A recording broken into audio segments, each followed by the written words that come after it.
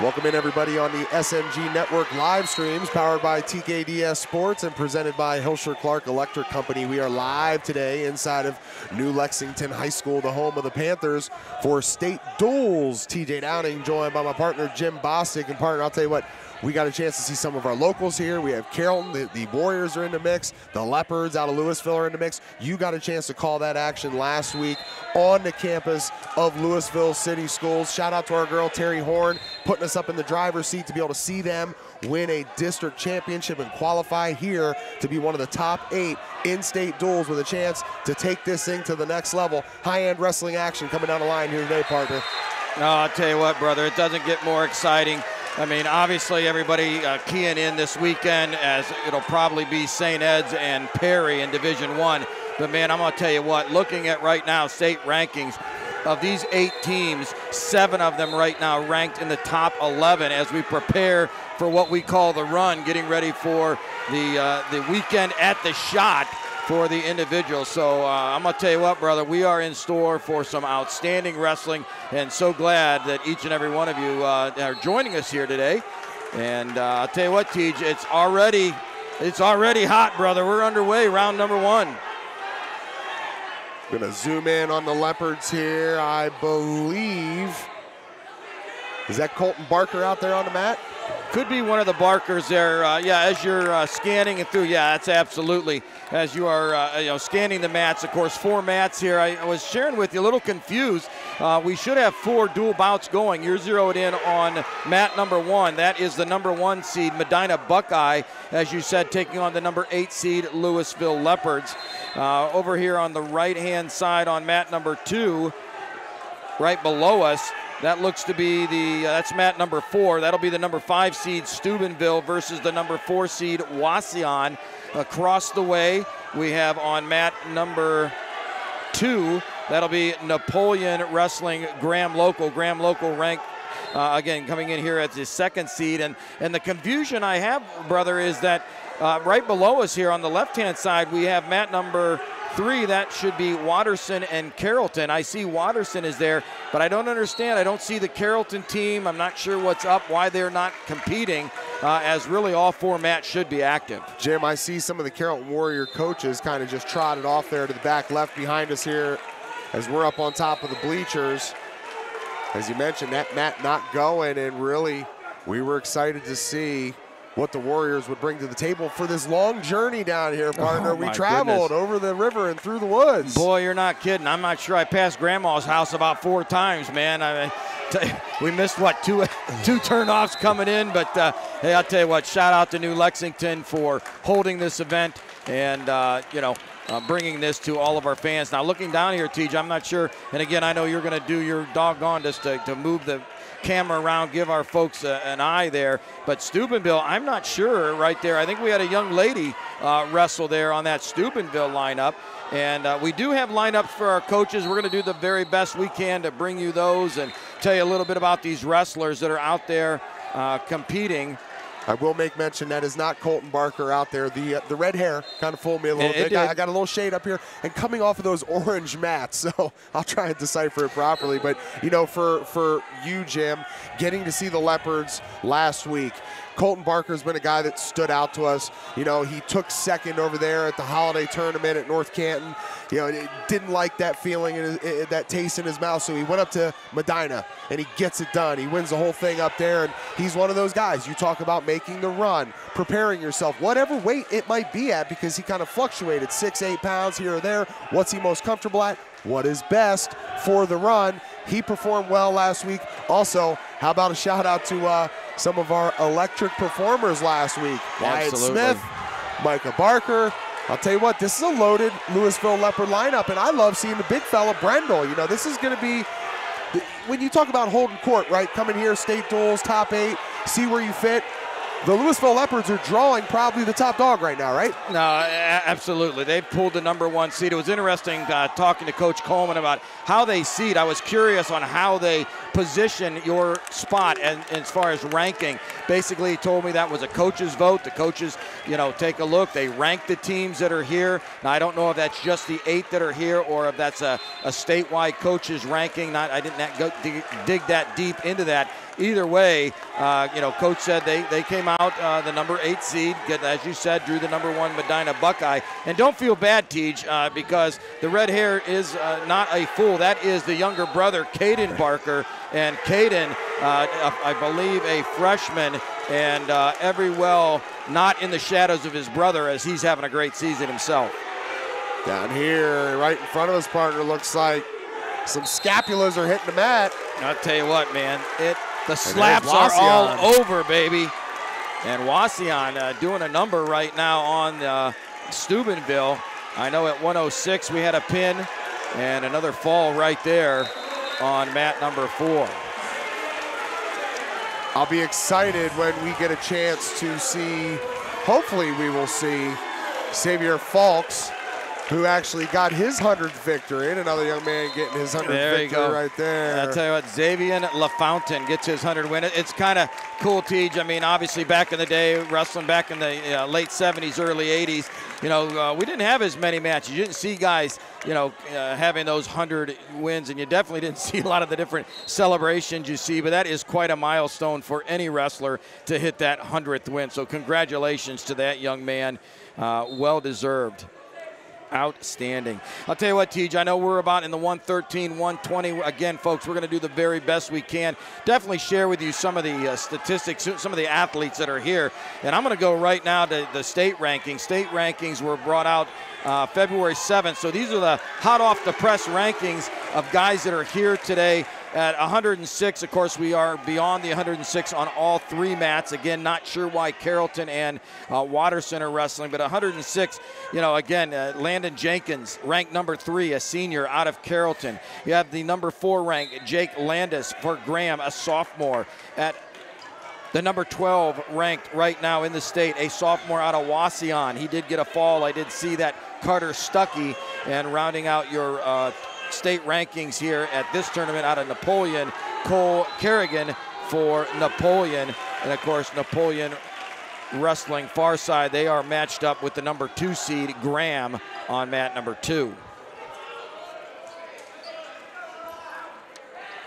Moving up to 113 pounds. Again, some of the ranked young men here at this tournament right out of Medina Buckeye, as again, mat number 1, that's where we have the camera focused right now at 113. Number 1 ranked right now in the state from Medina Buckeye. That's the sophomore Blake Bartos.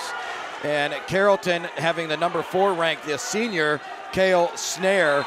And you saw him wrestle just a little bit earlier, the freshman Caden Barker. Not sure if him and Bartos were wrestling again. And I'll be honest, we asked coaches for their lineups so we could kind of help out a little bit as you're watching some of these wrestlers.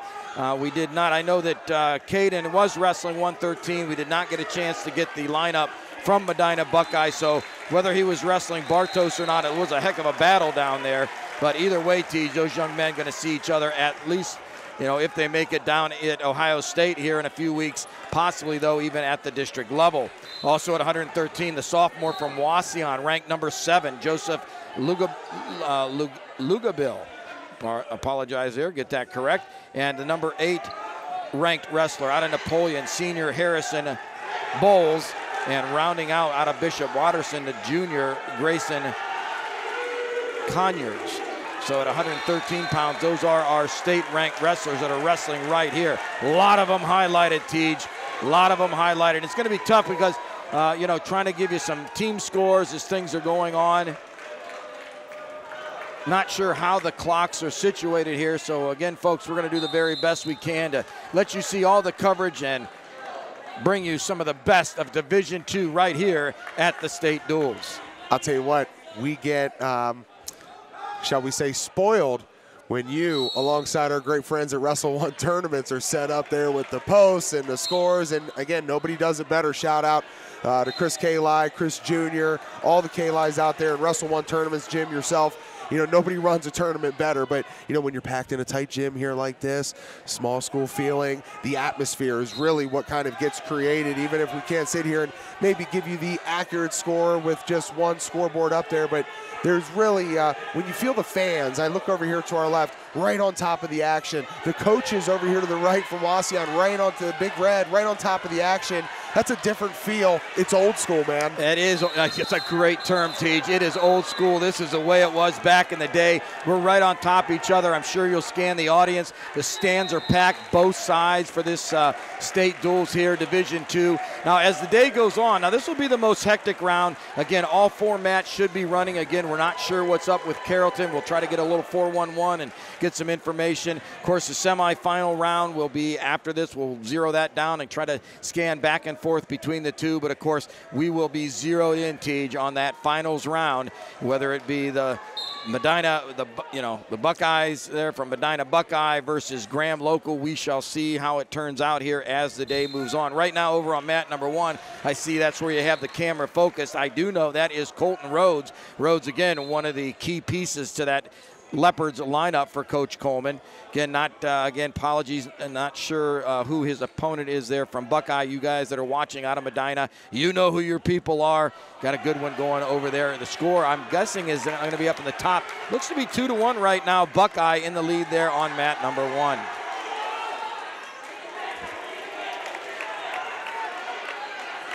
And again, as you are watching some of the action, again, focused there on mat number 1, the number 1 Buckeye ranked number 8 Louisville Leopard. Teej, here's some of the guys, again, Graham wrestling Napoleon, some of the matches that have already taken place. Just want to make sure you hear a little bit about some of these young men that are wrestling. Graham taking to the mat at 106 pounds. They brought Jake Landis. Landis, a sophomore. Tell you what, coming in with a 20-5 record. Folks, as you hear about some of the competitors, you understand why these teams are here today wrestling for this state dual championship. Last year, Landis was a state placer as a freshman, finished last year on the podium at number 8. His opponent, my guess would be Cole Kerrigan. Cole, also a sophomore, coming in with a 28-10 record. At 113 pounds, we are past that, I would assume, there with the Graham-Napoleon match. For Napoleon, you have Harrison Bowles, a senior, 28-9, over 150 wins in that young man's high school career, Teej. A 2-time district placer. I'm sure he has the shot on his mind this year. His opponent, a sophomore from Graham, young man by the name of Baden Root. Baden last year as a freshman was the OAC state champion at his weight class. 120 pounds moving up. Again, I don't believe that's the 120s. I'm going to guess, looking the size of those wrestlers there, at about 126, 132 on that Graham mat. At 120 pounds, Napoleon brought to the mat a senior, young man by the name of Alex Gonzalez. Alex, a sophomore, coming into the tournament here with a 32-7 record. Last year, placed 5th in the state as a junior and was a state qualifier as a sophomore. Young man looking to be a 3-time state qualifier, hopefully a 2-time state placer. And for Graham, a senior, young man by the name of Elijah Rowe. So those are the first 3 weights that matched up with that Graham Napoleon match. Moving over to taking a look at our Napoleon. I'm sorry, yes, our Carrollton Bishop Watterson. Again, not sure what we have going there. We'll see if we can get you some info on that. Watterson and Steubenville. Of course, we saw the young man at 120, Xavier LaFontaine, achieving his 100th victory. But again, as you watch some of that action, as we get the camera down there, at 106 pounds, Steubenville bringing out a sophomore, Frank Gundrum. Frank this year so far at a 17-17 record. We did see that match wrestling the sophomore from Wauseon, young man by the name of Carter Stuckey. Carter coming in with a 33-11 record. We did see that. He started the match with a fall for Wauseon. At 113 pounds, again, they are a bit up from those weights we had from Steubenville. Cole Harvey. Cole, a sophomore, coming in with a 17-16 record, district qualifier. Now, again, Teej, I said we saw a young lady, and I think that may have been Taylor Guntram. So coach may have put in Taylor Guntram, head coach there for Steubenville. Lucas Huffman And Kayla right now 20-7 as a freshman. She's ranked number 1 at 113 for the women in the state. Came up a little bit short here, but great job wrestling the sophomore Joseph Lugabil. And Joseph was a alternate last year at the district level. Came into the tournament today with a 25-6 record. Again, at 120 pounds, Steubenville, the Big Red, had Kaysen Berkey. Kaysen, a district qualifier last year, coming in with a 13-12 record. And, of course, we saw the young man from Wauseon, Xavier LaFontaine, getting his 100th victory, coming in with a 32-8 record. Only a junior, Teach, so that young man comes back next year. Last year he was a state placer, placed 7th on the podium down at the shot.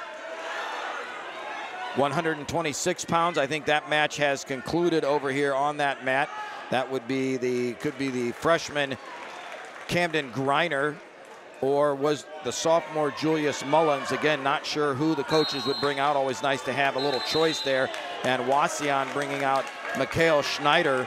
Mikhail, a junior at 126 pounds, coming in with a 12-11 record. Now, looking at your camera, I see you have it zeroed in over on that Buckeye Louisville match. The Buckeye wrestler up 5-0 right now. Team score looks to be 14-6 with Buckeye in the lead. The Louisville wrestler in trouble over there. Official down in good position, looking for the fall.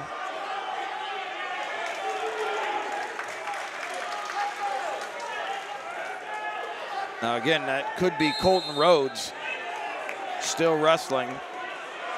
Again, hard to tell from up here. So again, if you're watching at home and you've got one of your fans out there, one of your athletes, we'd have the wrong name or the wrong weight class, you know, be a bit forgiving today as we're trying to bring as much action as we can, talking through as we can as we continue on with this Division II state duel right here at New Lexington High School. Yeah, and if you see something you like, you see something you don't like, you want to comment on it, go join us over on our social media platforms at Stark Media Team on Twitter, on Facebook. It's at SMG Network 1. Check us out on Instagram. Subscribe to the YouTube channel. Some great wrestling action that we've been able to put out there for you from the past couple weeks when Jim was out there. Myself for Fear the Spear, the inaugural women's tournament on the campus of Northwest local schools. Shout out to Art K-Lai and Jason Hathaway putting that thing together. What a great time that was. We got a lot of other videos up there for you to be able to check out. Nobody does wrestling better than the SMG Network partner, and being here right now, you know, seeing a guy that we got a chance to be in the room with. Obviously, your relationship with Jeff Coleman, his son Micah, you know, just kind of putting his stamp. I remember hearing you talk to him in the room, in his office about, you know, what is your fingerprint or pulse on this wrestling program going to be when you think about all the great ones that have come through here, and when you talk about the Rhodes boys. I mean, you got one that was at the top of the podium. You got one that wrestled down in West Virginia.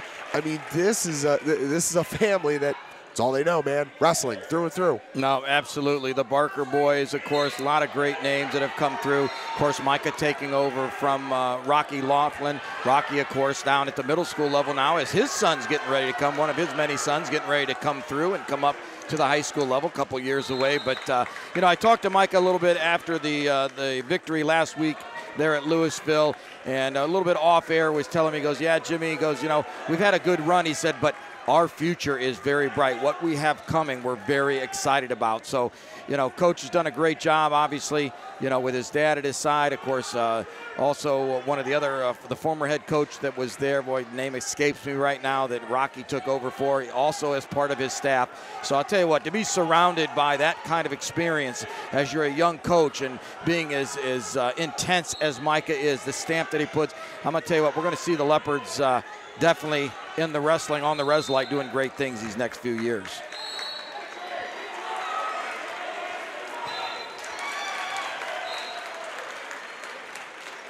And again, the victory over there on mat number 1 is the number 1 seed Medina Buckeyes, extending their lead right now in round number 1. Again, we'll have 3 rounds here this evening. Today, during the day, this is our first round. We'll move into the semifinals. That'll go down to 2 mats. And of course, even if you lose this round, you don't go anywhere. You bracket back through kind of an 8-man bracket. They will finish this out all the way to see how the team finish up 1 through 8. And again, looking down, Tej, I see a lot of our Carrollton fans are here, but boy, I am puzzled as what is going on and what happened with our Warriors that are here for us. I know we will probably be privileged and blessed enough to be able to talk to our good friend Larry Jenkins, always joining us on the headset for the broadcast when the Pinstripes and the Carrollton Warriors are in attendance. Obviously, his son, Landon Jenkins, what he's done, Josh Carman, what he's been able to do. You talked about going over 150 wins for your career. I know all of our great friends from Hilscher Clark Electric Company out there looking for a little Cale Snare action because his daddy is an employee of Hilscher Clark Electric Company. So as soon as we get that figured out, seeing what is going on, we'll make sure to get you all updated. I see, the Bishop Watterson guys, the Eagles are out there on the mat, kind of just still waiting here, figuring out what's going on with the Warriors. Hope to see them soon. It was a long trip down for them, just like it was for Buckeye, just like it was for Louisville. But they're here, they're warming up, and, we got 3 mats rocking right now, partner. And I'll tell you what, again, to be able to feel the atmosphere of what you call making the run, preparing yourself for that. And we're sitting here, we're coming up on the 2nd week. We're in the 2nd week of February.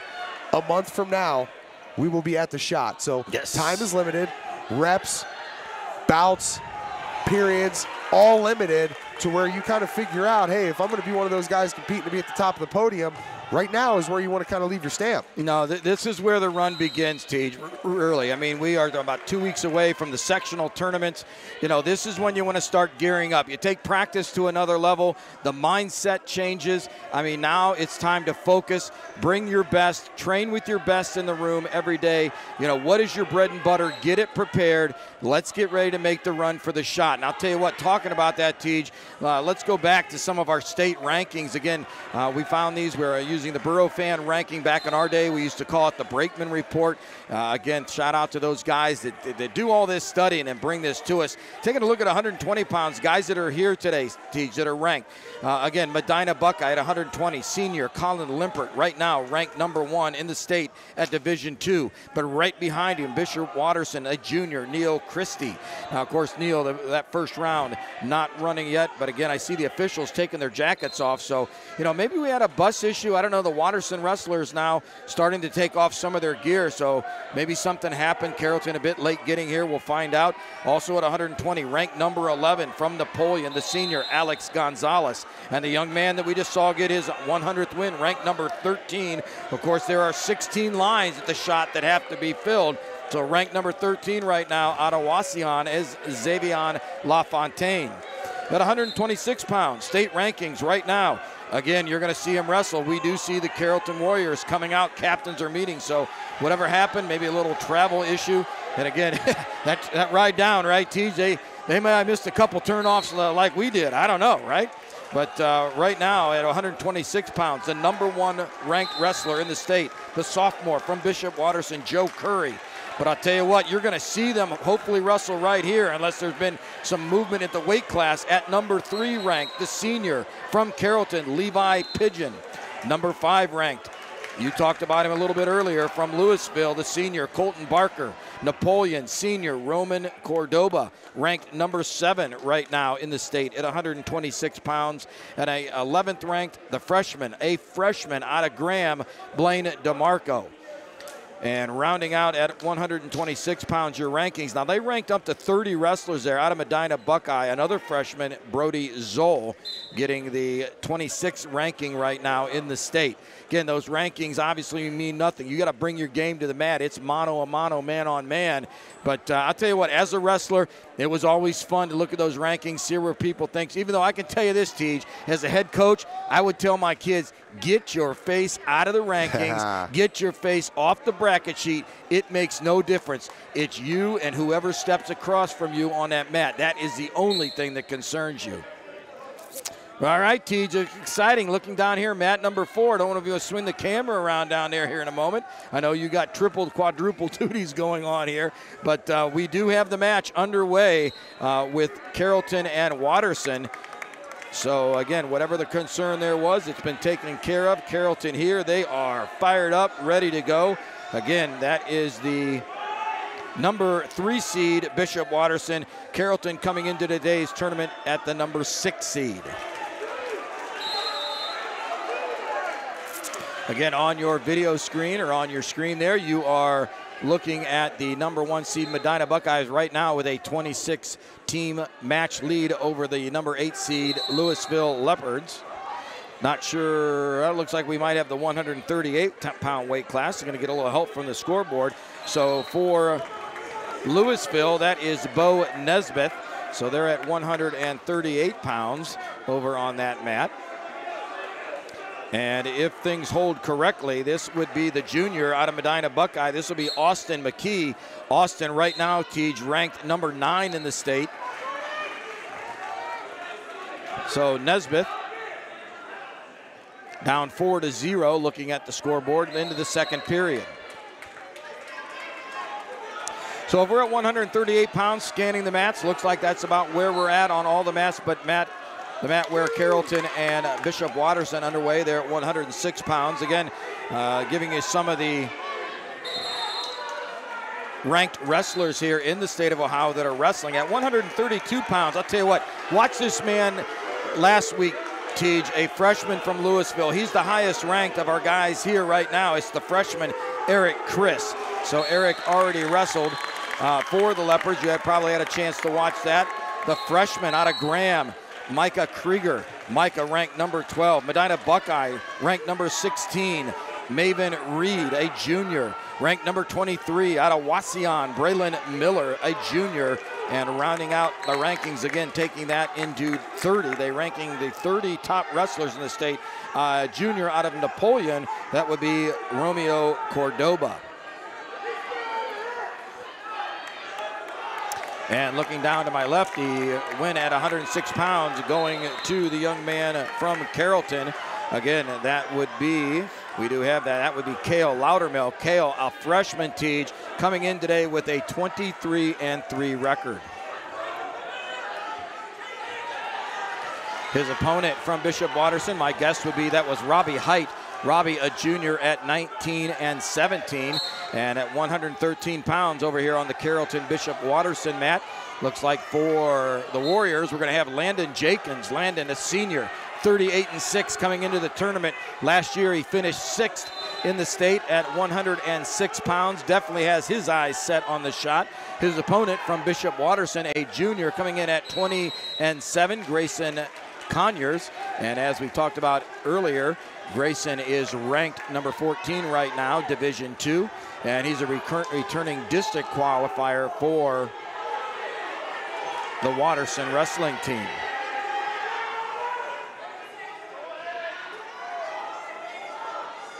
Boy, Landon Jenkins has his hands full right now. You see him getting turned upside down. Boy, I got that double arm bar in deep, does Conyers, and comes back around, getting 3 on the near fall. So we're at 2 and 3. Jenkins trying a little bit of a Granby, a little bit of a roll there, not to be, cannot break free. Conyers on top, good control, nice tight weight Conyers has there as Jenkins trying to build that base, get himself up off the mat. Looks like we have an injured Louisville Leopard over there, Jim. Yeah, that's again, that's I'm guessing that's at 138 pounds. I think that was Nesbitt that we were talking about. Yep, that is 138. Again, Bo Nesbitt, the Louisville wrestler. Looks like he's going to be okay, Tej. Good to see back into action. Well, I tell you what, man, you do the best we can scanning this camera around. There is excitement on all 4 mats. It is happening here. Let's take a look over. Yeah, there you go, brother. You got that on the Graham Napoleon match. Let's give a couple of the others to see if we can, again, we're not really sure. We don't see what weight class that's wrestling. But again, we take that at the 120. I know that's not 120. Again, Alex Gonzalez for Napoleon, 32-7, a sophomore, or a senior, excuse me. Last year he placed 5th in the state. Again, as we talked about a little bit earlier, was a sophomore state qualifier. His opponent, of course, Elijah Rowe, 126 for Napoleon. We saw Roman Cordoba, a senior, 42-5, as we said, 150 wins there. His opponent, Blaine DeMarco, a freshman, 13-10 for Graham. And again, tough to get thrown in that Graham lineup. They wrestle such a tough schedule. And again, when it's time, you are being tested by fire, brother, when you hit that varsity lineup for Graham. At 132 pounds, Romeo Cordova, brother of Roman, a junior, came in at 37-13, a district qualifier last year. And again, his opponent at 132 pounds, Micah Krager. Micah, a freshman, came in with an 11-8 record. And, for Coach Knott, I had a chance to talk to him on the phone. A couple of the guys coming in the lineup had battled some injuries. And this is Micah just coming back into the lineup relatively after having a bit of an injury. He was injured just prior to the OAC. Remember, your freshmen can compete in the OAC tournament. And Micah was hurt just prior to that tournament, but here wrestling today. At 138 pounds, could be the match that we see over there. That would be Owen Beard, a freshman for Napoleon, coming in with a 20-9 record last year. Was a state qualifier for the junior high OAC level. His opponent at 138 pounds, Hayden Hughes for Graham, a senior, 16-9 so far this season. Last year, he is the returning state runner-up, Teej, coming back at the same weight at 138 pounds.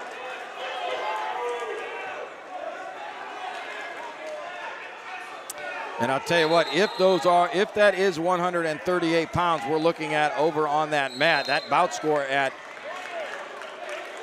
appears to be 2-1. And if that's 138, again, that is the freshman Owen Beard wrestling the senior Hayden Hughes, returning state runner-up. So we got a heck of a match going on over there, brother.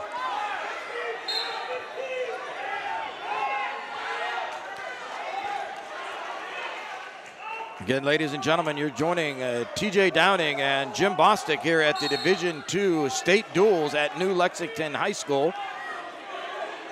Brought to you, powered by TKDS Sports, presented by Hilscher Clark Electric.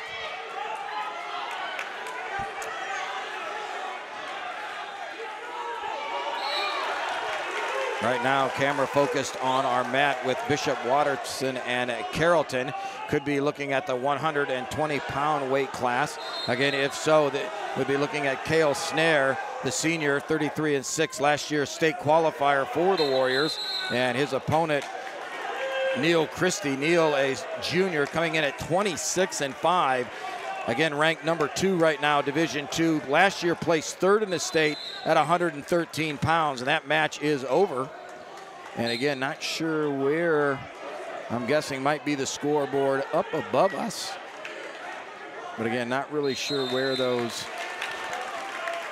that could be on the Steubenville-Wauseon mat on the far side. So, yes, we're going to have to our right over here, we'll get this clock on the screen for you. That'll be Louisville trailing 5-0 in the second period, $1:41 remaining. That mat underneath us, Jim, we're not going to be able to see that clock, but we got one opposite from us on the table over there. 37 seconds remaining in the second period, a 3-1 advantage.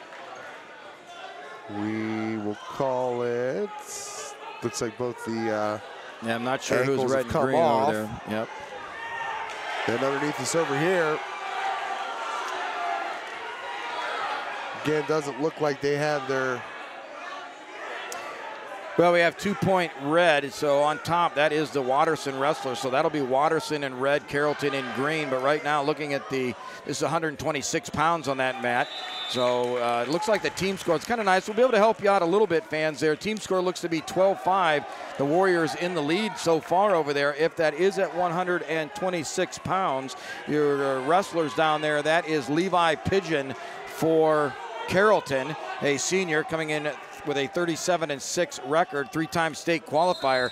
His opponent, yeah, not tough one, T, just a sophomore, Joe Curry. Joe coming in at 19-2, ranked number 1 right now in Division II. Last year was, as a freshman, your state champ at 120 pounds. So Pigeon and Curry, tough bout right here, right below us. Wow. Levi Pigeon, the one they call the cow herder. You mentioned it, partner. All the trips down to the shot. I know high expectations for him this year. Puts a lot of pressure on himself. Absolutely chiseled. If you've ever seen him, you know, with the singlet down, put some pictures up on him. He goes down right there. And but I'll tell you what, you know what? I don't believe that is Levi. That is, no, that's not Levi. Levi is going to be coming up right now. All right, then that was probably John Byler. The Carrollton did put 2 wrestlers there, so that would have been John Byler. So Byler had to face the returning state champ, Joe Curry, gives up the fall. Not an easy thing to do, but again, as we talk a little Levi Pigeon here, he's coming out, he's getting ready to square off. And he's been one of our Hilscher Clark Electric performers before in the past, earned that last year during the Carrollton Minerva Duel down there in the Black Hole, the student section inside of Carrollton's gymnasium. You talk about electric atmosphere with the big lamp right over top of the mat. Always fun to be down there. I know, again, when we talked about it coming down here, partner, you talk about 4 or 5 hammers in that room that are looking to, you know, it's not about just qualifying for state. It's placing. It's getting to the top of the podium. You got to think a guy like Josh Carmen, if you've got 150 under your belt, you're expecting to go down there and win the whole thing. No, absolutely. Now, Tej, look at that scoreboard again. They have now up the match at 138 pounds over here. So I do believe that is our scoreboard there as you get a look there. So it looks like we're at 138 pounds. Not sure what happened at 132 unless, you know, both coaches not sure where we're at there. But as far as this is 138 out for the Warriors, this is Josh Carmen, a senior. Josh coming in with a 36-3 record, 3-time state placer, placed 5th in 21, 6th in 22, and was number 4 last year at 20 in 2023. So this young man looking to be a 4-time qualifier, 4-time placer. His opponent from Bishop Watterson, this could be James Lindsay. James, a sophomore, comes in with a 22-4 record. Right now ranked number 1 by Borough Fan. He was 4th last year at 132 pounds. So you have last year both wrestlers placing 4th. It's exciting. Partner, I think they may have gotten it wrong on the screen up there. This is Levi down there on the mat. I see Josh Carmen will be right after him. You see him kind of over there overseeing the mat, checking out his guy from his room. You know, you think about these guys at the lower weights for Carrollton, how they get to work with each other in the room. You think about Cale Snare, Landon Jenkins, Josh Carmen, Levi Pigeon. I mean, you know, we hear our guy John Lowry, the Pope, talk about it a lot, man. Iron sharpening iron. They've done that down there. And, you know, shout out to guys like Brian Shaw and the coaching staff and guys like Larry Jenkins and even Jamie Fosnight, who, you know, they talked about these guys all grew up wrestling together with the Boskis and Tanner Fosnight. And, you know, this is exciting for these guys to be able to see kind of, you know, the cream rising to the top. You're going against the upper echelon. If this doesn't prepare you for the run, nothing will, because you're facing the highest end wrestling action to prepare yourself for the shot.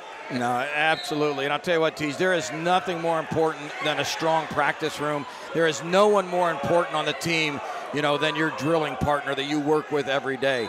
You know, I used to impress upon that with all the teams that I coached through the years in the room with the athletes. Like, guys, when you decide on who your drilling partner is, you got to find somebody that's going to push you, that's going to make you better. You're going to make them better. And I'll tell you what, a lot of times, and you'll see that when you go to the tournaments and so forth, you always see 2 guys, 132 to 138. They're probably drilling together. They're down at the state tournament together. In the finals, you got the 106 and the 113, both of them in going from first and second on the team. Why? Because in the practice room, they are working with each other, making each other better. They're not contract wrestling, not trying to get out of reps. They are adding more reps, making each other better. And that's the key to great programs, man. You got to have a strong practice room. You got to, like you said earlier, iron sharpens iron. That's where all the work happens to pay dividends on days like today. Hey, Jim, how about the work that the girls have been doing here in the state of Ohio? When you got a chance alongside Chris Kali to be able to call the first ever women's sanctioned state wrestling championships down at the Shot last year, you're going to be back on that mat again this year. And when we were driving down here, we were kind of taking a peek. Shout out to my girl, Jen Heller, always keeping us updated on what's going on with the Alliance Aviator Women's Wrestling, because these girls have been just absolutely getting it done. They're ranked 5th in the state right now with these state duels going on. They're at Marysville High School. All right, partner, check it out here. Marysville High School today. You've got the number 1 seed, Harrison. Number 2, Olentangy Orange, as we talked about Vanessa Oswald on the way down, and what she's done with that program alongside a guy like Dom DeSabato. Shout out to the DeSabatos. Got a chance to catch up and talk with my boy Mike DeSabato earlier this week. Got a couple plans in the work with my guy Mike DeSabato. A little Ohio State connection, no? Ohio State legend, man. I'll tell you what, love my guy, man, Mike DeSabato, one of the all-time greats, and gave a lot of wrestlers opportunities when college was over to be able to continue their career with what they do inside of MMA and the UFC. And, you know, Mike DeSabato, the founder and creator of the Cage Fighter brand, you know, this gave guys opportunities to get out there and compete, continue to play inside of the sport. Now, you mix in all the other aspects, right? Right. The MMA, you got the Brazilian Jiu-Jitsu, you've got the stand-up, the boxing. Grappling. You know, you've got a little bit of karate, you've got what most will say is going to be most beneficial for you in that sport is the wrestling background. You know, and so when you see wrestlers coming out of college and they're getting into the octagon, there's no wonder they have a ton of success, because we can all stand up and throw a couple haymakers and try and land strikes, but when you get down to the ground, when somebody gets you down there, if you don't know what you're doing, you're going to be in a lot of trouble. No, absolutely. And I can tell you, you know, before I moved on from the coaching ranks, trying to find ways to, you know, talk to young men about coming out for wrestling, you know, obviously, you know, they have those puzzled looks. And we'd always talk about, because MMA back then was starting to come up, coming into its own. And I used to tell the guys, when you watch the MMA, and I know a lot of you do, when they put up those profiles of those fighters, take a look. You're going to see that they were a wrestler at some point in time. Yep. Just like you say, brother, you may start on your feet, but when you get to the ground, you don't want to be working with a wrestler. You're going to be in trouble. Better know what you're doing. And I'll tell you what, the rest of these girls that are down there at Marysville High School today, they know what they're doing as well. When I talked about the #2 team, Olentangy Orange, again, coached by Dom DeSabato, coached by Vanessa Oswald. When you look at the third-ranked team, that is Marysville Host School, and #4 is Delaware Hayes. They will be competing first in that bracket of 8 girls teams, the top 8, against the Alliance Aviators, who come in ranked #5. And shout out to our girl, Coach Chili, Coach Dane Johnson, all that they've done for this program. You think about the Mazden girls, Adeline and Abigail. You think about Jada Pickett. You think about Shadora Tackett, right, who first year wrestling comes out and wins Top Gun. No. You know, they're excited there with what they have on that team. And I look at some of these other girls that round out the top 8. You look at #6, that's Warren. You see #7, that's Lebanon.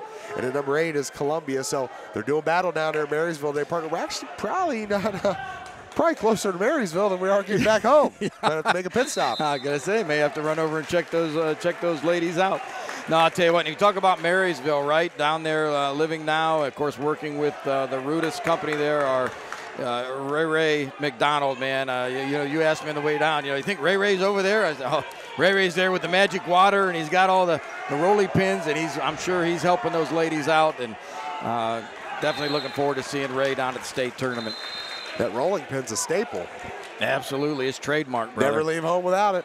Well, you know, and you talk about the ladies down there, right, with the state duels, and of course, we know women's wrestling, one of the hottest sports right now, growing sports, not only in the country, but definitely here in the state of Ohio. You know, look at 1 year back, right? Look where Perry Panthers coming in. I have about 8 or 9 girls.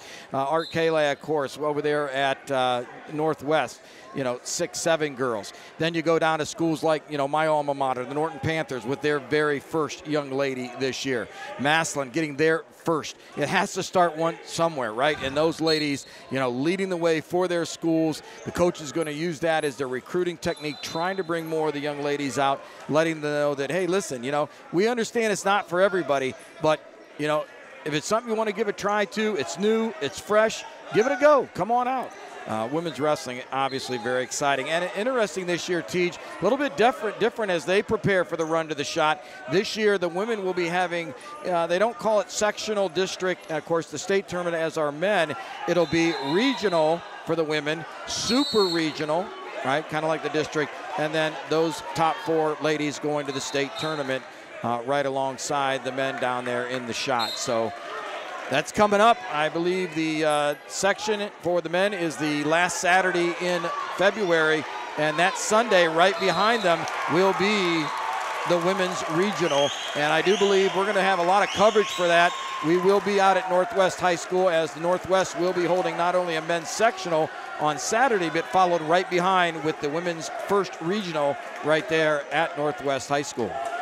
Just real quick, while we finish up talking about some of these ladies here before we get you back down to some of the action, and again, we're going to get a chance now to see the guy I was talking about, Xavier Falks, who got his 100th victory over there at the Holiday Tournament in North Canton, which we got a little info on that, partner. The oldest two-day wrestling event in the state of Ohio, the oldest holiday tournament in the country. All right, when we were over there, we saw Xavier Falks get his 100th win. He comes out in the championship against Jacob Lyons. He's leading on points. In the final 3 seconds of the match, Jacob Lyons able to get the ultimate equalizer, man. He pins Xavier Falks. I know he was disappointed, and he's taken out on this Wauseon Indian right now. But you look at some of these Alliance Aviator girls. We're going to finish up talking about them as they're competing today. You look at Miley Gross, Sabrina Schaefer, Audra Bandy, Ashlyn Pennington, Avery Horning, who is your first ever Alliance Aviator Women's Top Gun champion. She got it done first. Nice. Taryn Moore, Abigail Mosden, Maddie Davis, Andalyn Barker, Adeline Mosden. She was a Top Gun champ. Jada Patrick, she's a phenomenal wrestler. Jacqueline Rich, Isabella Hall, and then again, Shakora Tackett, just a sophomore. She's only in her first year of wrestling. She was a Top Gun champion. I know these aviators are going to be excited over in Marysville, but, you know, a lot of great wrestling still to come down the line. I know from what we saw out there at Northwest, Jim, that was high-end elite women's wrestling. I expect at least 30% of those ladies we saw to be competing down at the shop. No, absolutely. And again, going back to Alliance, shout out to their coach, Dane Johnson, of course, doing a great job over there. Dane, of course, our women's freestyle national teams coach. And, you know, he gets himself around these ladies, you know what he can do, how he helps them. And, of course, I'll tell you what, brother, you know, freestyle Greco, as soon as the state's over, there's like a 2-week breather, and we are right back at it in action, preparing to get our national team ready to head out to Fargo for the national championships in July. Well, as you have the camera down there on the Steubenville Wauseon mat, some of the bouts, and again, we just want to make sure, again, we get some of these young men recognized. At 132 pounds, wrestling for Steubenville, that match, of course, has already gone. Sophomore district qualifier last year, Charlie Abbott, his opponent from Wauseon, a junior at Braylon Miller. At 138 pounds for Steubenville, that was Cal Beedling, a senior, 36-4 so far this season, and a two-time state qualifier. His opponent from Wauseon was AC Torres, AC a junior. The district qualifier last year came in with a 32-11 record. At 144 pounds for Steubenville, that was Cooper Smith. Cooper, a sophomore, comes in right now 33-4, ranked number 3 in the state. And his opponent, I would guess, would be Jordan Cook, a junior, 28-7 so far this season. Last year was a district placer, came out with a 6th place. Again, you told us we're at 157, so let's announce the 150s prior to where we are right now for Steubenville. That would be Brody Sakaosia, a junior. 35-3 is Brody so far, ranked number 2 in the state. Was a runner-up last year at 120 pounds. And previous 5th at 132 last season. So 2 years ago was a runner-up. Last year finished 5th. His opponent from Wauseon, Benicio Torres, a senior at 32-9, also a state qualifier in 2022. Last year fell just a bit short with a state alternate, which brings us right where we are. You called it, brother, 157. This is Xavier Falks, senior, 32-6, ranked number 7 in the state, 2-time state qualifier. Last year placed 6th on the podium, and his opponent from Wauseon, a sophomore, 27-17, Cale Albright. Josh Carmen on the mat now for the Carrollton Warriors on top and leading 2-0. 50 seconds remain in the first period. Tell you what, Teej, that match score, 18-17, Carrollton on top. We are only 1 point differential here. So at 144. Hey, shout out a couple of those Federal League dual scores that we got a chance to see. You got a chance to see the Golden Eagles beat the Jackson Polar Bears. That was 37-26. How about inside of the Federal League as well? You know, you look at McKinley and Lake, that was a 39-38 win for the Lake Blue Streaks. I mean, you talk about 1 point coming down to the heavyweight, or however you start it, the last wrestler out there, the last bout determines who's going to win that duel. The pressure on top of already having to wrestle 3 periods, one of the hardest conditioned sports out there. You know, you think about, hey, if I don't get this done, our team loses. That's putting a little bit extra cherry on top of the pie, isn't it? No, I'll tell you what, it was exciting over at Jackson, of course. Young team, Coach Hepner has over there. And like we talked on the way down, if you can keep that match score tight to where you go to the heavyweight and the match is determined on match number 14, it doesn't get more exciting. Fell a little bit short. Young man did a great job from the Golden Eagles, your alma mater, of course. Of course, yourself a Hall of Fame member there in the Sports Hall of Fame over at Glen Oak.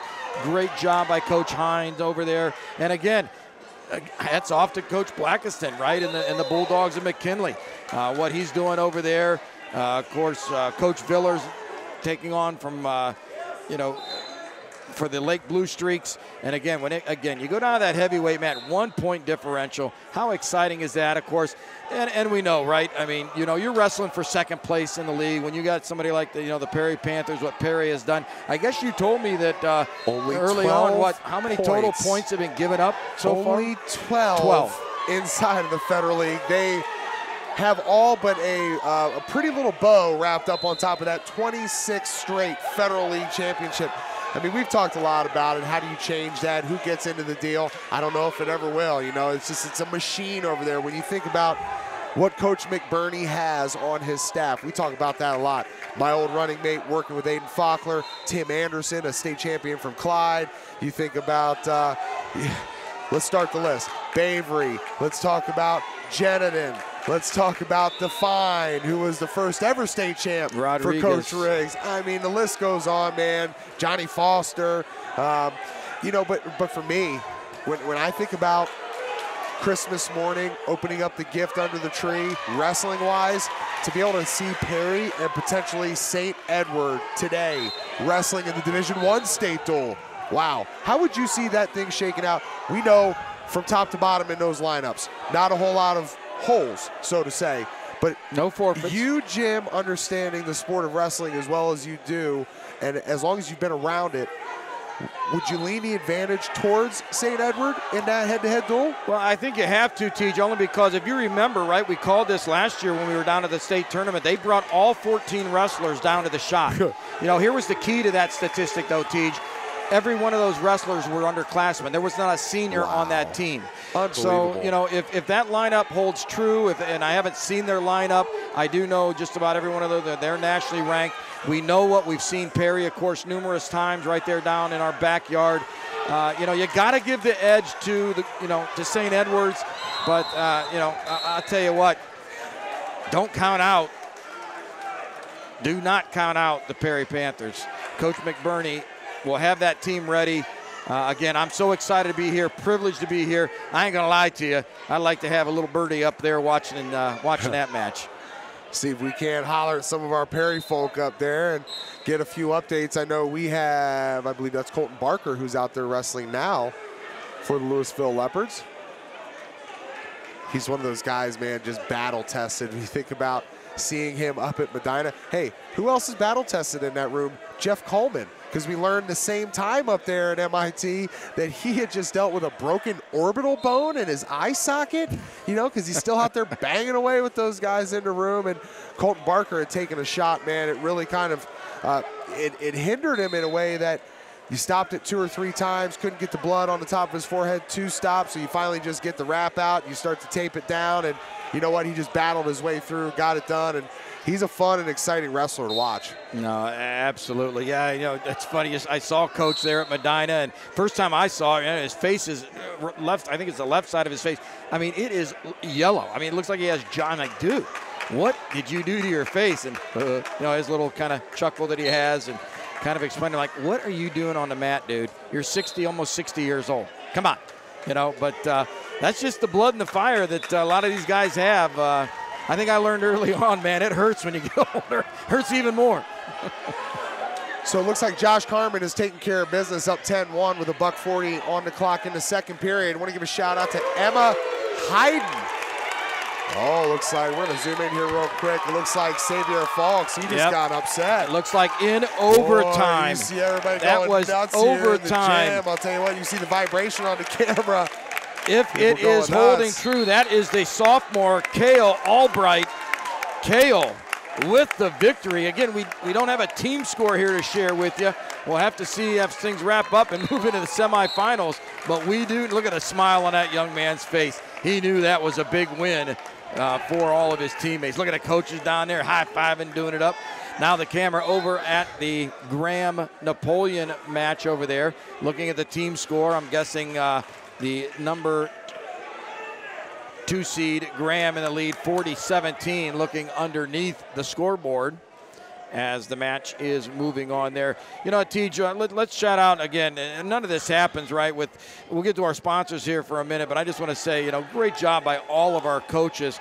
And, you know, just as we go around the mats, taking a look at things over there, you have it on Graham. So, you know, shout out to the coaching staff of Graham High School. Their head coach, of course, Jason Knott. Jason in his second year over there, taking over for the very prolific Jeff Jordan.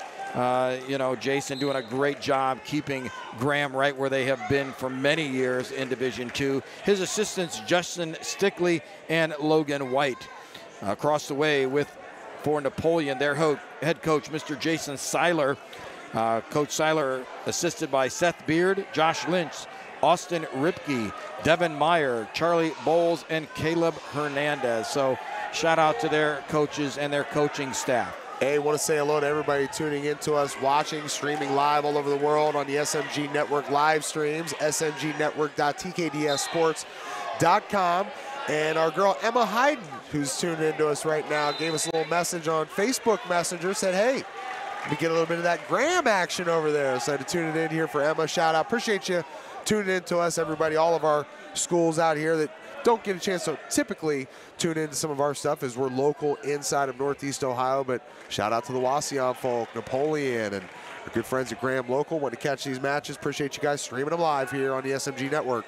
Well, I'll tell you what, you know, you said something kind of make me get the little goosebumps there, worldwide, because if you have your own internet connection, you could be watching this in Australia right now, right? Yeah, I know that you have a huge following out in Hawaii, and I believe in New York City. Up in New York, yep. You know, from East Coast to West Coast, out in the middle of the Pacific, they all know about Jim Bostic. They know about SMG Network, baby. Internationally known on the microphone. Well, again, as we've had a chance to kind of share some of our coaches here, again, shout out to the coaching staff over at Wauseon High School. Their head coach, Mr. Mike Ritter. Of course, Mike was recognized in 2019 as the Division II State Coach of the Year. Coach Ritter assisted by Joe Torres, big name in Ohio wrestling, and Nick Toole. The Steubenville coaching staff. Their head coach, Mr. Lucas Huffman. Lucas in his third year as the head coach of the Big Red.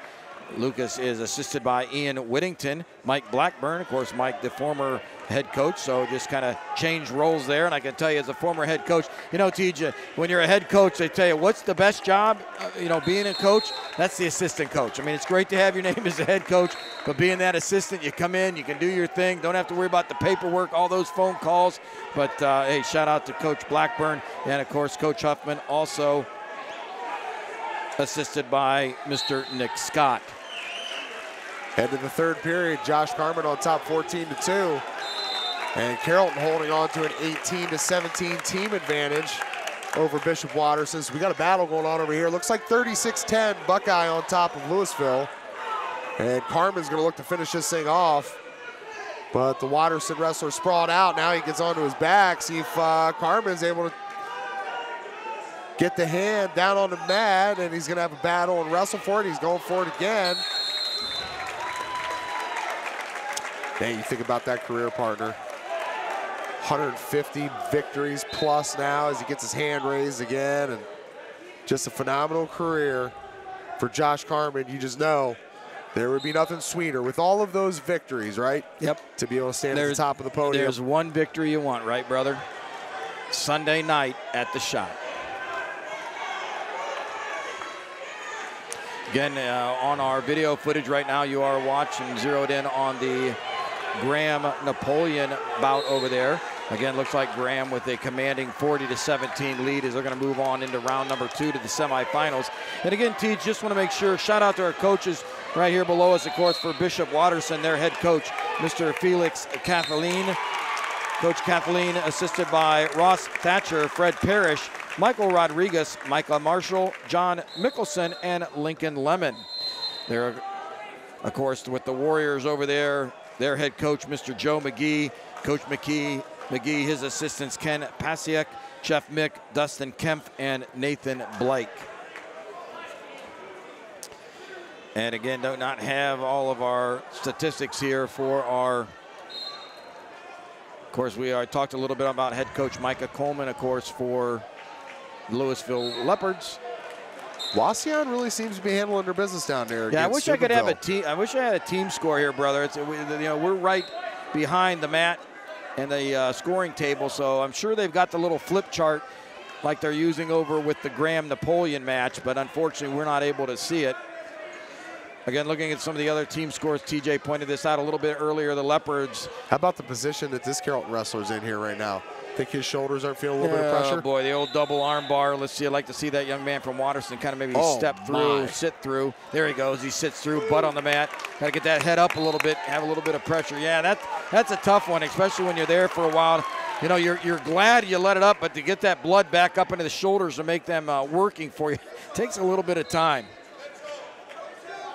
Carrollton, of course, leading that bout, or leading that match overall 23-17. They're at the 150-pound weight class, of course, winners of this round moving into the semifinals.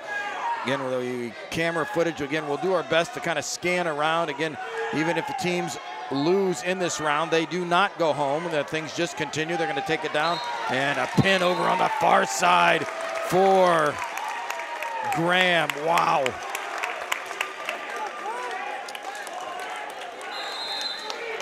And as you have it there, again, that looking into our upper weights, again, not sure where we left off with some of our bouts that you may have seen or know about. 150 pounds wrestling for Napoleon. That would have been Peyton Saputo. Peyton, a senior at 13-11. He has achieved his 100 win. His opponent would have been Joey Mockbee. Joey, a senior for Graham.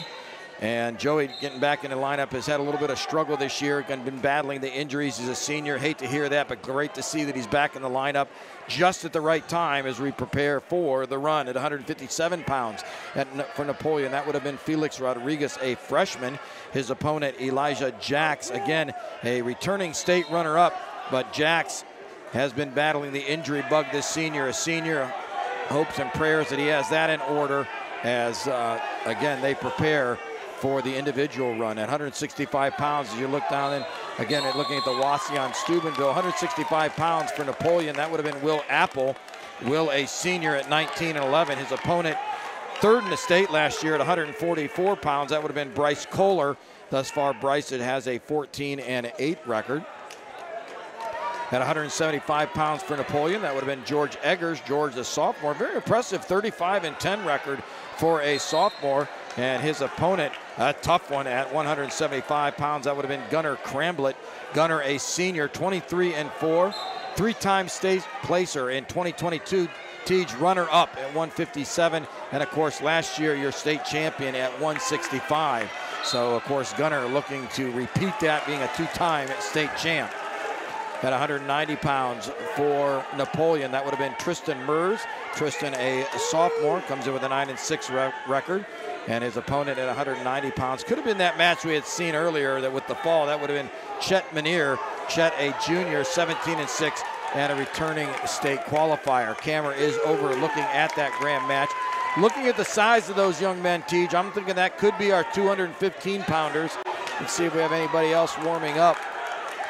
So that's either going to be 215 or heavyweight over there with Graham and Napoleon. Look like some big bodies out there. There's some big boys. I know if our guy Storytime, Jamie Falls Knight's watching right now, he's probably going to the freezer because he's going to get more action watching the water freeze. He tells me all the time, he goes, 1-0 going into harsh. the third period. Heavyweights is 1-0. He goes, it's so boring. I want to see the 106s. I want to see the action. I said, he tells me, he said, you get spoiled watching Aiden Faulkner. Did we not coin last year the year of the heavyweight? Yes, we did. And I'll tell you what, a lot of those young men are back. So if we coined it last year, I mean, it's got to be on our thoughts for this year, but we won't throw that out there. But looking at these two young men, I'm pretty sure this is our heavyweight. So at 215, that was the match we did have the camera on earlier for Napoleon. That would have been Henry Eggers. Henry, a senior at 38-7. Henry was a district placer last year, over 150 wins. And Tej, that young man, 110 pins for Napoleon. Whew. His opponent, very possibly a freshman for Graham. Boy, that's tough to get thrown into freshman, especially that upper weight. Daniel Hope, but Daniel with a 13-10 record. And if this is our heavyweights, you are looking at Isaac Lehman. Isaac for Napoleon, a senior, 42-2. Last year was a state alternate, has over 100 wins.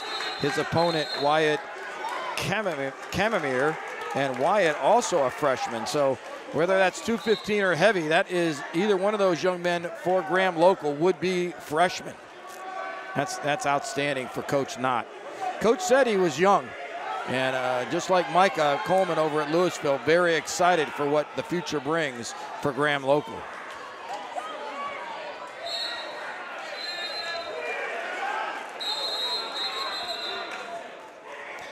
Again, ladies and gentlemen, you're right here in New Lexington High School for the Division II State Dual Championships. Looking around at some of the team scores that we can give you, Medina Buckeye, the number 1 seed, ahead of the number 8 seed Louisville Leopards, 36-10 is where the board appears to be sitting right now. Again, Graham local and Napoleon, that is your number 2 seed versus number 7. Looks like Graham is going to advance into the semifinals. Watterson and Carrollton, even though that match started late, they are up at the 157-pound, and it's a tight one, Tej. 23-22, our match score, with the Warriors on top right now. Again, we don't know the match score for Steubenville and Wauseon.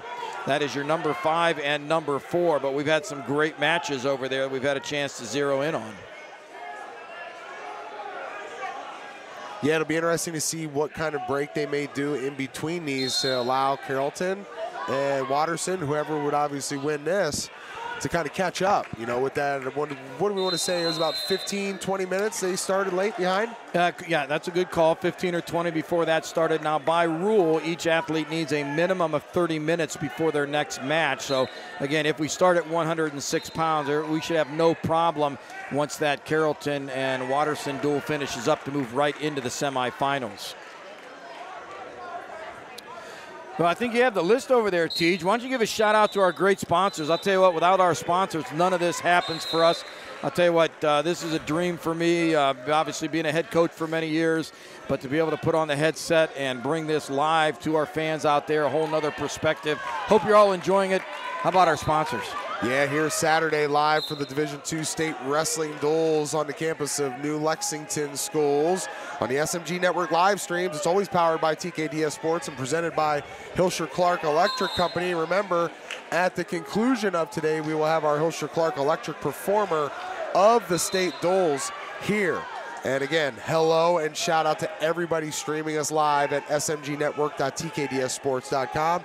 And these high school athletic productions are always brought to you in part by C.H. Vallis and Associates, Lindsay's Pizza, Miracle Motors 42, Walsh University, Leathernecks Nation MC, Drive Mind Group, Cackley Insurance, Nathan's Patio, Save22.vet, LPL Financial, The Sam Center, McNeil & Sons Tree Service, Lace and Dagger Tattoo Company, Polished Details, 2nd Brigade MC out of Canton. Check them out at sbmc21.com. H&H Truck Parts, and the Pro Football Hall of Fame Luncheon Club.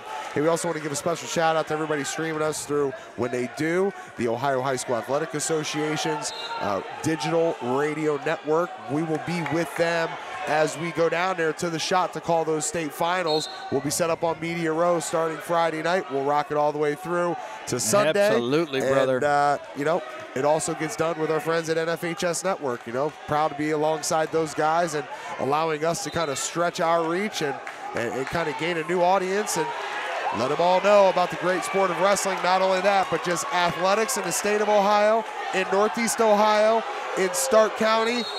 Really no better place on the map, if you ask me, partner. No, absolutely not, brother. We are spoiled, really. We really are. Think about our run in football this past year, what we had to see. The Massillon Tigers, state champ in Division II. You know, we were there, SMG Network, bringing it live, play-by-play. We had about 2 or 3 of their games, didn't we? Yeah, I'll tell you what, man. It's fun to be able to not just see, and again, kind of the premise of doing this thing was, hey, football, basketball, they get a lot of coverage, you know, but there's so many other great sports, so many other great athletes, and we wanted to make sure to be able to shine a light on them, and we hope that everybody enjoys what we're able to do, bringing you the coverage of all the great athletes in the great state of Ohio. And we know that per all the great messages that we get sent over to us on the different social media platforms, Twitter, Instagram, Facebook, YouTube.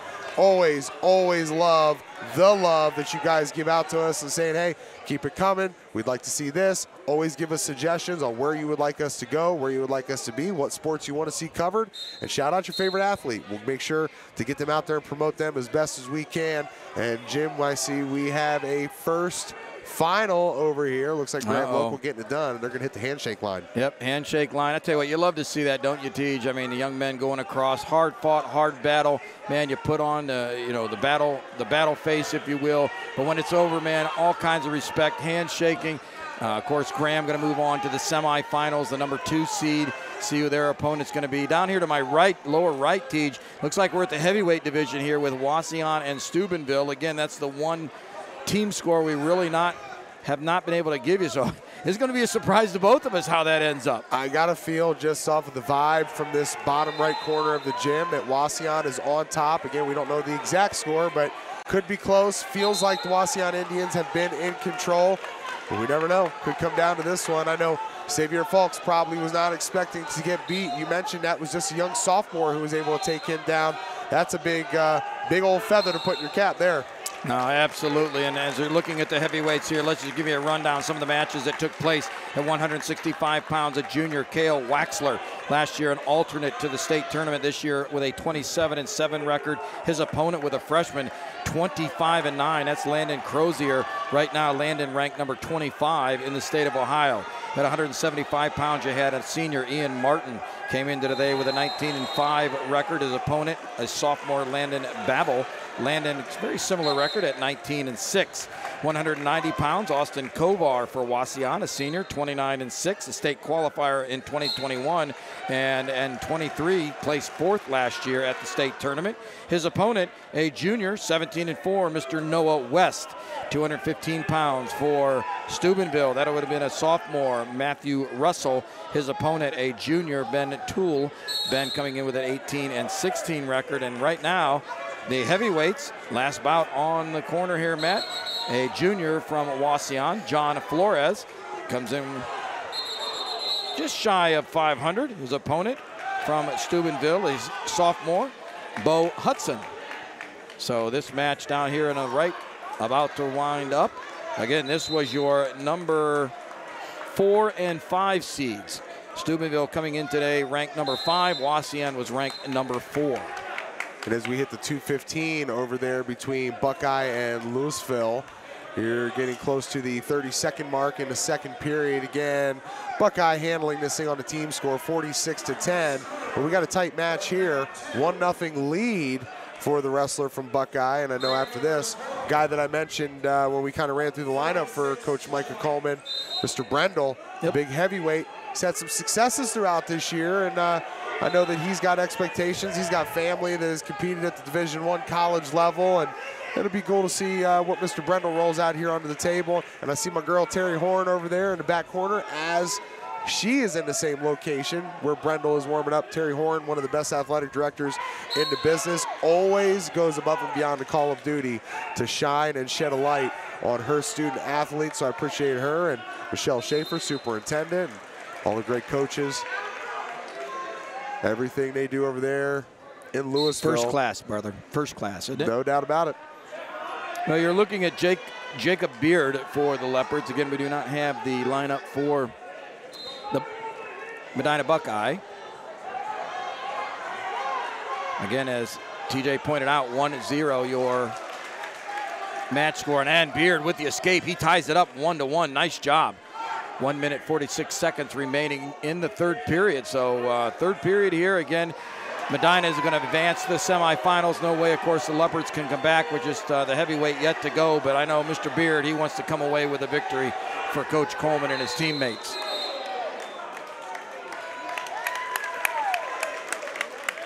Both wrestlers working, trying to find position there. Nice hard collar tie by Beard, 1-1. Your score, 1:20 remaining in period number 3.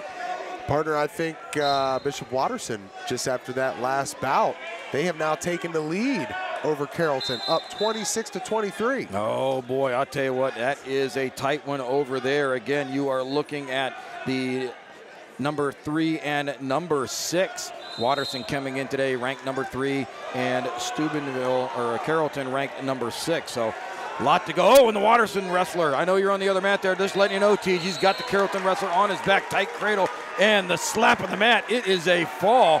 Watterson going to put 6 more up on the board. Oh, boy, it's getting hot.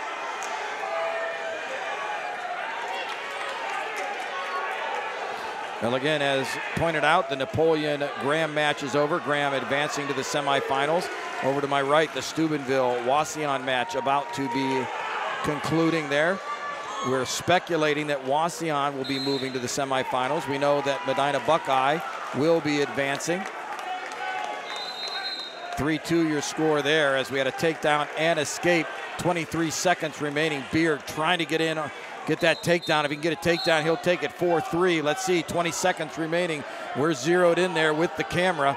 15 seconds. Beard on the shot, comes a little bit short, has to take those hips with him. Nice job of the Medina wrestler with the block. He's going to come behind. No points. He's got to get him to the mat to show control. Down he goes. Let's see, no points officials. There it is, 2 points on the takedown. And that'll do it. 5-2 is going to be the bout score there, as Mr. Beard going to come up just a little bit short for the Leopards. But as you mentioned, Tej, here it is, Mr. Brendel, your man, coming out at 285 pounds.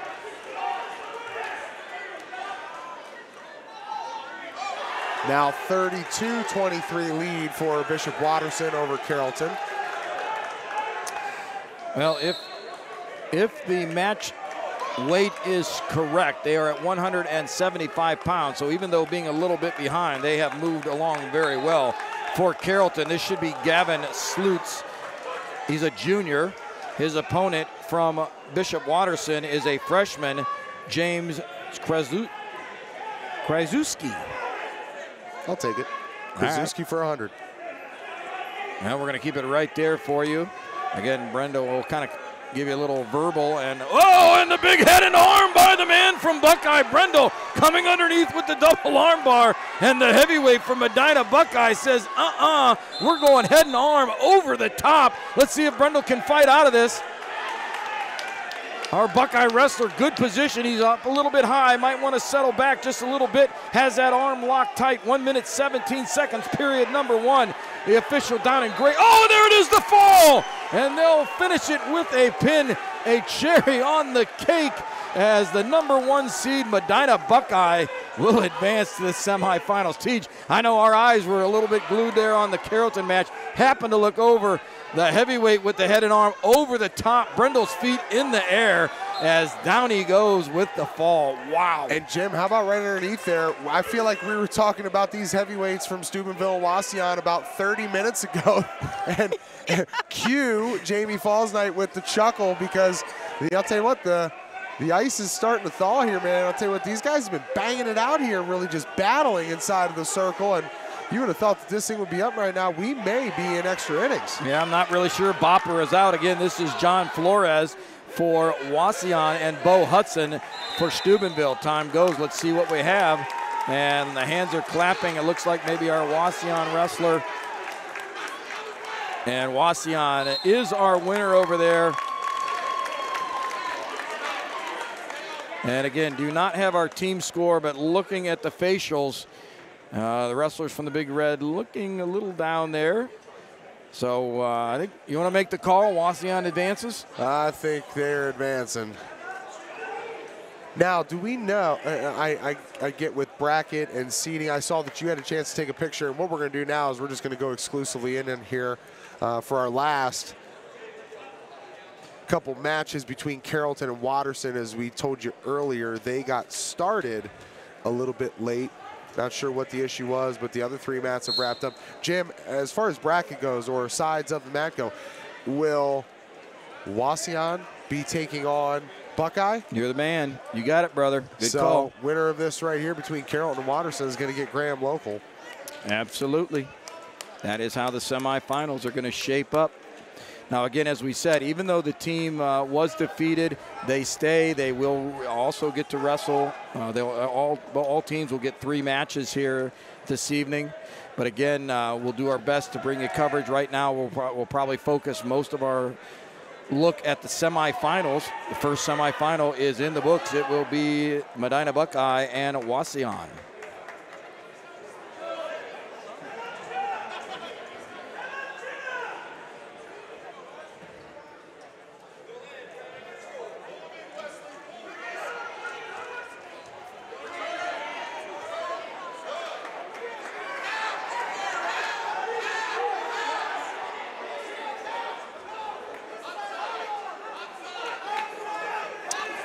Again, you're joining TJ Downing and Jim Bostic right here at the Division II State Dual Finals with the SMG Network, powered by TKDS Sports and presented by Hilscher Clark Electric. As TJ said at the end of our broadcast, we will be bringing you the Hilscher Clark Electric performance. And it could come from any round. I mean, it's going to be a tough one to call, TJ, with all these great wrestlers out there. Woo! I think one that sticks out to me is the young man, I don't have his name right now, but from Wauseon, the sophomore, who was able to defeat Xavier Falks. I think that was kind of a turning point for Wauseon, because as I watched a couple of those first early matches, it looked like Steubenville had kind of raced out to the lead, winning, we'll call it the 3 out of the first 4 or 5. And then a pivotal turning point when the sophomore was able to get a victory over Xavier Falks, who's another one of those 100-match win guys. No, absolutely, absolutely.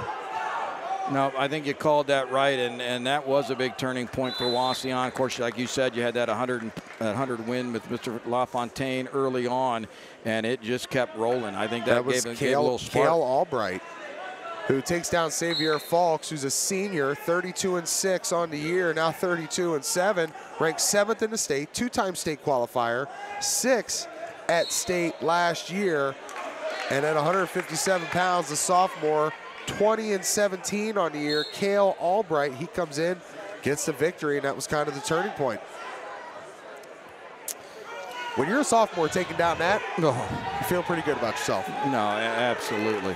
And you saw when he come off the mat, he knew what he done. You saw that big smile across his face. That's a big win. And I'll tell you what, two points with that, Tej, right, as we get ready for the run to the shot. Number one, the confidence that was achieved for that young man, knowing what he can do against such a quality opponent that he did. Now, on the flip side of that, our young man from Steubenville, he cannot let that stick in his craw. He's got to forget it. Right. We are well away from the sectional tournament. Yeah, today wasn't your day. Doesn't matter. Put it on the shelf. Put it back in the bag. Burn it. Get rid of it. Let it go. Let's get ready for your next opponent.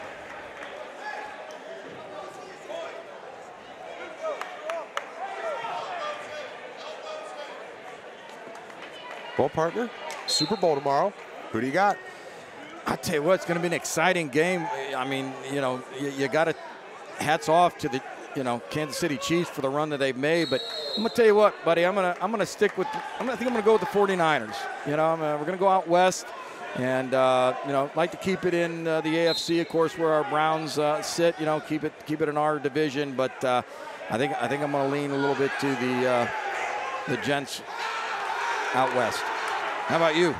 You know more about it than I do, brother. Hard to bet against Patrick Mahomes. He's been there. He's done that. Andy Reid, Travis Kelce, been there, done that. And it's a whole different feel when you talk about Mr. Irrelevant, Brock Purdy. You know, coming out of Iowa State, yeah, great regular season, really started to thrive last year, came onto the scene, dominated this year, you know, with a stout backfield, a guy like Christian McCaffrey. You know, but when you think about Patrick Mahomes and the experience, what you kind of learn and gather from having gone through it, it's not just another game. It is the pinnacle of football, of at any level, high school, college, professional, to say you are lining up and playing in a Super Bowl, it's a different feeling, and there's different types of butterflies, man. Those are the largest butterflies you will ever see flying around there if you're a guy like Brock Purdy. But you got a great coach like Kyle Shanahan who's going to keep him in the deal.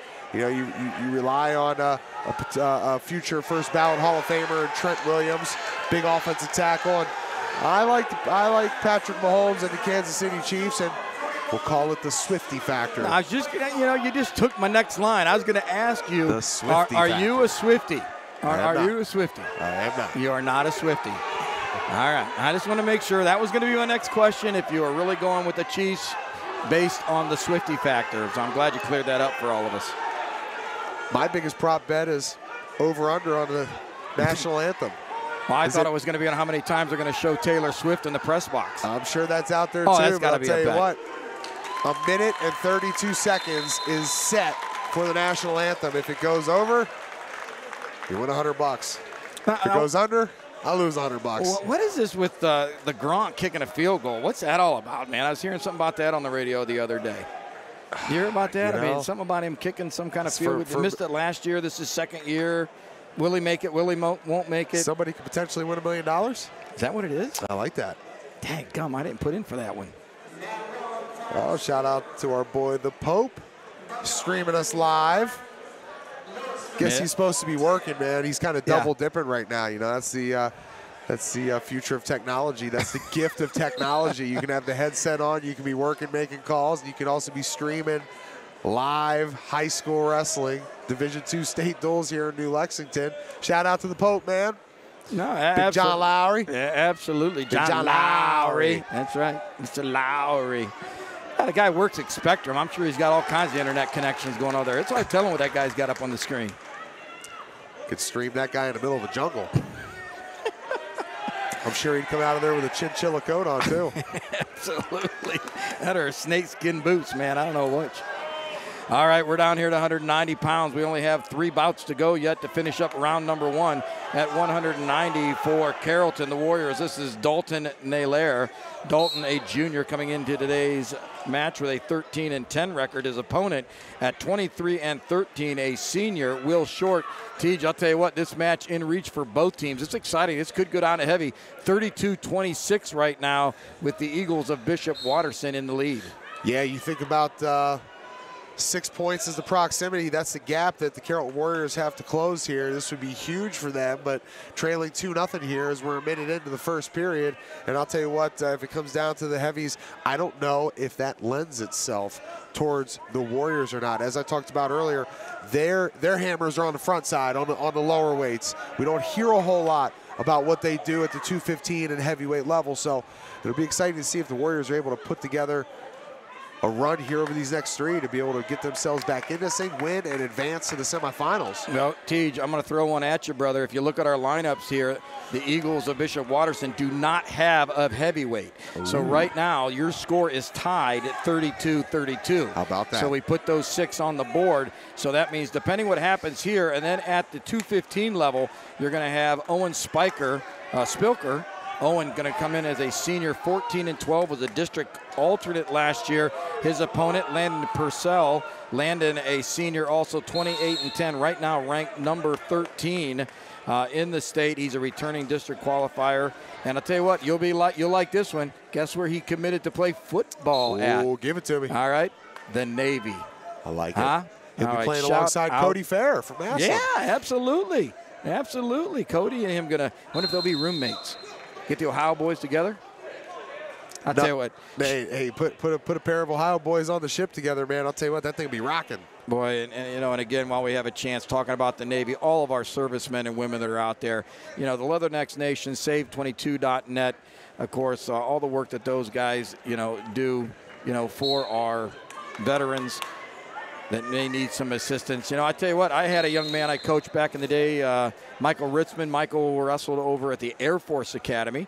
And just, again, what a commitment to those young men, young women that make the commit to go to our Services Academy. God bless each and every one of them. Hey, shout out to our new friend here over on Instagram, Lakin Spilker.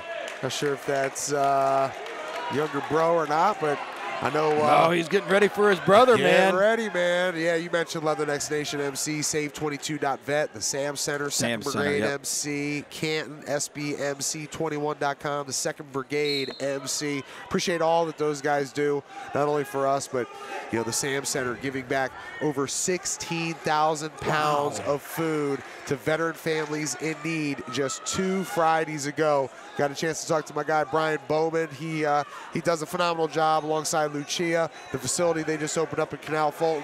Just a great service to the community of veterans who've served us so well. Oh, and the head and arm. I don't mean to interrupt there. The head and arm, Teach, 120. And there's the pin for the Warriors. That is another 6 onto the board. Dalton Naylor, head and arm, finishes it off. Man, we are tied at 32. Remember, though, it is 38-32 Carrollton right now. Carrollton, so it's coming down to the 215. Now, if we have a fall at 215, that'll end at 38-38. It'll go down to criteria. I don't have that criteria in front of me. Number of falls, I'm not even going to try to speculate as the rules seem to change year by year. Partner, get it down there, 215. Here we go.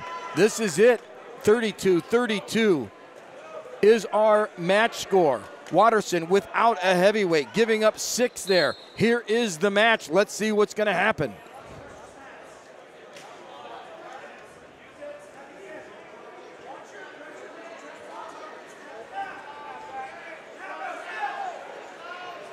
Again, Carrollton, your number 6 seed. Watterson, your number 3 seed. We're in the first period, 215 pounds. Match score, 32-32.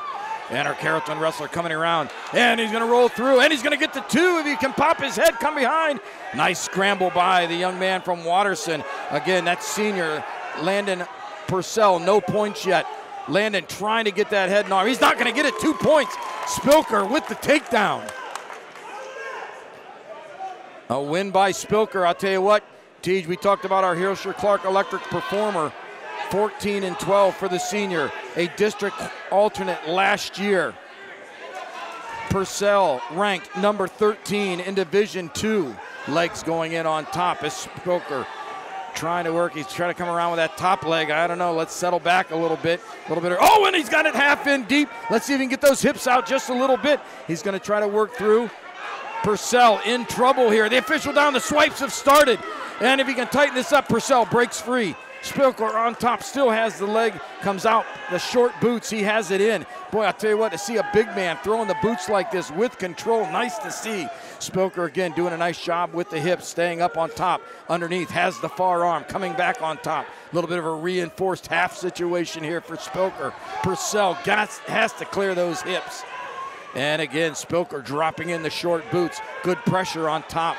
Seems like he's high, but I'll tell you what, Teach, for a big man, keeping the nice balance, keeps himself high, comes across with a little bit of a chin whip, or a head hunt there. 30 seconds remaining, period number 1, 4-0, our bout score. Owen Spilker on top as the period ends. Choice going to Purcell for Watterson. Correction, choice went to the Warriors. Spilker, he's going to defer. And they're going to go neutral on their feet. Again, the Eagles know the team score right now without a heavyweight is, of course, I see a young man, they have a NA at 285, but Tej, I see another man warming up over there for Watterson. Definitely looks a little bit light for a heavyweight. We'll see. Maybe they're going to bump up. They don't have a couple guys listed. Rules-wise, if you're right there at the 215 mark and you're, let's say, a JV guy, you've been the backup at the 215, are you allowed to bump up there to be able to do that? You're going to give up the weight advantage, but at least you're not just giving up the automatic 6, right? No, absolutely. Very strategic by Coach Kathleen as he thinks about what is to come. No, he can jump up one weight class, only one. And the headgear is on. It is strapped. So I think we have a young man, even though we show nobody in the lineup, we may have a wrestler coming out because they're going to need it here. Because I'm telling you what, Teach, Owen Spilker right now, he gets another takedown as Purcell went neutral period number 2. And he's got that near ankle locked up, trying to lock the cradle. Head and the ribs, very nice. Let's see if we can get the hands locked. Does not. He's going to take the better part of valor there. Come back behind, though. He does have that, again, in command of this match at 6-0. Definitely going to put up at least 3 to the team score. Obviously wants to work a little bonus here if he can. Has to watch. Doesn't want to get himself a little bit too high. Purcell, I'll tell you what, again, ranked number 13 in the state. A returning district qualifier from last year. Going to be headed off to the Naval Academy. Going to be playing on the gridiron, but right now he needs to turn it up for his Eagle teammates here in period number 2, winding down. 15 seconds remaining in the period. Choice will go to the Warriors. Spilker will have choice in period. Ooh, nice hard crossface as Spilker trying to get that far tricep and running 2-on-1. He's going to be happy with letting the time run out here. Does. And after 2, 6-0 and with choice, Owen Spilker, and looks over at Coach McGee. Coach right away says, hey, brother, we're going down. Referee's position. This is possibly the last bout. We'll see what the Eagles are going to do at heavyweight. You just got to think, Jim, there's no way you could possibly do that if, you know, obviously Spilker handles business right here, to just walk away knowing that you could put somebody out there, go up one weight, put somebody out there and just, hey, take a shot at it, right? It's better than just walking away, kind of putting up the white flag. Exactly. Why let that young man or that team across from you just put up the 6? Give yourself a chance. And the reversal with bonus points. Now we're in bonus points. 8-0 is your match or bout score. Spilker with the reversal. And he's done nothing but completely control the young man Purcell on top. Purcell's got to get a foot on the mat. Tries to get that out foot, side foot, but again, Spilker with the breakdown. Nice job. Oh, and again with that hard crossface. I see the official talking there, probably saying, okay, you're getting close to where might be a little bit too much. But I say, find that limit. You got to give the point. Give the point. Where's the limit? Let the knowledge be known that I'm on top and I'm in control. Stalling warning is the call. Purcell gets the stalling warning underneath. Spilker working on top. Again, good position. Oh, and again, has the bundle across. Throws in the short boots. Let's see if we can get some swipes by the official. Official says, nope, not yet. Coach McGee trying to get the senior to get those hips over just a little bit more. Not to be. 30 seconds remaining. Tell you what, Tej, we're going 4 points on the board for the Warriors. Going to extend that lead 36-32. And again, Spilker with the hard crossface. Outside leg comes up. Does he think about the outside cradle? Nope, not to be. Very happy right where he's at. No reason to go anywhere with this. You've got an 8-point differential. You're going to put 4-point major decision up on the board. 5 seconds. Coach Kathleen wants to get at least that 1, which will take away the 4 points. Oh, it does not do it. Time runs out with the major decision. 4 points to the team score, 36-32 for the Carrollton Warriors, seeing who is going to advance to meet the Graham Falcons in round number 2. And yep, Coach Kathleen, he's going to bring out a young man at heavyweight, probably the JV at 215.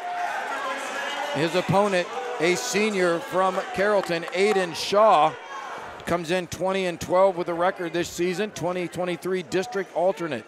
Do not have a young man's name for Watterson, but I'm going to call him Guts.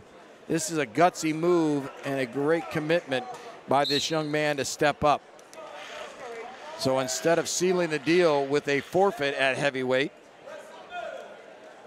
Coach Kathleen is going to send out his JV 215-pounder against the senior.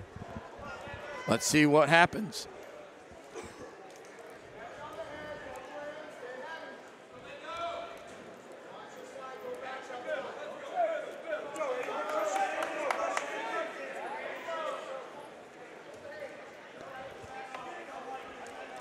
1 minute, 25 seconds remaining in period number 1. Again, our match score right now, the Warriors from Carrollton in the lead, 36-32. The way we had it set up, there should have been a forfeit here, but again, Coach Kathleen calling upon his JV wrestler at 215 pounds, asking him to make the commitment to move up and give it a shot. Respect to that young man.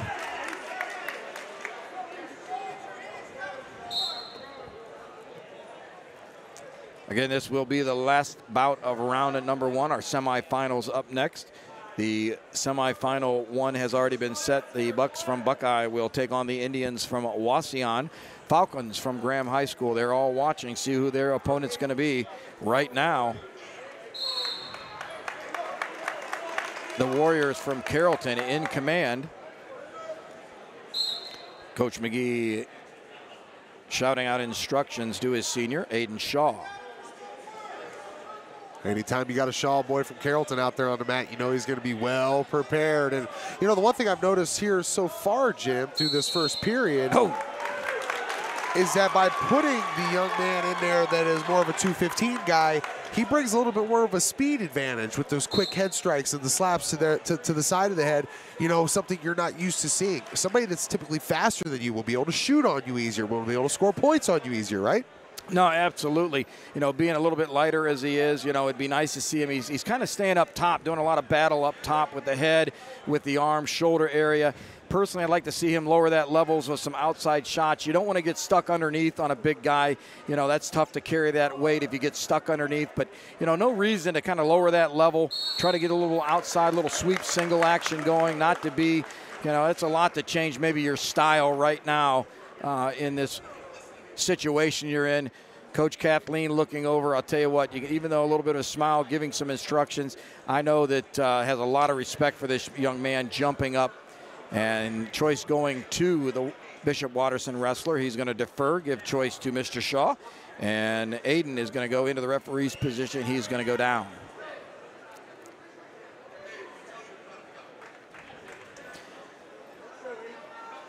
Now for Watterson to win this match, this young man would have to get a fall or tech fall. A decision will not do it. 3 points will leave it 35-36. If he happens to get a major decision, we'll tie the match at 36-36. It'll then go to criteria. Again, not having the criteria in front of us, not sure where that victory would go. So, and he's going to try a little bit of a throw and does not get it right there on the edge of the mat. Got a little bit of a smaller mat. Coach McGee, he wants two, not to be, as the whistle had blown, wrestlers go out of bounds, back to referee's position. So again, this young man from Watterson, he must have at least a tech fall or fall for the Eagles to advance. Doing a nice job riding on top. Good pressure as Aiden Shaw needs to get up off the bottom.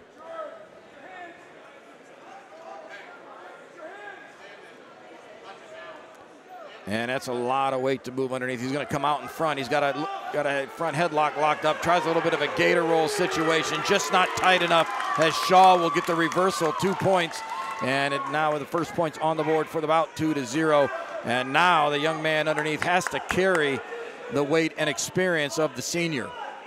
Shaw on top drops in a half Nelson up on top. Has the tight waist. Needs to belly him out a little bit to go out of bounds. Back to the center. And all things staying the way they are right now, Tej. It looks like the Warriors from Carrollton are going to meet the number 2 Graham Falcons in the semifinals. Woo, that'll be fun.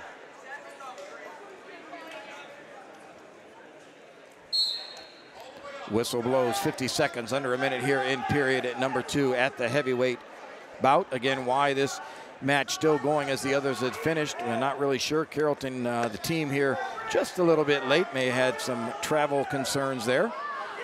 But irregardless, they are here and they are bringing it. And it looks like they are going to be advancing to the semifinals. Shaw on top, tries to work that arm out, try to get it into a little bit of a hammerlock position. Not going to be. Again, has the half in on top as the young man from Watterson trying to fight off the barrage that is being brought by the senior. Shaw taking a look at the clock. 10 seconds remaining in period number 2. 5 seconds, and Bopper is in position as he lets the official know that's it there, sir.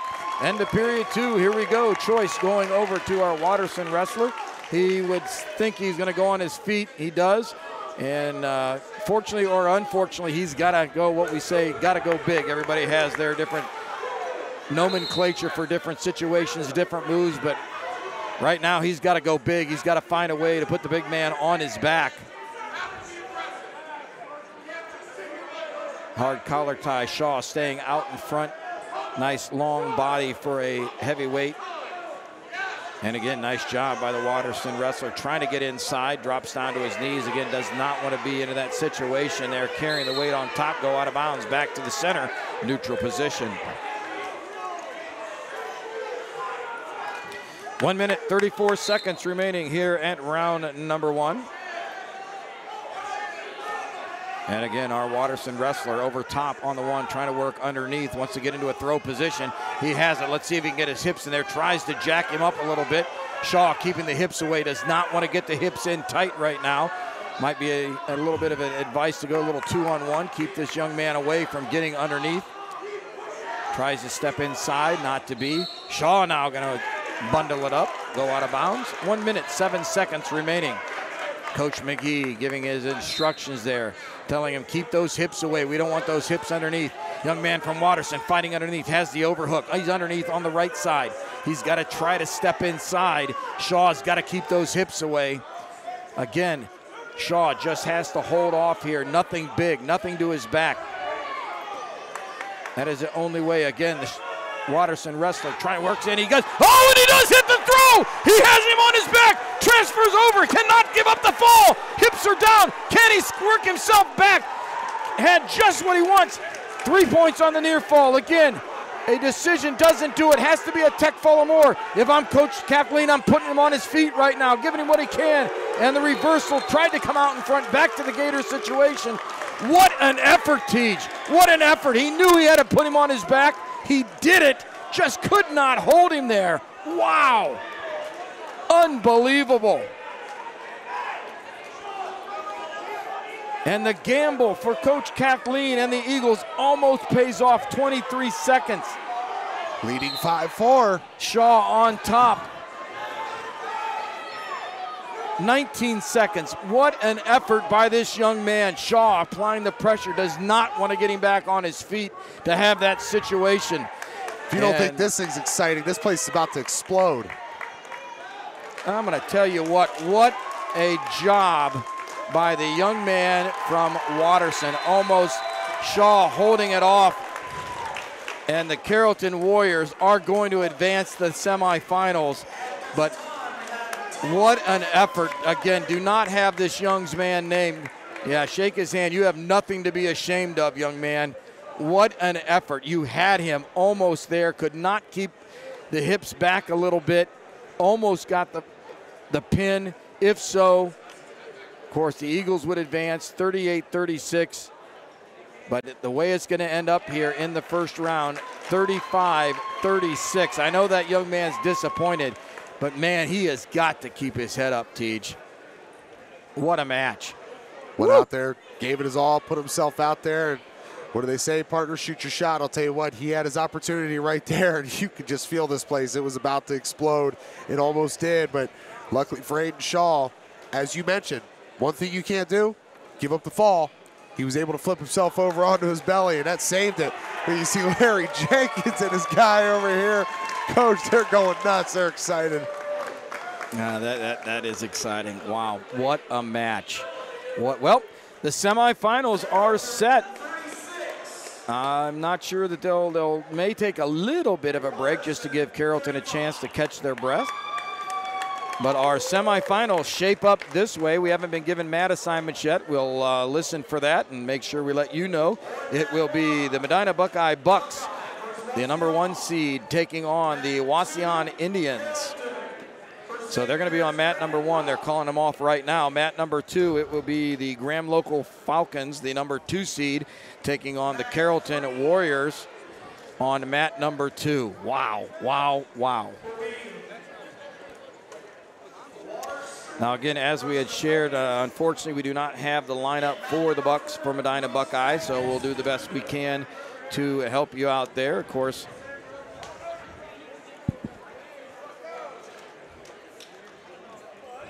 Carrollton and Graham, Buckeye and Wauseon. You know what, partner? Yes, that boss. I'll tell you what, our guy. Tell you what. I love this guy, right? Hey, was that exciting down there What or a what? match. Well, man, Larry Jenkins, man, everybody was getting excited. Here too because I went to Lexington, Kentucky. So what was the issue that happened earlier for us? Larry, if you could, Jim on here, you got another set? Go ahead, brother. You're in. Larry, do you know what was it that caused that to start late? Well, we don't know. The bus driver got confused and went Yeah. to Lexington, Ohio, instead of New Lexington.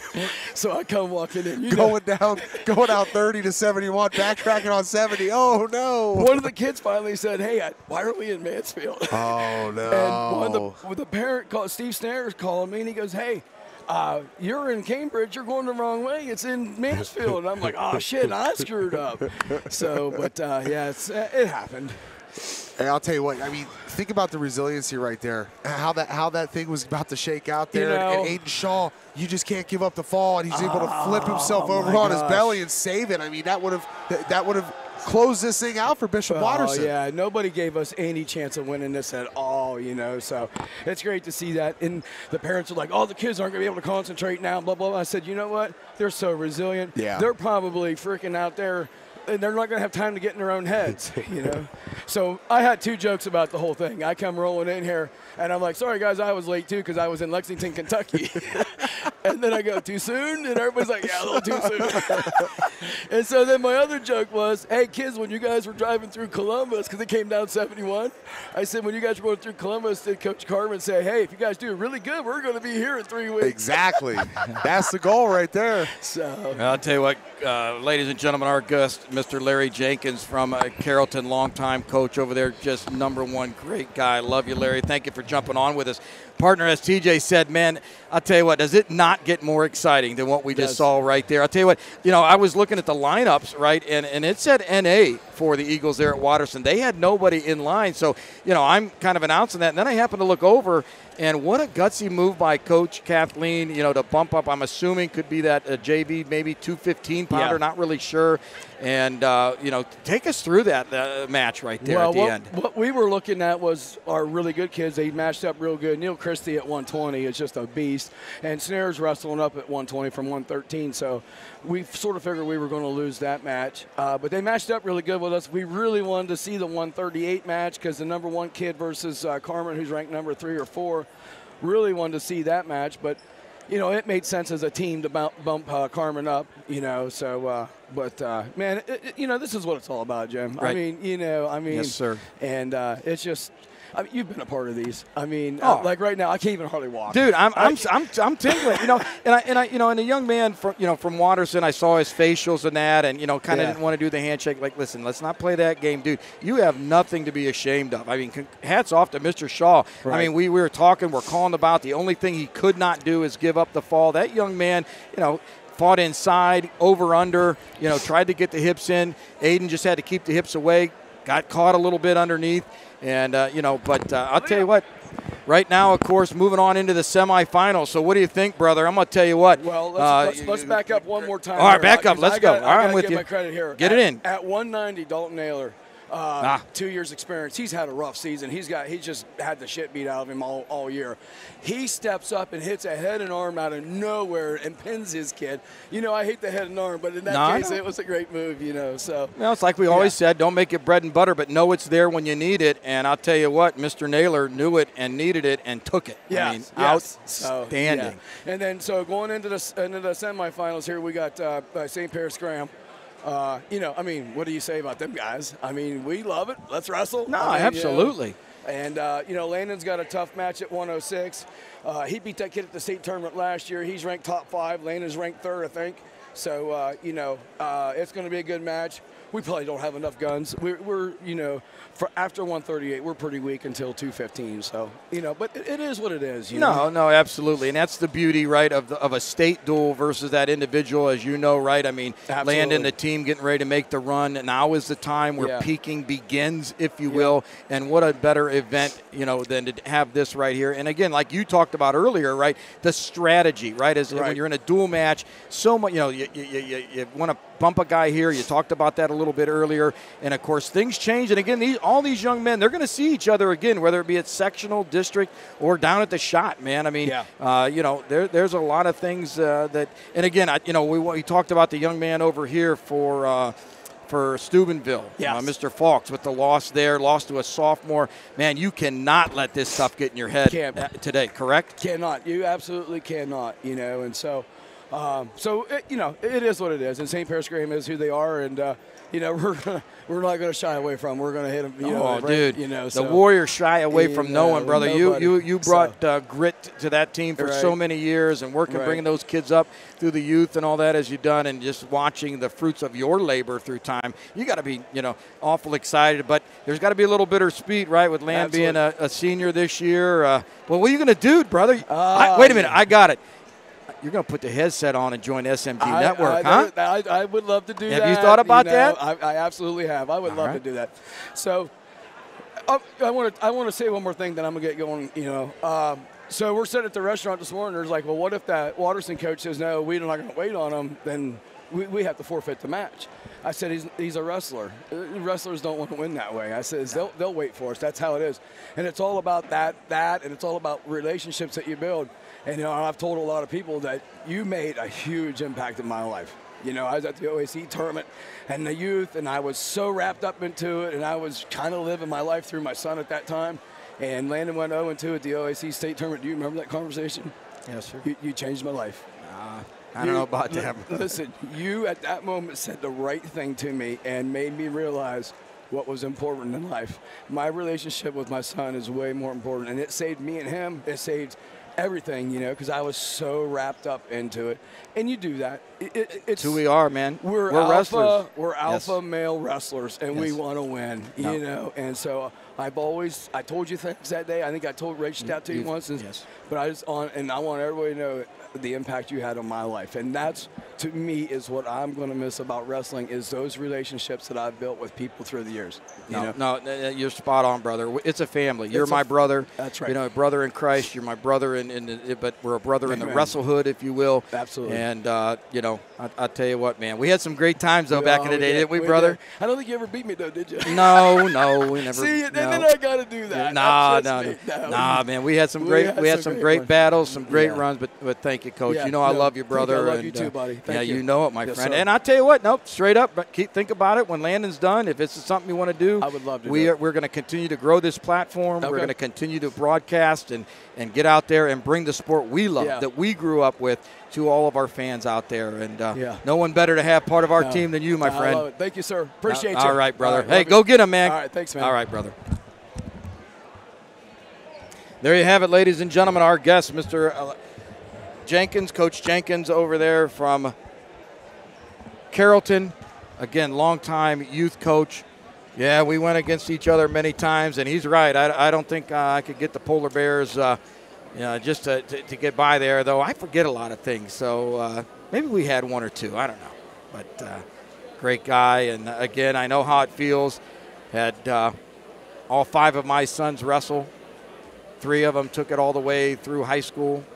And it's hard when that last one walks off the mat, and that's the last time you're going to see him compete. But as with all things, all great things must come to an end. But I know Coach Jenkins would love Larry to put that headset on, be with us. So we'll be watching him over there as, again, the Carrollton Warriors will be taking on the Graham Falcons in one of our semifinals. That will be, of course, the number 2 seed Falcons taking on the number 6 seed. So your 6 seed moving on with the Warriors. And our other semifinals, of course, will be the Medina Buckeye Bucks taking on the Wauseon Indians. That'll be your number 1 seed taking on number 4. So I heard our announcer. He's asked for the mats to be cleared. And if we can, well, I think what we're going to do with our visual, and I hope we are going to try to span mats 1 and 2, try to have a little bit look there of mats 3 and 4 for you, but we're going to keep our focus on those semifinals here at the Division II State Dual Championships. Captains are out on the mat as we prepare for our semifinal round. Well, I don't think they have a hospitality room, but I know my partner, he's not here, so not sure if he found a hospitality room. If he did, I hope he remembers his little buddy up here.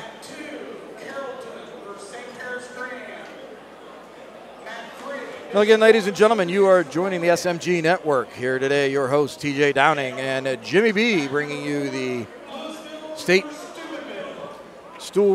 Dual Finals, Division II, powered by TKDS Sports, presented by Hilscher Clark Electric.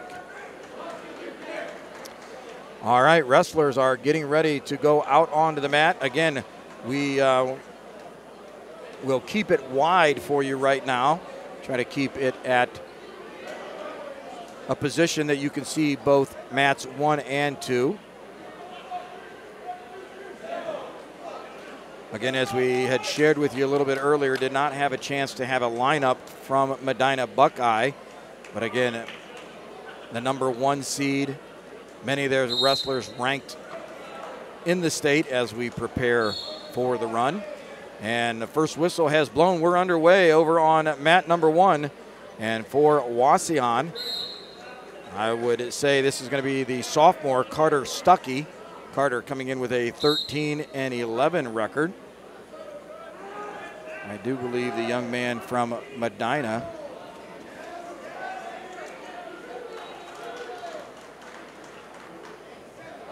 Looking at our Division II rankings, not ranked at this point in the state there. Again, do not have a name for that young man. My apologies. But Stuckey with the takedown and with the swipes, official down in position. He started the match against Steubenville the same way. Let's see if he can get the fall over there on mat number 1.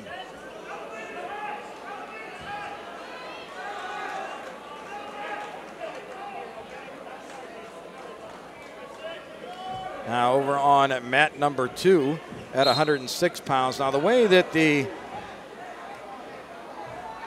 lineups read for Carrollton, this will be Kale Loudermilk. Kale, a freshman at 23-3. His opponent is Jake Landis, a sophomore at 20-5.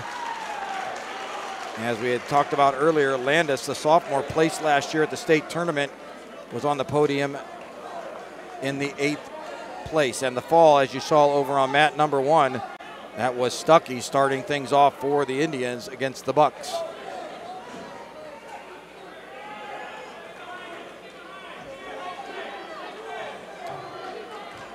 In our consolation bracket down below me here onto my right, we have Louisville wrestling Steubenville. Onto my left, we have Napoleon wrestling Bishop Watterson.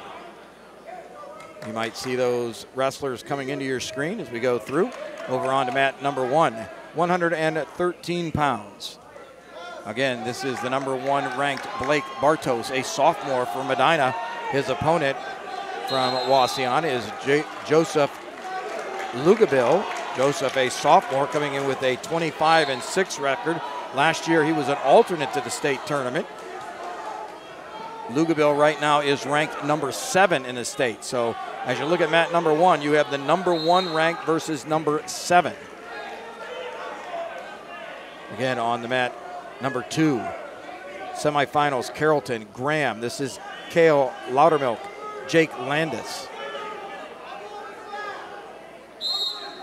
Now, Larry, when we were talking with Larry Jenkins, our guest a little bit earlier, coach from Carrollton, community of Carrollton, longtime youth coach, did a great job. Now, he said something about possibly Landon being at 106, so I'm not sure. He has, Coach McGee has Landon on the roster that was sent to me at 113. I can see Larry across the way. He's pretty intense here. Not sure if this is Landon, but the way the lineup reads, this should be Kale. 0-0 our score over on mat number 1. And the number 7 ranked Lugaville doing well here against the number 1 ranked Bartos. Both, of course, sophomores getting started in their high school career. Oh, and Bartos looks like he's going to have the, no, does not. Nice fight, nice scramble by Lugaville. Bartos has the leg, needs to get that arm out, get control. Nice scramble over there. Lugaville going to try to tie this up a little bit so that we can maybe get a stalemate call. Locked up, has the leg locked underneath. Not sure that how long the official will let this run. Into period looks to be number 2 over on mat number 2. The Graham wrestler, that's Jake Landis on top, the sophomore. And they go out of bounds over on mat number 1. And 2 points is awarded to Bartos. So 2-0 as they'll go into period number 2.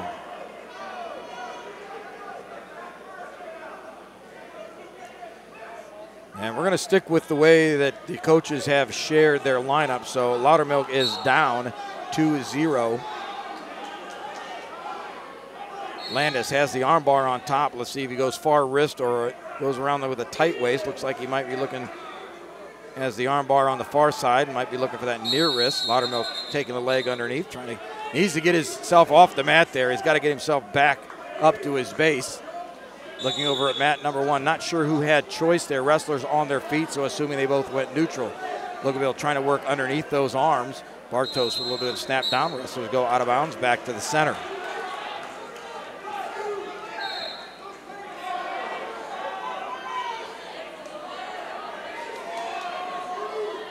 One minute, 28 seconds remaining in the second period on mat number 1. 45 seconds remaining in the period of mat number 2. Loudermilk trying to get a little bit of switch, trying to get some motion underneath. Landis doing a nice job covering. Comes around and that onslaught is stopped. Legs are scissored by Landis on top. Armbar comes in on the near side. And the official is going to call stalling on top. Boy, I'm not sure what the stalling call is there. Mr. Knott's going to go, Coach Knott's going to go over and wants to have a little bit of an explanation on that. Not really sure what the stalling call. Landis had the leg split, was around the ankle, had the arm bar, had the half Nelson. Yeah, maybe he didn't come off the hips, but he was putting himself into position.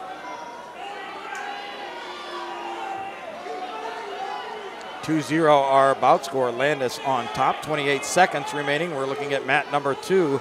Carrollton Warriors, Falcons, Graham. And that will be the second stalling call. So that looks like that's going to be a point awarded. So it looks like the wrestler on the bottom received the point. So that will be the wrestler in red. That will be our Carrollton wrestler, Loudermilk. 15 seconds period at number 2 as it winds down. Stalling is the call underneath. And again, not sure why we're stopping time, but he does. Loudermilk hanging on to that wrist. Official quickly calling stalling. Again, looking at mat number 1. 2 seconds remaining period number 2 as time's going to run out. 2-0 still our bout score at 113 pounds. Choice going over to the Indians.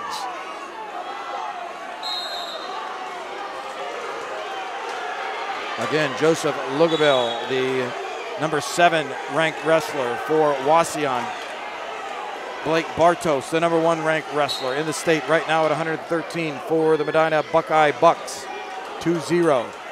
Lugaville down, Bartos on top.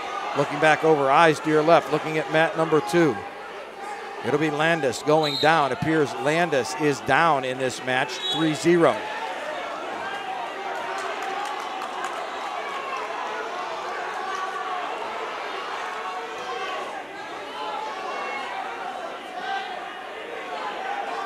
And underneath.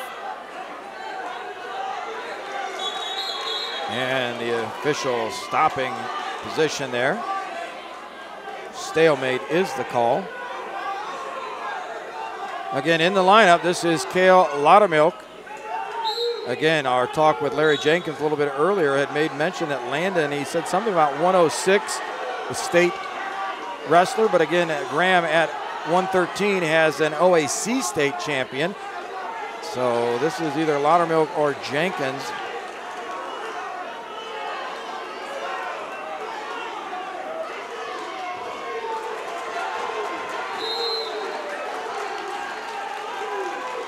One minute, 17 seconds remaining on mat number 2. Jenkins or Loudermilk with the leg in, trying to get some back points here over on mat number 1. 2-1 is our score. Lugabel with the escape. Bartos down on the single leg there. Tough to see. Wrestler there in the ray. Right on the edge of the line is Bartos. Has the single leg. Needs to cut an angle a little bit too much out in front. Lugabel trying to lock him up on top. Has that far ankle. Wrestlers go out of bounds. Back to the top. And a lot of action down here on mat number 4. Napoleon and Bishop Watterson.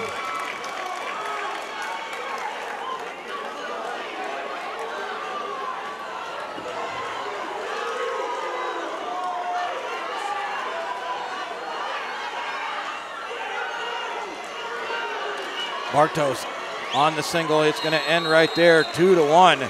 And your winner on mat number 1 for the Bucks of Medina Buckeye, it'll go to the sophomore, Blake Bartos. So Bartos cutting that 6-0 lead in half. 3 points going up on the board for his team. 6-3 the match score. And 19 seconds remaining, 18 seconds over on mat number 2. Kale Loudermilk stalling the call, stalling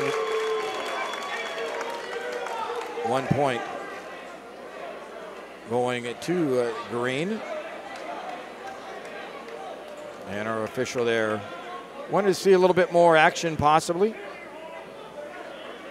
Coach McGee getting a little bit of an explanation why the stalling. 10 seconds remaining, all things being equal. Loudermilk should come away with the victory here to start off our semifinals on the other half.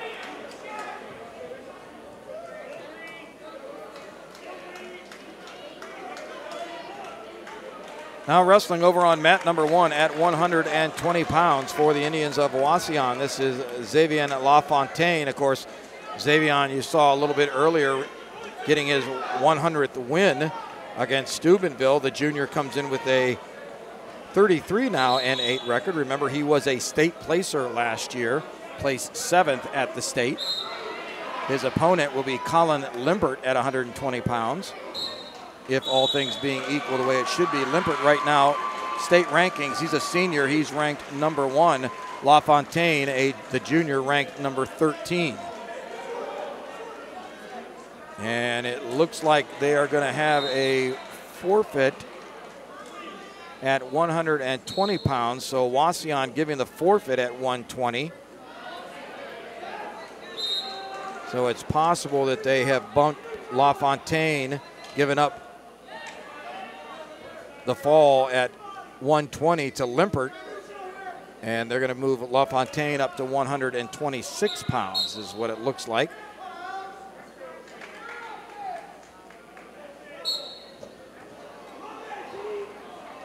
At 126 pounds, if going off state rankings, this could be the freshman, Brody Zoll. Brody is ranked number 26 right now for Medina.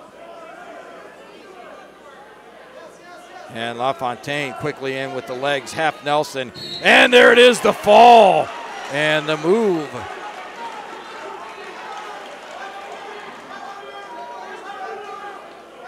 By Coach Ritter there pays off. They're going to give up 6 either way. So the 6 points given at 120 pounds recovered with the fall at 126 pounds.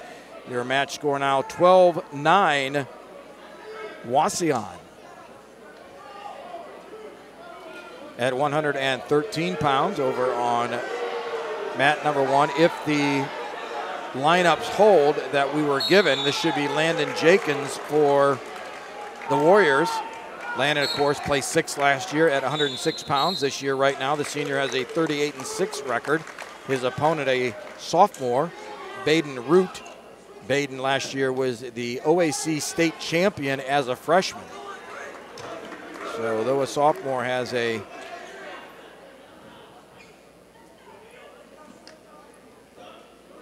solid resume behind him. 52 seconds remaining here in period number 1. 3-0 your score as the Warriors leading the Falcons.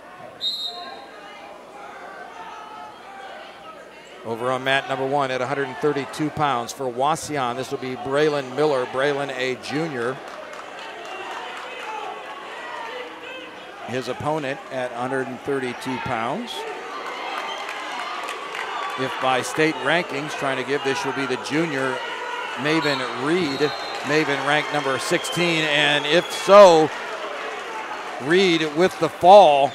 And just as Wauseon took the lead, it's going to go right back to the Bucks of Medina Buckeye. 15-12 as they move to the 138-pound weight class. Period number 1 coming to a close here. Choice going over to Graham. And Root looking over at Coach Knott. They're going to defer. Choice going over to Carrollton.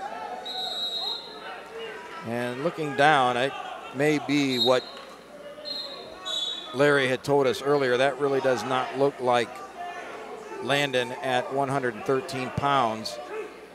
Not sure if this might be Ozzie Roble. Not really sure. Maybe Loudermilk and Jenkins switching spots. Not really sure. Again, can only go by what the coaches gave us.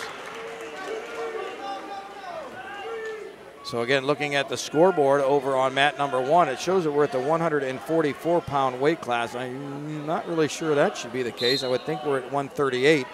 And if so, that should be AC Torres at 138 for the Indians of Wauseon, a junior at 32 and 11.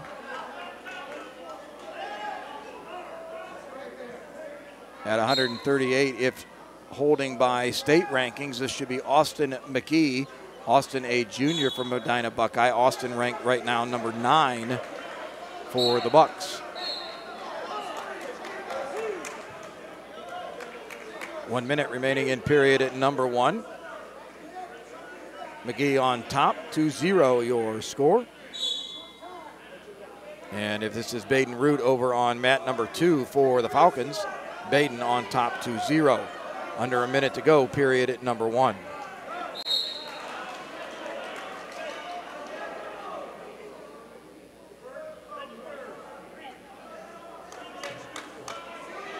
McGee with the armbar, Torres underneath. Armbar near wrist. See if McGee can turn it over. Wrist is released. Going to go far wrist this time. 25 seconds remaining period number 1, mat number 1. 30 seconds remaining on mat number 2. Baden Root. And not positive on our opponent here from Carrollton. Very possibly this could be the freshman Kel Loudermilk. Maybe they switch positions, him and Landon Jenkins. The escape for the Warrior Wrestlers, score 2-1 as we are going to wrap up. Looks to be period number 2, is looking at the 2 red dots there on the scoreboard. Of course, Choice in the second period was deferred by Root. Looks over, he's going to go down in referee's position. Period number 3 starting on mat number 2. We're in the semifinal round. Semifinals right here at your Division II state duels. Again, on the lower mats, we have Louisville taking on Steubenville. Napoleon taking on Bishop Watterson. 3-0 your score over on mat number 1. They're in period number 2. McGee on the shot, nice single leg, little pass by right into the single. Has it up, leg off the mat. Torres trying to fight it, not to be. 2-point takedown, McGee.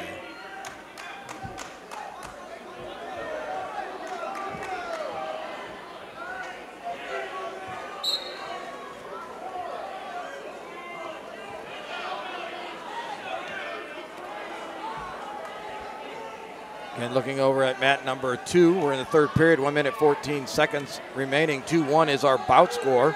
Baden Root in charge right now is the wrestler from Carrollton, trying to put those legs in, trying to get a little bit of a turn there. Official says, nope, got a stalemate. So stalemate is the call. They're going to go back, fresh start.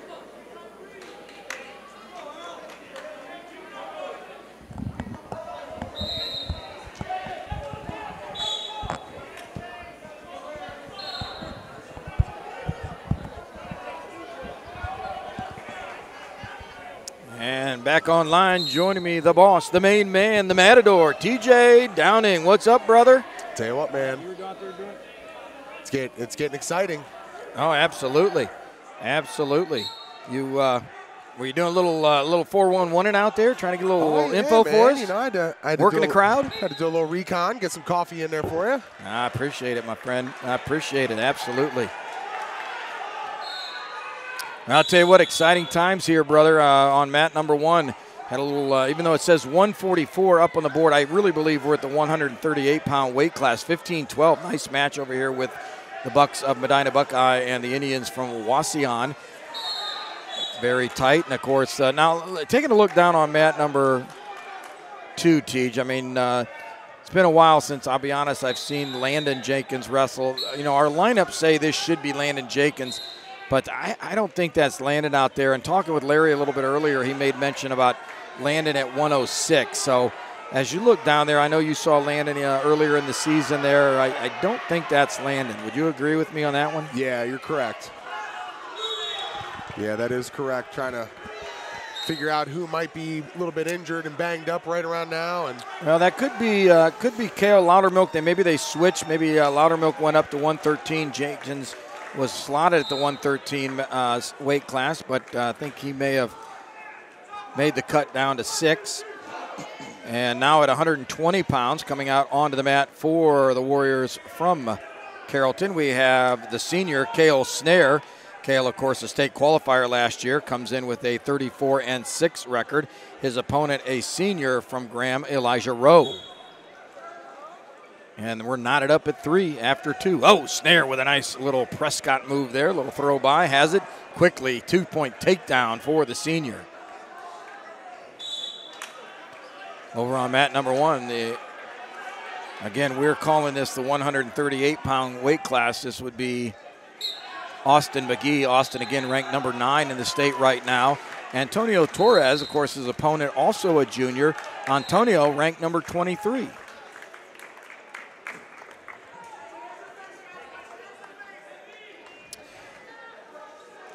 Again, on our consolation side of things, the Leopards of Louisville taking on the Big Red of Steubenville. Bishop Watterson, of course, taking on Napoleon.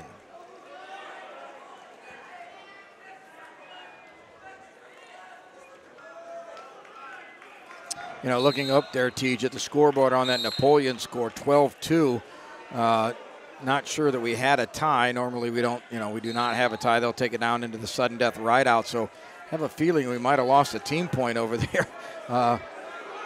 Not really sure who is who there, but one of the teams there, I think, lost a team point. Carroll Warriors going for a pin. What Snare has got the, and there it is, the slap of the mat and the fall. And the Warriors are going to take the early lead here with the fall. Cale Snare with the pin over Elijah Rowe. Cale Snare, another one of those fan favorites down there at Hilscher Clark Electric Company. His dad, a proud employee of one of the best electric companies around, not only in the state of Ohio, but the country. Some phenomenal jobs that they've been a part of, putting together, keeping the lights on over there at the Hall of Fame Village, different Facebook and Amazon warehouses. A lot of things going on with Hilscher Clark Electric Company, not only residentially, but commercially. If you're looking for a new EV charging station inside of your home for that electric vehicle, contact Hilscher Clark. If you're looking for a Generac standby generator, contact Hilscher Clark. Well, I'll tell you what, Tej, looking down over on mat number 2, we're now at the 126-pound weight class. Another hammer for the Warriors. This is senior Levi Pigeon. Levi, of course, coming in with a 38-6 record, 3-time state qualifier, and just like that, 2-point takedown. His opponent from Graham is a freshman. And again, Coach Knott, as we talked earlier in the week, young man, solid freshman, but a little bit of trial by fire, because once you get up into those middleweights a little bit, you're going to really face some young men like Mr. Pigeon here. And 2-0 our bout score so far. Now over on, now they've changed the clock. Thank goodness over there. I was going to say we are not at the 150-pound weight class. We're at 144 pounds is where we're at over on mat number 1 for the Indians of Wauseon. This is Jordan Cook. Jordan, the junior, 28-7, a district placer last year. Oh, man, right across does it go. And his opponent is the number 4 ranked wrestler and the fall. That was Danny Beckett. And Beckett taking care of business as the lead begins to widen for the Bucks of Medina Buckeye. Wow. It's a strong team. We got to see that firsthand when we were up there at the 47th Annual Medina Invitational Tournament. Well, I'll tell you what, TJ. It's a powerful lineup. Yeah, absolutely. I had a chance to see them Matt Side also down at the Gorman down at Mansfield as they won the Gorman tournament this year also. So at 150 pounds, as we keep moving on mat number 1, this is Benicio Torres. Benicio, this should be a good one. He's a senior, 32-9, was a state qualifier in 2022, was an alternate last year. Right now, Benicio is ranked number 7 in the state. His opponent, if going by rankings, this should be Nick Brunst. Nick also a senior. Right now, Nick ranked number 24 in the state.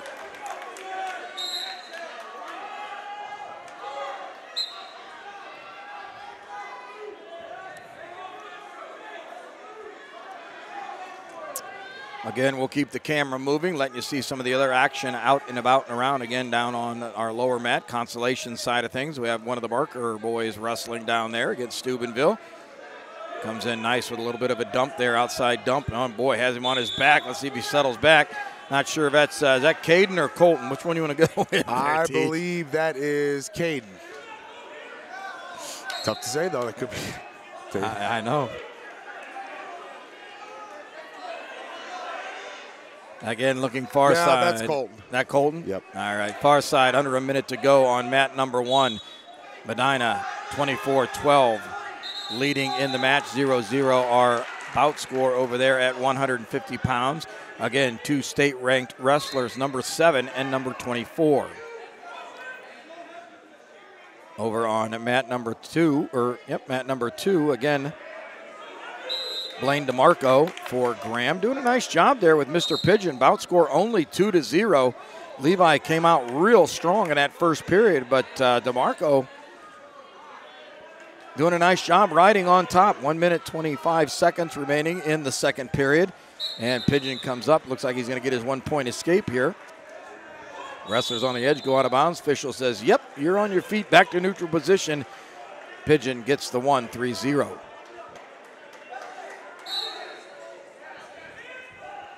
Again, you're joining TJ Downing, Jimmy B right here at New Lexington High School. SMG Network bringing you the Division II State Dual Championships. Powered by TKDS Sports and presented by Hilscher Clark Electric. Tell you what, brother, that first round, we have a couple of candidates out there for the Hilscher Clark performance. Oh, and over on the far side, we were just talking about Hilscher Clark performance, and DeMarco with a nice outside barrel roll picks up 2 on Pigeon. 3-2 your bout score. Wow, what a hit.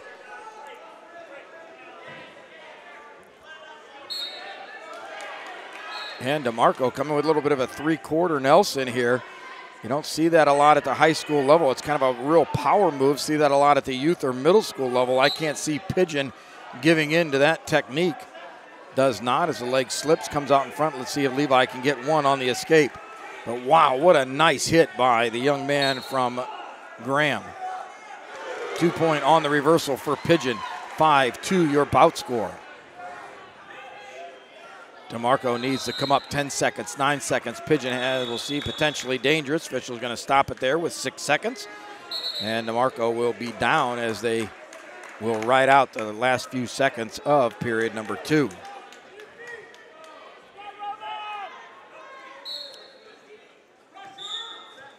And on the mat number 1, the other semifinals, 0-0, your bout score there.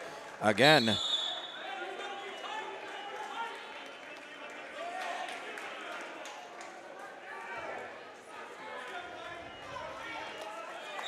Benicio Torres on bottom. Your number 7 ranked wrestler. Again, Nick Brunst on top. And Torres breaks free. He'll get the 1-point escape. 1 minute, 15 seconds remaining.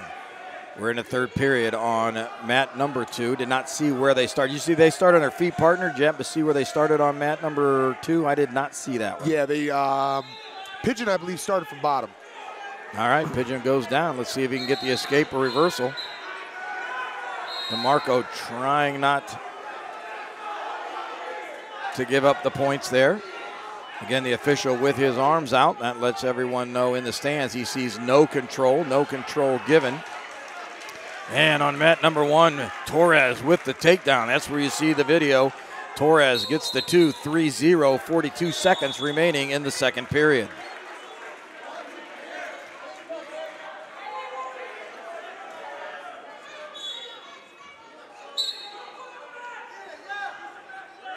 And wrestlers on their feet over here on mat number 2. 5-2 your bout score.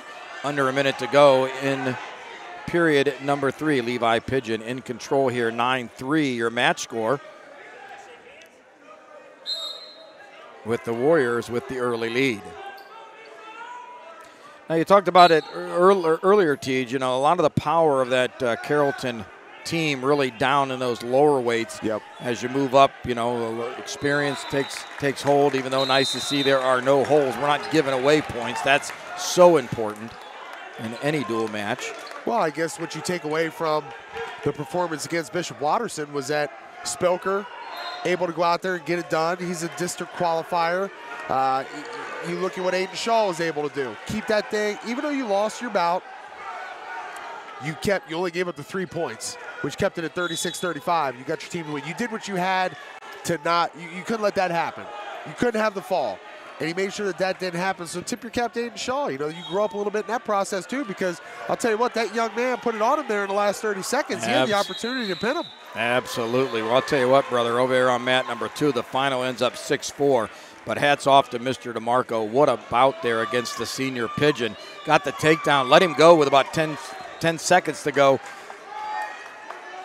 Coach Knott trying to get another quick takedown there. Does not happen, and 3 points going over to the Warriors.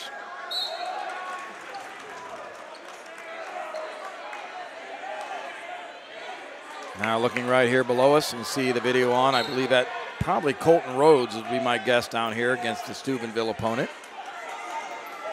Over on mat number 2 in the semifinals. Again, this should be at 132 pounds for Carrollton. This will be John Childs, the sophomore. John coming in with a 20-5 record. He was a district qualifier last year. His opponent, a freshman from Graham. This will be Micah Krager. Micah, we had talked about earlier, had been dealing with a little bit of injuries. Good to see that he's back in the lineup as we prepare for the run to the shot.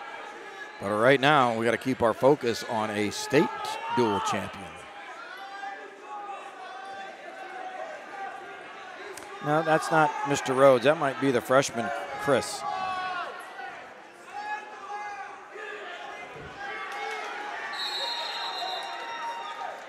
Looking over at mat number 1. Again, time has stopped there. I saw the trainer coming out, taking a look at Mr. Torres. Not sure what we have going on over there. Looks like he's trying to catch his breath. Not sure if we have maybe respiratory there, something he needs a inhaler or something. Not really sure what we have there. 3-0 is your bout score there. Of course, Medina match score leading 24-12.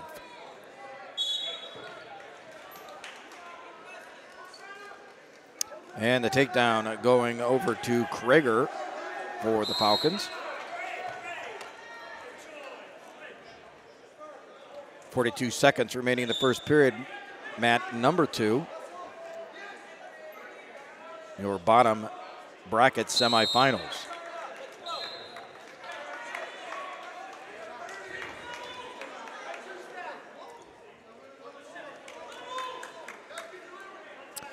And back to live action over on mat number 1. Looks like whatever they have taken care of there has straightened out. Again, 3-0 your bout score. Again, this is Nick Brunst, his opponent, Benicio Torres. And the shot by Brunst underneath. Torres fighting it off, has to get those his back. Brunst works it up. No control yet. Wrestlers go out of bounds. Let's see if we have a stalling, a fleeing. Oh, we're going to have a stalling there. Use the out of bounds to evade the takedown. 1 minute, 2 seconds remaining. Torres coming up top with the collar tie. Brunst looking, trying to find an opening. Changes that level. Torres ties it up, 45 seconds remaining. Torres on the pursuit, pressure. Far side, working that out of bounds line. Drop to go, out of bounds they go, back to the center. Over on mat number 2, we're in the second period. 5-0 is our score there. That would be Micah Krager for the Falcons. Oh, and with the no takedown. I think it looks to be Krager must have started down period number 2. John Childs on top trying to keep the Falcon down on the mat, but I don't think so. We're going to get one. And he has it. Krager, the freshman, has one. And right away in on the shot. Has the single leg hit to the outside. Switches off to the double. Let's see if he can step up around. He does. 2-point on the takedown. 8-0 your bout score. We're into bonus points. On to the team score. Krager trying to bring the hips. 1 count by the official. Get no points there. Childs needs to build that base. 3-0, 10 seconds over on mat number 1. Torres looks like he's going to hold on for the victory here for the Indians. And that'll do it. Benicio Torres, your number 7 ranked wrestler right now in the state, comes away with the victory. 3-0, 3 points towards his team. And well, I tell you what, points are precious. I just saw the official put out the unsportsmanlike call. We're going to have an unsportsmanlike call on the wrestler there. Not sure what's going on, why that's called, but man. Against the Wauseon wrestler. Yeah, you just won the match. What are we doing? What are we thinking there? I mean, I get emotions, but man, we got to keep our head. I'm not sure that we'll pull away a team point. It may on the wrestler. Pivotal moment, too, as we're getting over top of the 150-pound weights. You're absolutely. trailing 24-15. Now it's 24-14. Man, See, they take the point away. They took the point away. What are we doing? What are we thinking there, guys? Come on, let's keep our head. Yep, absolutely. All right, 157 pounds over on mat number 1. That being the case for the Indians of Wauseon, this will be a sophomore, Cale Albright. Cale coming in with a 20-17 record. And this will be the number 4 seed out of Medina, number 4 ranked in the state right now, Caden King for Medina. Still feel like Cale Albright, the sophomore, 20 and we'll call it 21-17 now on the year. You got to think that he is your Hilscher Clark Electric performer thus far. His performance against Xavier Falks from Steubenville. See what he's able to do here at 157 with 1:24 on the clock in the first period, trailing by 10 points. It's a key match right here for the Indians.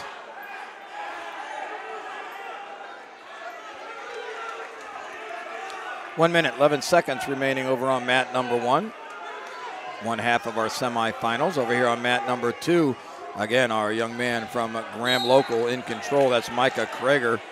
Micah up 11-0. We're going to see some bonus. Oh, and he's got the cradle in near side. Head is there. He's going to bring it over. 2 points on the takedown. Let's see if he can work it to the fall. Childs has got to fight this off. Can't give this up right here. Official down in position. He is there. Let's see if the slap of the mat is to follow. Hips come up over top. And there it is, the slap of the mat with the fall from Graham Local. It's the freshman, Micah Krager. Wow. And that fall will take our team score. 12 points for Carrollton, 9 points for Graham Local. Woo. Quick victory over there for Buckeye. That takes them up to 30-14 now. Yeah, and I'll tell you what, Tej, I'm not really sure. We may have had a switch there because I think the young man that's on the mat, if I remember coming across, I think this is a young man, truthfully, that if this is Albright, that beat Falks earlier. I remember blonde, a little more blondish hair with the smile. So at 165 pounds, unless things have been moved around just a little bit, not really sure what Coach Ritter might be doing over there. if this holds true, this will be Kale Waxler, a junior at 27-7. Last year a state alternate, as he placed 5th in the district. So I'm not sure, brother. Not sure what we got, what happened over there. And again, this is pivotal right here for the Indians. They got to get this. Absolutely. Again, we do not have the lineup names for our Medina team here, but let's see if he might be in the state rankings. And at 165 pounds, if holding true, this is Dylan Badiu, B-A-D-I-U. He is a senior, and right now he's ranked number 4. So, and I'm guessing this is Kale Waxler there, boss. And Kale right now, state rankings, he's ranked number 10. So this is number 7 v number 10. So it's going to be a good one. Under 40 seconds. Oh, and the takedown. Good scramble. 2 points coming for Badiu. 25 seconds remaining in the first period. Over on mat number 2, the other half of our semifinals. This looks like to be the 138-pound weight class. This will be a senior for Graham, Hayden Hughes. He's a returning state runner-up at 138 from last year. 16-9 with that record. I'm guessing maybe got into the lineup a little bit later in the season. Maybe had a little bit of injury. That's 25 matches, possibly. Takedown, 2-point over there. His opponent from Carrollton, this will be Josh Carmen. Boy, that's tough to say. Carmen, if this is 138 pounds, Carmen at 36-3, the senior. Again, Carmen, a 3-time state placer. So if that bout is the way it is, we got a good one lined up there, buddy.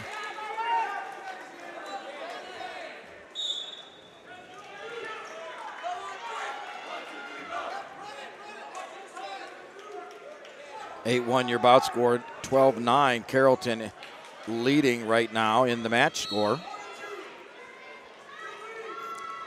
These last 2 bouts have gotten away from Carrollton. Graham Local's able to close the gap just a little bit. No, absolutely. And I'll tell you what, like I say, if this is the way it's scripted, these 2 seniors, of course, you have the state runner-up from last year from Graham and a 3-time state placer here for Carrollton. So we're talking about 2 hammers, brother.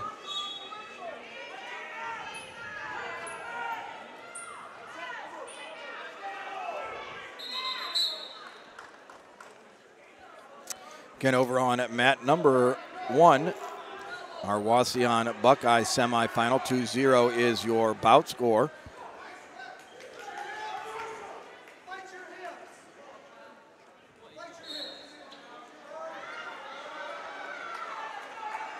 Dylan Badai in control right now, 2-0 as we go into the second period. Again, Dylan ranked number 8 right now against the 10th ranked Kale Waxler from Wauseon.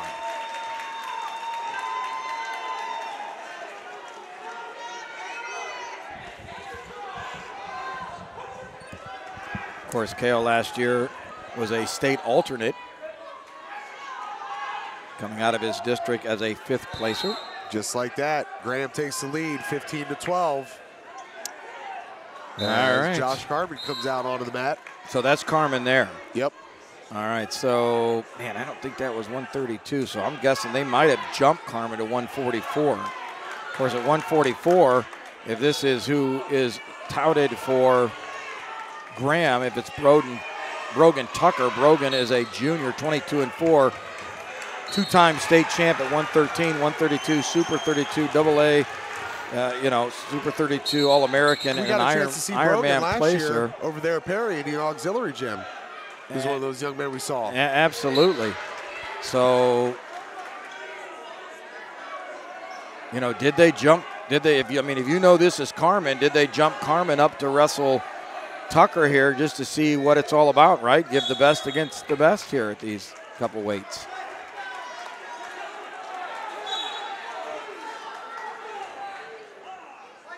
Yep, that is Josh Carmen. Well, given the lineup that we were given, Carmen actually was at the 138-pound weight class. But again, following as we went up, I don't know, boss. I'm lost. I'm not able to help you, brother.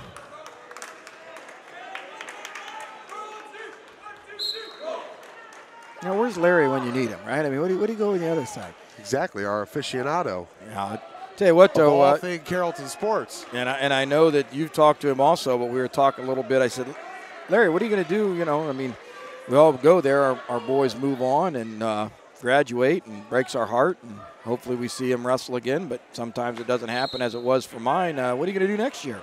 I said, you wouldn't want to put a headset on, would you? He might be calling you, Teach. I'll tell you what, man, I love those snakeskin boots that he wears. You talking about those Sonny are slick, Marchetti's ain't they? shoe game. Did you see those things? Absolutely. I hid mine. I mean, I bought mine in Texas, but they don't look like those. Whew. Don't mess with Texas. Don't mess with Larry Jenkins. That guy can sport some wear, man. Well, over on mat number 1, we're up to the 175-pound weight class. For Wauseon, this will be Ian Martin, a senior at 19 and 15. And if, again, using our state rankings, this may be Liam Nietenbach, a junior from Medina Buckeye. Buckeye right now, match score leading 36-14.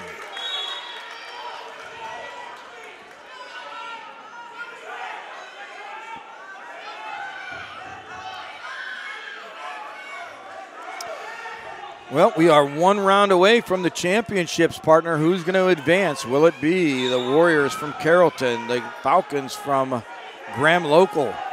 Our one semi, the other, the Indians from Wauseon. Right now, the Buckeyes, the Bucks from Medina, holding serve. 40 seconds to go in period number 1. This is crucial for Josh Carmen to retake the lead for the Warriors. Leading 2-0 with $1:40 on the clock in the second period, trailing by 3, 15-12, Graham advantage. Josh Carmen, if we're thinking what you're thinking, Jim, that you put him out there against the best, put your best against the best, you do that because at this moment right now, trailing, you need to retake the lead. Josh Carmen's the guy that can get it done for you. Well, right, and the other thing too, right, TJ, if it is the way it is, Carmen, of course, will go into the individual tournaments at 138. Brogan right now goes in at 144. They're not going to see each other, you know, obviously a few weeks down the road. You know, why not Carmen saying, hey, Coach, you know, bump me up. Let me see where I stand. I mean, this is a measuring stick also for Mr. Carmen. You got to love that that's what the state tools give you. Absolutely, you got to love it. 3-2 your bout score over on mat number 2. Carmen in the lead. Again, if holding serve, this is Brogan Tucker. Tucker, of course, a 2-time state champ at 113 pounds. And, well, I tell you what, 2-time at 113 to jump to 144. I mean, that guy must have hit a growth spurt like none other. Right, huh? it's impressive. Jeez. Obviously at 132 pounds, was a Super 32 All-American and an Ironman placer. Oh, 2-point takedown for Carmen.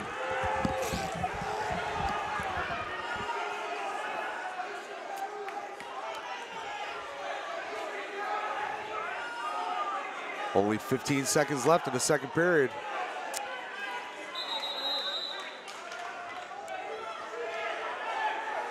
Of course, Carmen, no foreigner to the podium down at the state tournament, of course, 3-time placer, and 21 placing 5th and 22 placing 6th. Last year was a 4th placer. I'm sure he has nothing but that top spot on his mind as we prepare and get ready for the run here at the end of the month.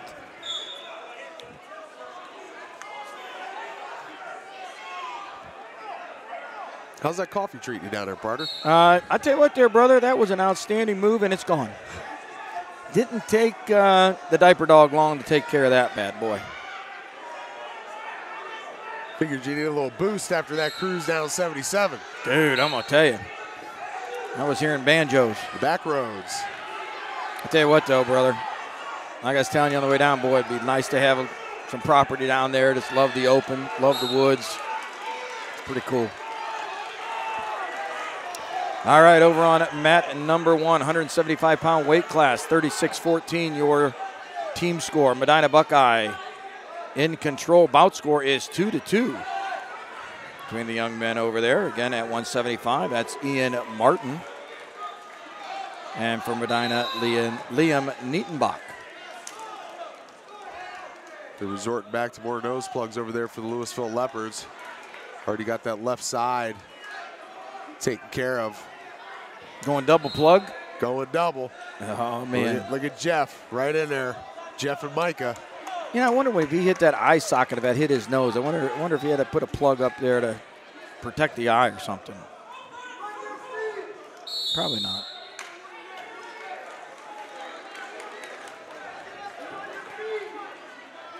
One minute, 38 seconds. Third period on mat number 1. They're tied at 2-2. Over on mat number 2, 9-1, Carmen in control of his match. I guess essentially this is a must-have right here. I mean, Wasion's got to get to 6 points to be able to close that gap. And we're talking about 175s out there wrestling. Only, 4, 5 more bouts after that? No, you only got 3 to go, brother. 92, 15, 85. So if you're going to make any noise, it has to be right now. Yep, got to get to 6. So a crucial moment for the Wauseon Indians. Still 15-12. Josh Carmen is fully taking control of this bout. 5 seconds remaining, leading 9-1. And I was going to say bonus points, buddy. That's a major decision. He's going to put 4 points up on the board, and they're going to regain the lead. 16-15. Warriors back on top. Wow.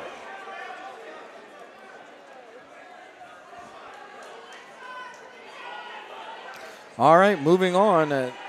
If holding serve, this should be 150 pounds over on mat number 2. If so, this will be Darion DePalmo. Darion, a sophomore for the Warriors, and his opponent at 150 pounds. This will be a senior, Joe Mockbee. Again, I think we talked about a little bit earlier here in the middle of Coach Knott's lineup. A couple of his guys kind of fighting the injury bug just a little bit. Oh, and Mockbee quickly in on the near ankle. No point scored yet. Oh, right over into a Chancellor. Boy, this is deep. And DePalmo in a bad way right here. Mockbee wants to extend it by 6. Rotating 142. Official down in good position. That's tight. And there it is. Slap of the mat. My goodness, that took 24 seconds, brother. That took a lot of steam away from what Josh Carmen was just able to do for the Carrollton Warriors, giving them the lead back 16-15. Now you're going to see another lead change. So, partner, I wouldn't doubt if this thing continues to go back and forth. But then, again, as we talked about it, you know, maybe not the strongest part of your lineup in the upper weights for the Carrollton Warriors. I think for Graham Local, they could probably say they feel they hold the advantage at the upper weights. So right now, this is a crucial moment for the Carrollton Warriors. Well, I'll tell you what, Ross, I just looked down there. Again, both lineups are full, but I just saw a forfeit given to Carrollton. Okay, so yeah, they moved that score now to 22-21. Right, that's 6 points, right, to the team score, so they go up. Now, if that's the case, that was 157 given, then we're at 165 pounds. So at 165 for Carrollton, this will be Jamison Powell. And for the Falcons, this will be the junior Bryce Kohler. Bryce, 14-8 last year, was 3rd in the state at 144 pounds. And just like that, 2-point takedown. Well, I can tell you, at 157, Graham, at least on the roster teach that they gave us, it was Elijah Jacks. Coach Knott had said he also had been struggling with a little bit of injury. Oh, and a Carrollton Warrior just gets pinned. Right now, yep, the fall. So my guess is Coach Knott maybe wants to give Jacks a little bit more time to maybe felt he didn't need him right now here in this round, maybe saving him for next round, maybe saving him for the sectional run. I don't know, right? And just like that, moving up to, 175 pounds, and it just gets tougher. 23-4 on the season, 24-4 now. Boy, a 3-time state placer, runner-up in 2022. Yeah, 175 is going to be a tough one here for the Warriors. Yeah, this is Gunnar Cramblett. Gunnar right now, Tej, ranked number 1 in the state at 175 pounds for the Falcons. And Carrollton bringing out to the mat a junior, if it holds true to what I have here, Gavin Slutz. Slutz, S-L-U-T-Z. 2-point takedown for Cramblett. And we're at 190 pounds over on mat number 1, the other semifinal for Wauseon. This is Austin Kovar. Austin, a senior, 29-6, was a state qualifier in 2021. Last year, he placed 4th for the Indians. Let me see if I can get you his opponent here. Wow. And giving up the back points. Yeah, his opponent, of course, is number 1 ranked Edward Niedenbach. And oh boy, he's getting away from the Warriors here now. So, Tej, mat number 1, brother, you got number 1 v. number 3 right now in state rankings. So, I mean, this is something we could see these cats again down at the shot, man, going at it.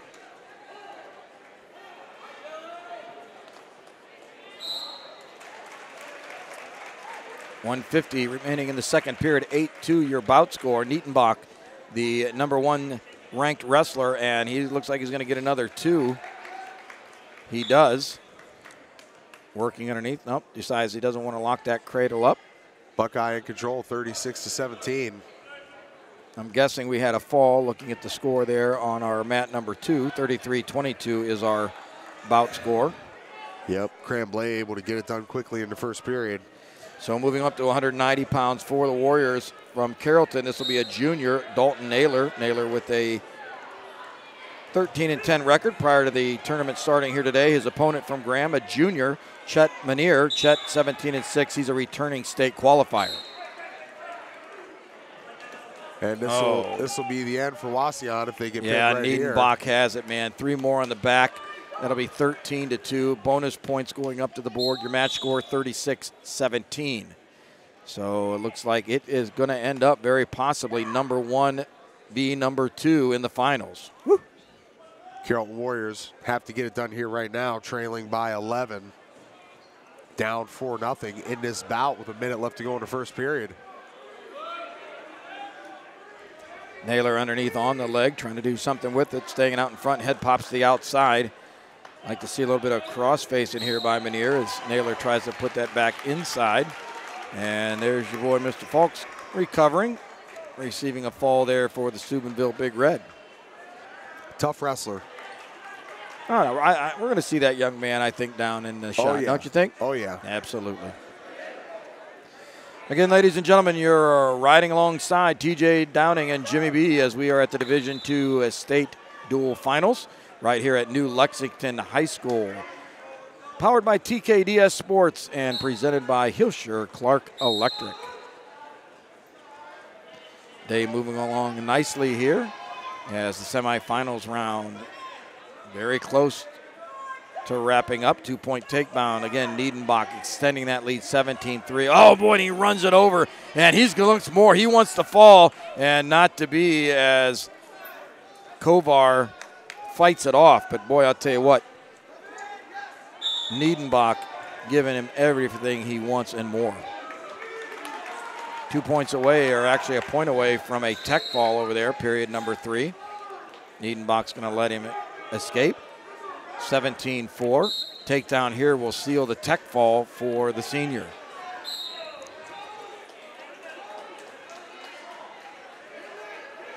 Kovar takes a shot. Niedenbach's going to spin. That'll do it. Tech fall. 5 points up onto the board. 41-17 is going to be your team score. And I'll tell you what, Tej, that does it. The Bucks from Medina Buckeye, they're going to move on into the finals. Wow.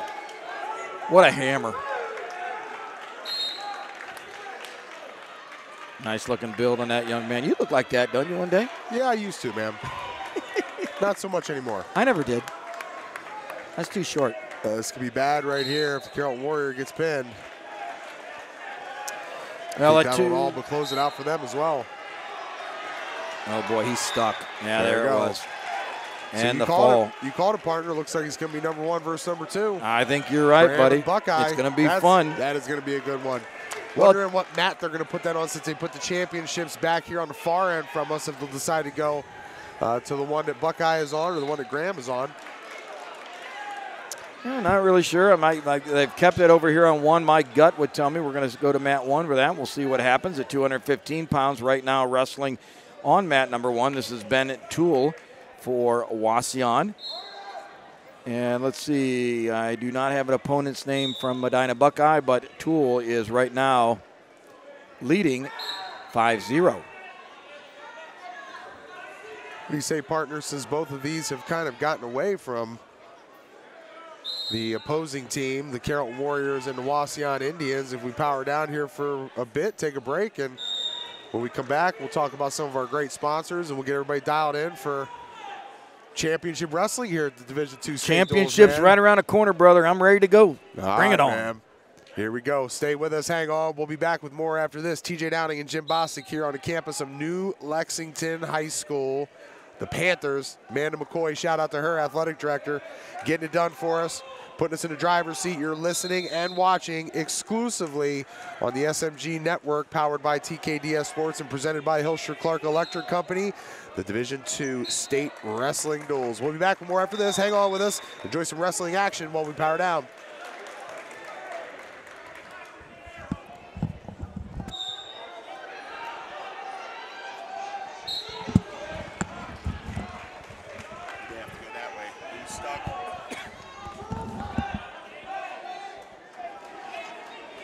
They got a hospitality room down there with lunch.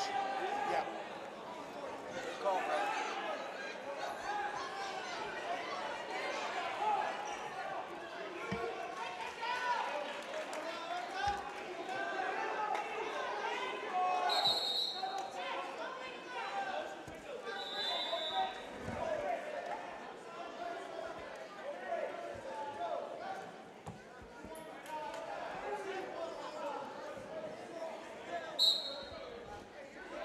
Watch your leg, Jimmy B. You got your headset.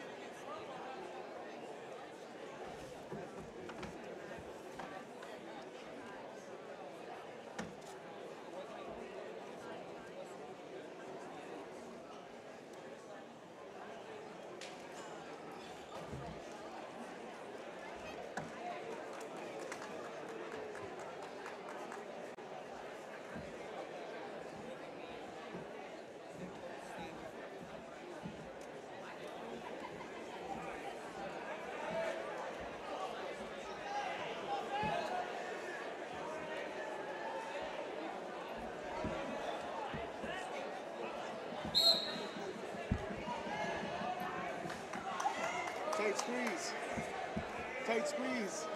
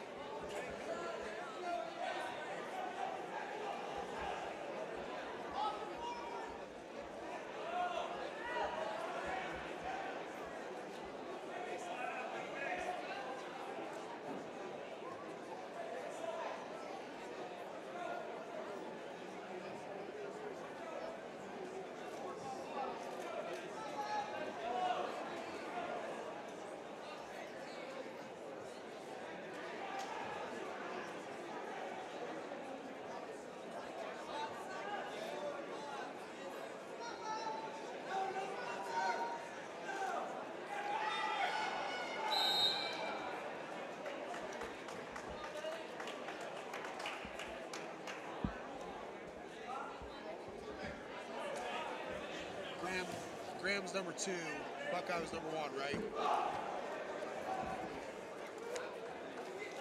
Yes.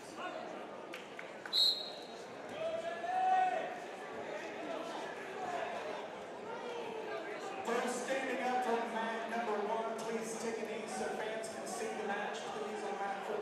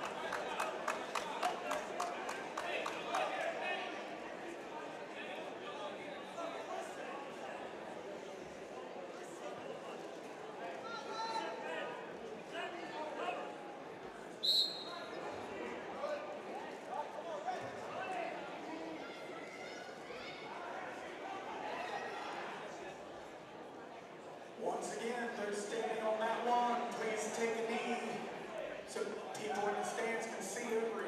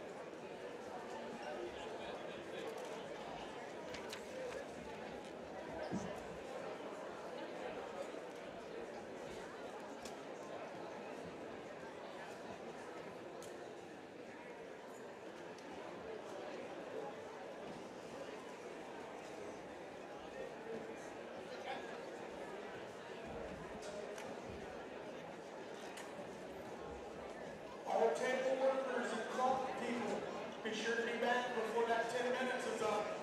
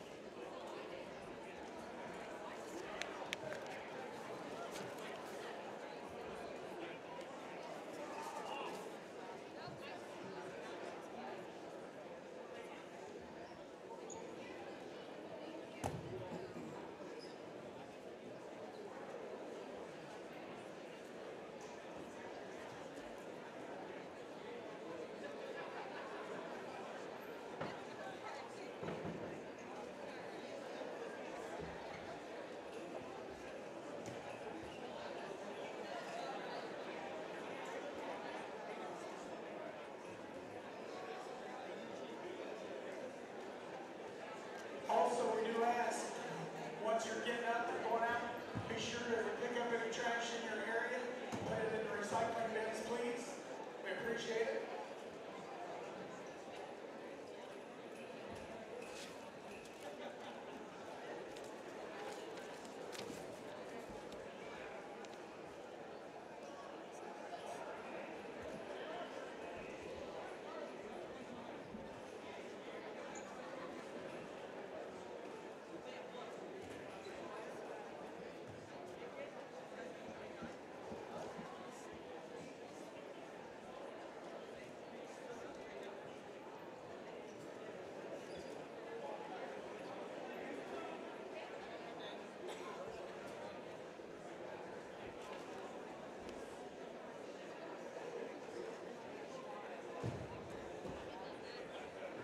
All right. Someone has lost a set of car keys. They were up in the grand section, so if you lost a set of car keys, come and see me. I'm at the head table. One good way for me to go find out if I got a new car or not, send the painting club.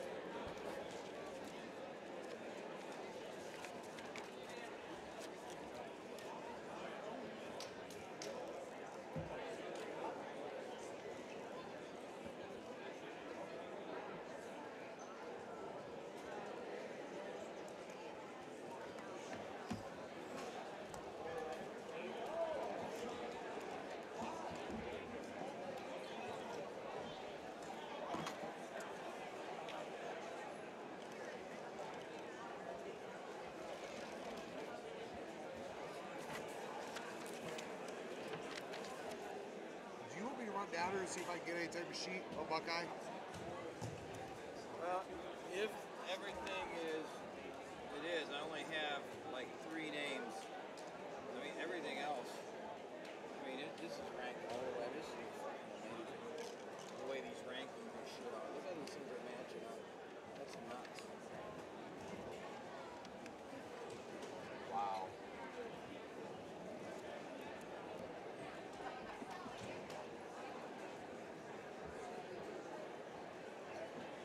You want me to take this down here and go get names? What's that? You want me to take this down and go get names to go with it? We're good.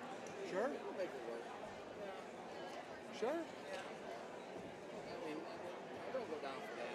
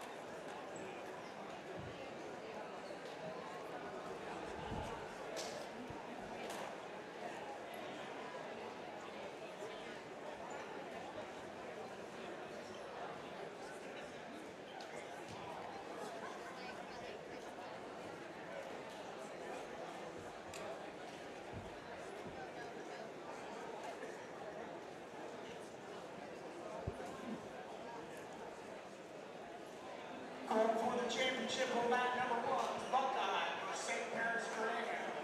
Going for 3rd place, Carrollton versus Wauseon. Over on mat number 3, it's Louisville versus Napoleon. And over on mat number 4, Bishop Watterson. Bishop Watterson going against Steubenville.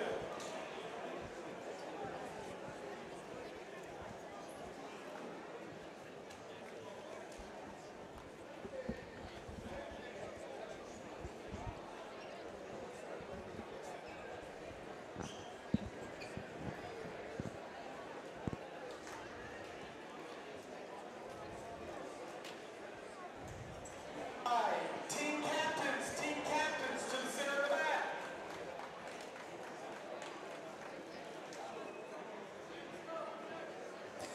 mat. Welcome back, ladies and gentlemen, to the Division II State Wrestling Dual Championships right here at New Lexington High School. You're with SMG Networks live broadcast, powered by TKDS Sports and presented by Hilscher Clark Electric.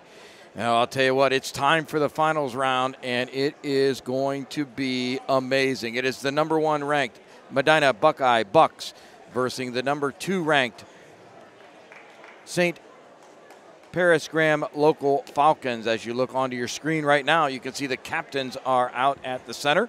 They're going to get the coin toss here. Now, of course, all the other teams are still wrestling. They will take this all the way down to number 8. But I can tell you most of our action, that which you're going to see, will be right here on mat number 1.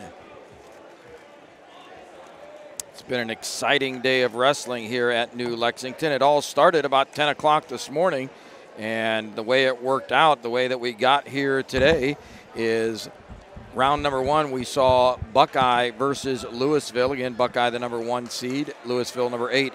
Steubenville and Wauseon, numbers 5 and 4. The number 3, Watterson versus number 6, Carrollton. And the 4th mat, number 7, Napoleon versus the number 2, Graham.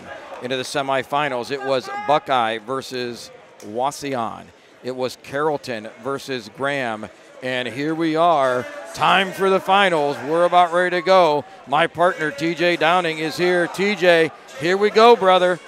Division II State Dual Finals underway. Lock in, baby. All right, here we go at 106 pounds for Buckeye. This is Jake Landis, the sophomore. He's a 20-5 record. He was a state placer as a freshman. Right now in the state, he is ranked number 4.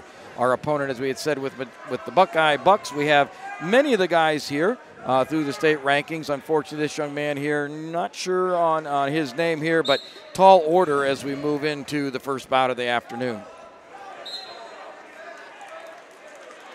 Wrestlers go out of bounds quickly. Landis with a 2-0 lead. And with that, he's going to give the escape to his opponent. They're going to be on their feet.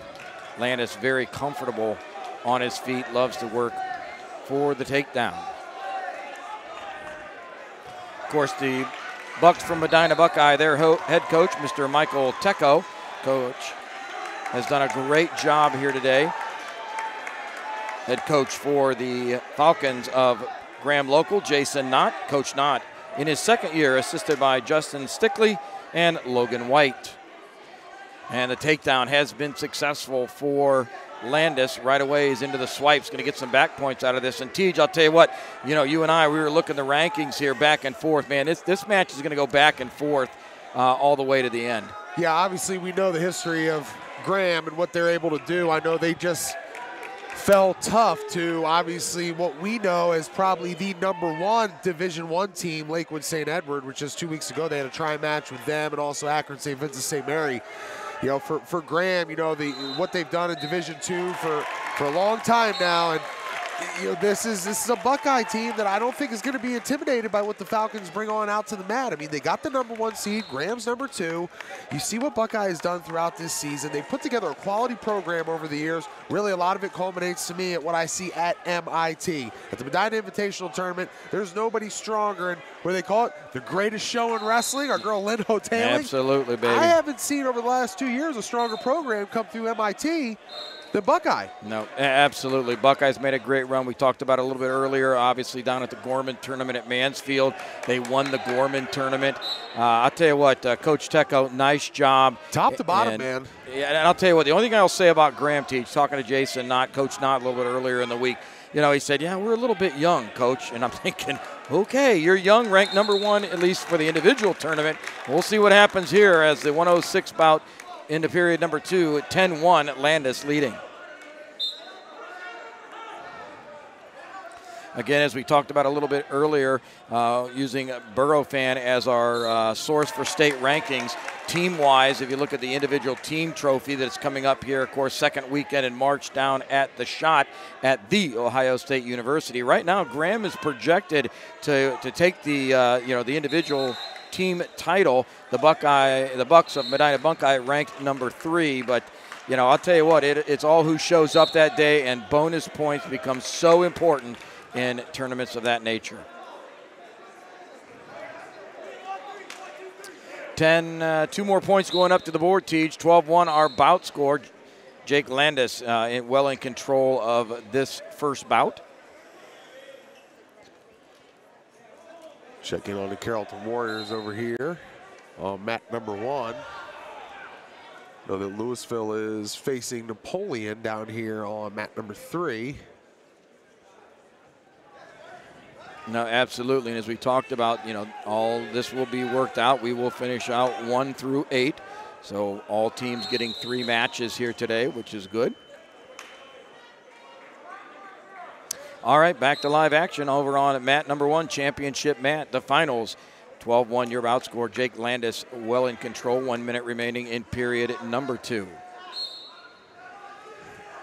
Nice job, Buckeye wrestler kind of come up to his feet. Oh, right away, Landis into the cradle. He has it near side breakdown. Let's see if he can get that bottom knee in the side. Get the 6 for the team official in good position. Swipes have already been given. We're going to come away with this at least 3. Let's see if he can get the fall. There goes the bottom knee in the side. Let's see if he can. Oh, there it is, the fall. The first match going to the Falcons. Jake Landis, the sophomore, scoring first. 6 points for Graham Local. Wow.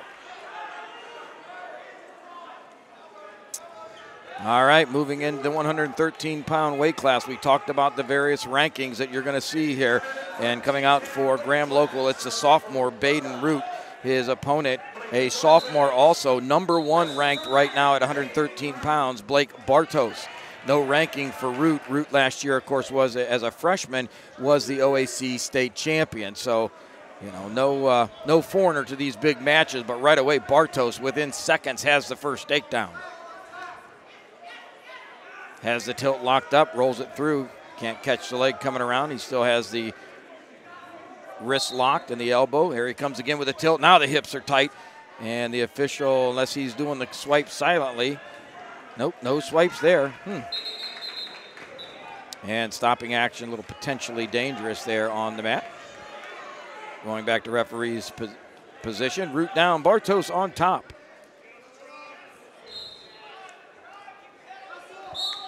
Bartos at 113, Teej. Long drink of water there, buddy. I mean, a lot of arms, a lot of legs. He puts that tight waist in, man. That's like a vice grip around that belly. And right away, again, into that 2-on-1 tilt. Tries to roll it through. Not able to stop the motion as Root takes it all the way back around. Now coming underneath on the wrists. 1 minute left in period number 1. First match going to the Falcons with a fall by Jake Landis. A sophomore putting the first points on the board. Bartos has the cradle in, far side cradle. Let's see if he can bring it back. He's got it locked. It's tight. He's going to, has it there. This time he's going to get the swipes. Have to believe. Bottom. Oh, there it is, the fall. Back to back. Answered. The fall by Landis. Answered by Bartos. We are tied after 2, 6-6. Wow.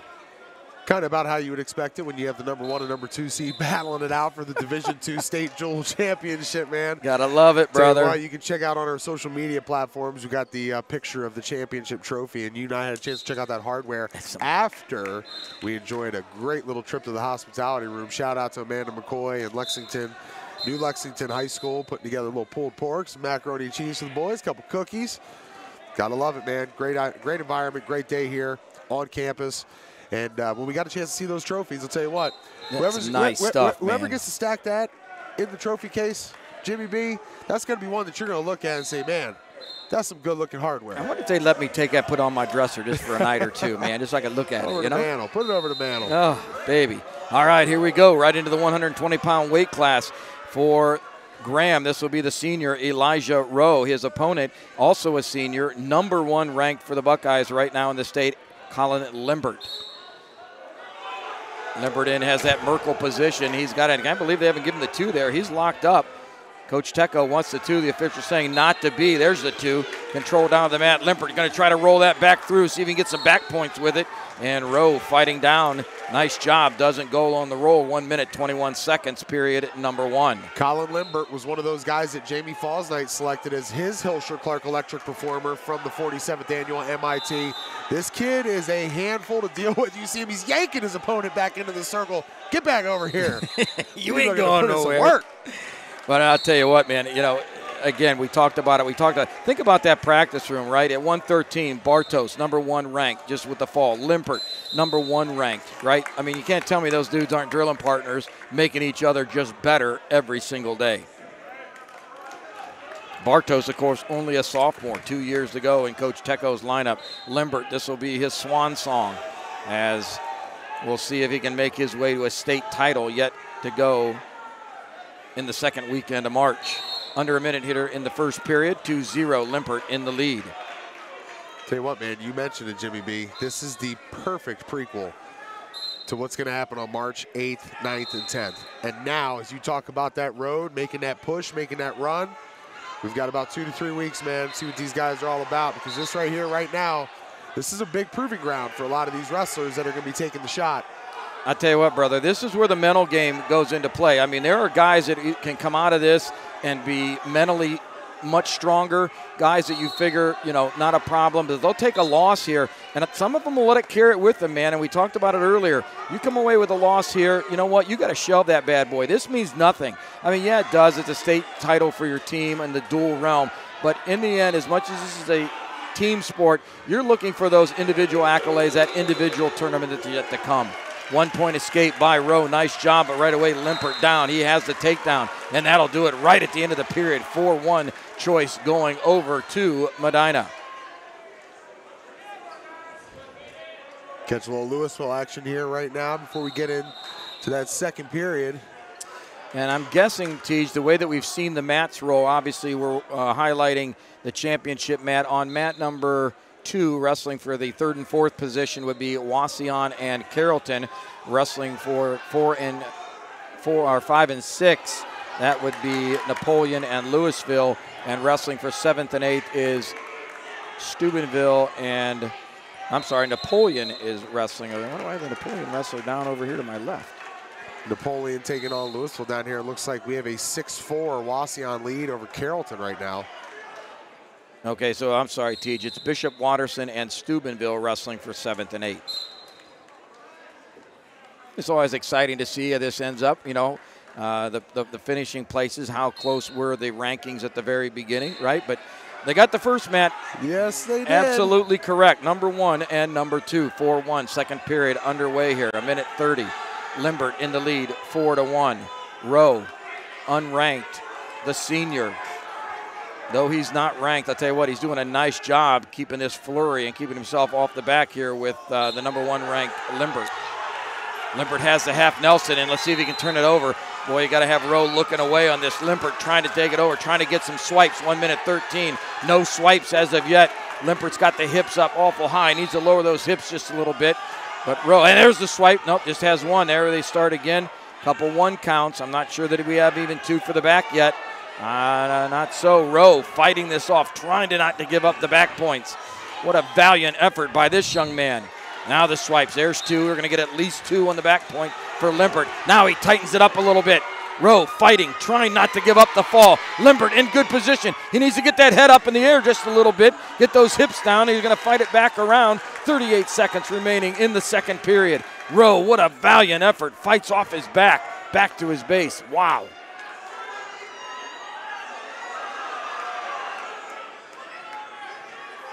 Limbert again trying to run that little 2-on-1 tilt. Knee block tilt. He's not going to be able to get it. 15 seconds. Rowe trying to fight again. Limpert comes in with a half Nelson. Rowe fights it off. Back to the belly they go. 8 seconds remaining in the second period. Bopper is out. He's in position. We're going to go into period number 3. 7-1 Limpert. Ooh, and locking hands. Oh, locking hands on the senior. A little uncharacteristic there for a senior, Teach.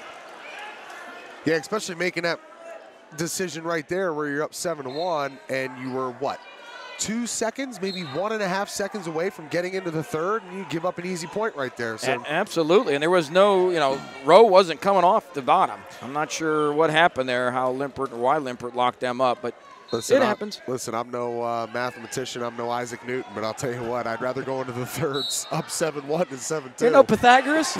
Not me. Okay, baby. And Rowe on the bottom coming around. Canny has the head and arm. He does. We got 2 reversal. Oh, wait. The official started 2 back points and stopped. Rowe has Limpert on his back. Can he get it? The senior, the number 1 ranked. Rowe has him down, ready to go. He's got to lower those hips, move that body around. 133, 132. He arches back in. Limpert trying to get the leg over top to roll it through. Got scissor those legs, Mr. Rowe. Get that leg out of there. You don't want him rolling it back. He's going to pressure it down. Head comes up. Coach Knott wants the fall right here. 115, 7-2. This could be a huge turn for. There it is! What a match! What a match! Rowe, the unranked senior, with the fall of the number 1 ranked Limpert. Limpert headgear comes off. What a match. Cough, cough. Hilscher Clark Electric Dude, performance. I was going to. I don't know if we got to go any farther, man, unless something miraculously happens yet. I think, folks, you just saw the Hilscher Clark electric performance of the tournament by Mr. Elijah Rowe. Unbelievable. My knees is tingling, dude. That's awesome. Unranked, takes down the number 1 ranked wrestler right now in the state. Wow. All right. Woo. Gotta go on. Jimmy B feeling like it's Valentine's Day over there, getting a little weak in the knees. Dude, I'm going to tell you. Woo. All right, here we go. I put on my best perfume for you today. Well, I smelled that, big dog, but I wouldn't tell you on the way down. You was smelling sweet. 126 pounds. Here we go. 12-6. Graham in the lead. 3 pins to start this match. At 126, we have the freshman from Graham. This is Blaine DeMarco. Blaine right now, number 11 ranked in the state as a freshman. Also ranked, number 26, another freshman, Frosch versus Frosch. This is Brady Zoll.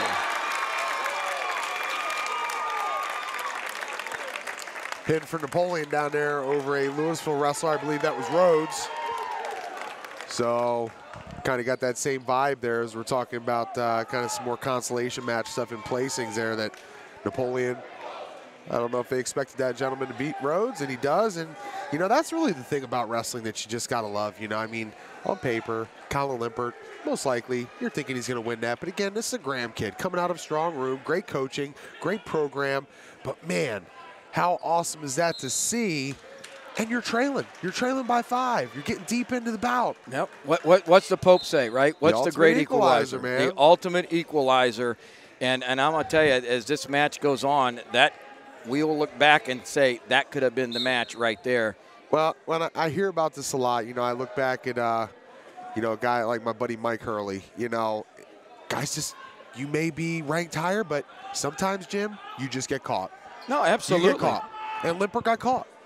Well, and the key, we talked about this earlier, the mental game. Limpert cannot dwell on that. Right. He's got to let it go. It happens. The run is the run. It's coming in 2 weeks. Get it out. Forget it. And, flush it. Get ready for the last week of February. Down at the end of the first period here, 0-0 our score. The 2 freshmen going at it here. Blaine DeMarco for Graham Local. Brody Zoll for the Bucks of Medina Buckeye.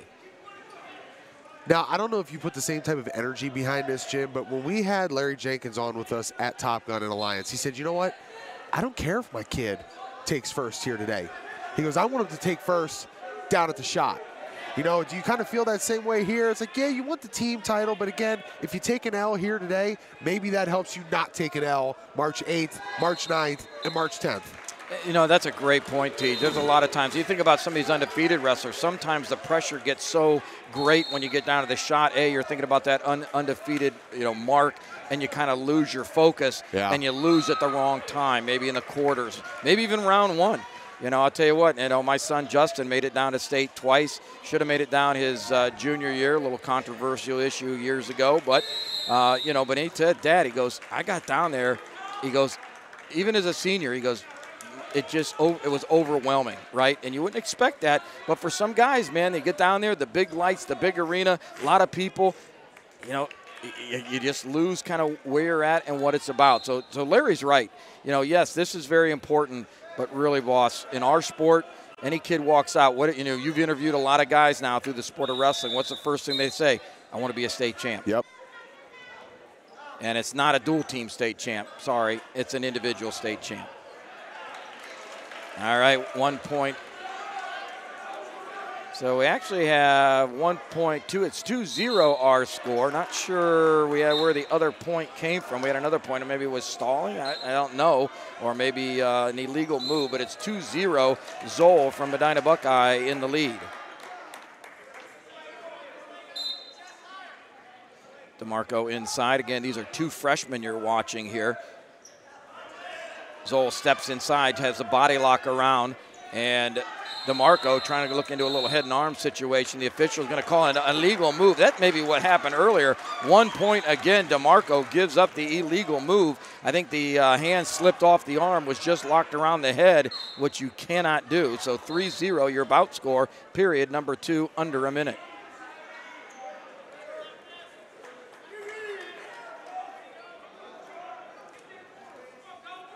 Again, Graham and Medina going at it for first and second. Third and fourth is Wauseon and Carrollton. Fifth and sixth, it is Napoleon and Louisville. Seventh and eighth, Bishop Watterson and Steubenville. And here we go, 15 seconds remaining. DeMarco coming a little over around the head, underneath the arm there. But Zoll staying out in front real nice, blocking it off. 5 seconds. Bopper's out in position. It looks like we're going to end it here, period number 2. 3-0 Buckeye. And again, not to say that it's not going to take the target off your back if you're Kyle Limbert. Everybody still knows, like, hey, listen, go back and watch the film. You got caught, right? So the circle is still going to be there on his back, and everybody wants to take this guy down. But it's almost, when you take a little football analogy, let's lose before we get into the postseason. That way, you get that feeling out of your mouth, and it maybe gives you a little bit more of a drive. No, absolutely, and it helps readjust the focus. Just because you're number one, you're not just going to walk on the mat and everybody's going to lay down. Like you said, you got a target on your back, and you better represent.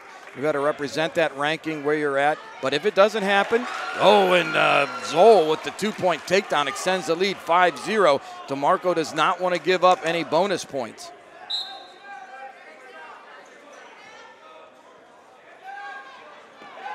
(12-6). Graham on top.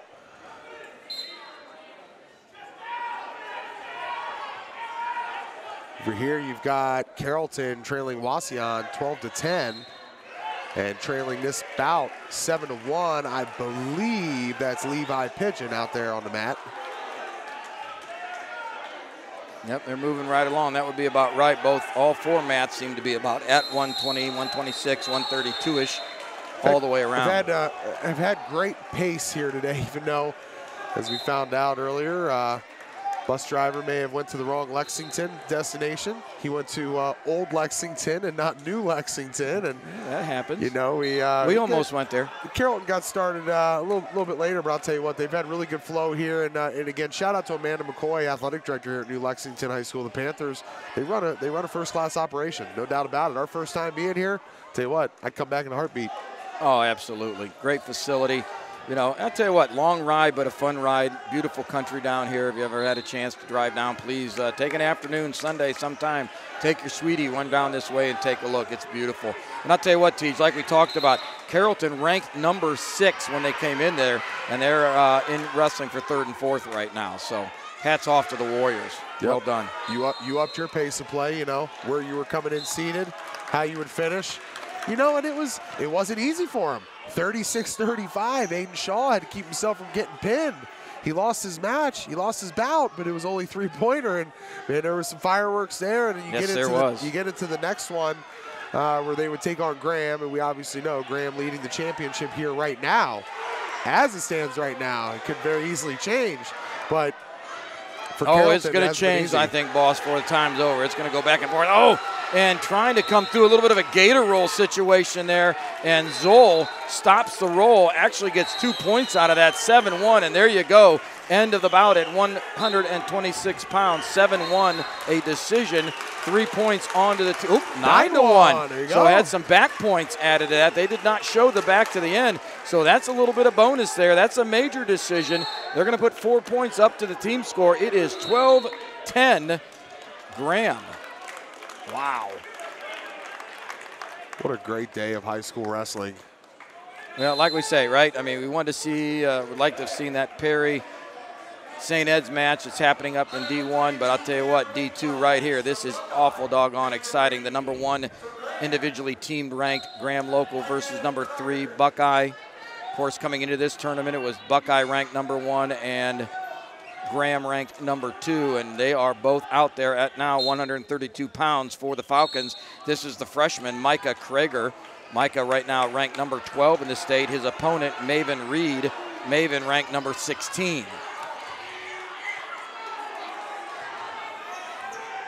Krager in on the single leg, has to come around 1 minute 30 seconds. If you can see the official with both those arms out, basically telling the coaches, wrestlers, and audience, no control. No one has control in this situation.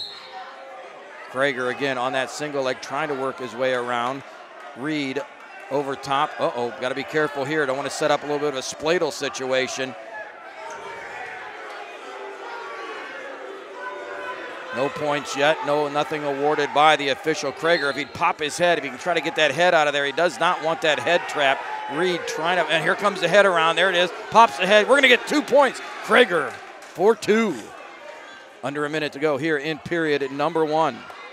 Well, Jim, I can give you an early update. This was from an hour ago. I'm working on my boy Tim Anderson to get a further update, but in round 1 of the state duels, Perry defeated Liberty 59-6.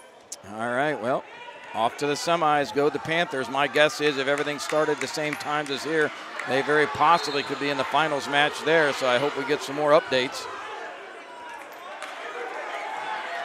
Reed trying to come around on that reversal. Krager doing a nice job. He rolls through on it. 15 seconds remaining in period number 1. 2-0 your bout score. Krager from Graham Local in the lead. Reed has that leg underneath. They're not going to go anywhere with that, I don't think. Tries to lift it up. And Krager, nice job on that far ankle. 2 seconds, 1 second. Period number 1 is done. 12-10 your match score. After the first 4, the Falcons with the lead, moving into our middleweights. Looks like Buckeye has choice.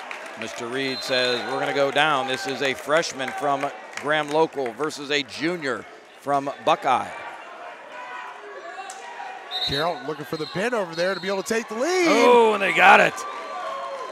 Nicely go done. Up 16-15 now. Woo. Battling for 3rd and 4th position over there on mat number 2. I believe that's our guy, Josh Carmen. He's getting it done, man. Josh Carmen having a heck of a day. Getting it done. Look at him. There he is. Get it done, Josh Carmen, 150 winner. Bill Fish. Giving the slaps, baby. Giving the slaps. Over here on mat number 1, our finals, 2-0 your bout score. Micah Krager for the Falcons. Oh, and he's got the head there, pulls it across, and he's got the legs, a little guillotine action here. Let's see if he can scoop the head up. Nope, does not scoop the head, but he's going to get 3 on the back, I think. Should add enough for 3. I do believe the official has 3. There they go, up into the air. 5-0 your bout score. Micah Krager, the freshman, in the lead, in command. 109 remaining in period number 2, 132-pound weight class. Graham leading 12-10, and again, it feels just similar to what Carrollton's been going through. Like it's just going to go back and forth. You win, I win, you win, I win, and we're going to come down. How great is that? potentially, Jim, to line up for the championship to come down to the last match, Dude, the last bout. That so. is exciting. That is an electric gym right there. That's the way it should be, buddy. That's a gym powered by Hilscher Clark. That is the way it should be. Krager with the legs. Got a little banana split action there, trying to pull Reed through, get some back point exposure. 30 seconds remaining, and he pulls it through hard. Oh, we're going to get some more back. One swipe. Remember, we have to get, there they go. Should be the swipe. Nope, 2 1 swipes. He's not going to get anything out of that. We had 1 swipe, and the plane was broke. Went back to neutral, did not get any back points there, but 15 seconds, and I'll tell you what, Krager, nice job with those deep legs. You know, most guys nowadays run those kind of what we call the short boots. Krager kind of going old school with the deep. Has the leg forward. There, I'll tell you what, I'd like to see a little elbow in the ear, a little head hunting, back and forth, just cause absolute grief upon those head and shoulders when you put those legs in. Second period comes to a close. Micah Krager, the freshman, in the lead. He looks over at Coach Knott. Coach says, you're going down, buddy. Let's get some more. Again, Krager ranked number 12 right now in the state. Maven Reed ranked number 16.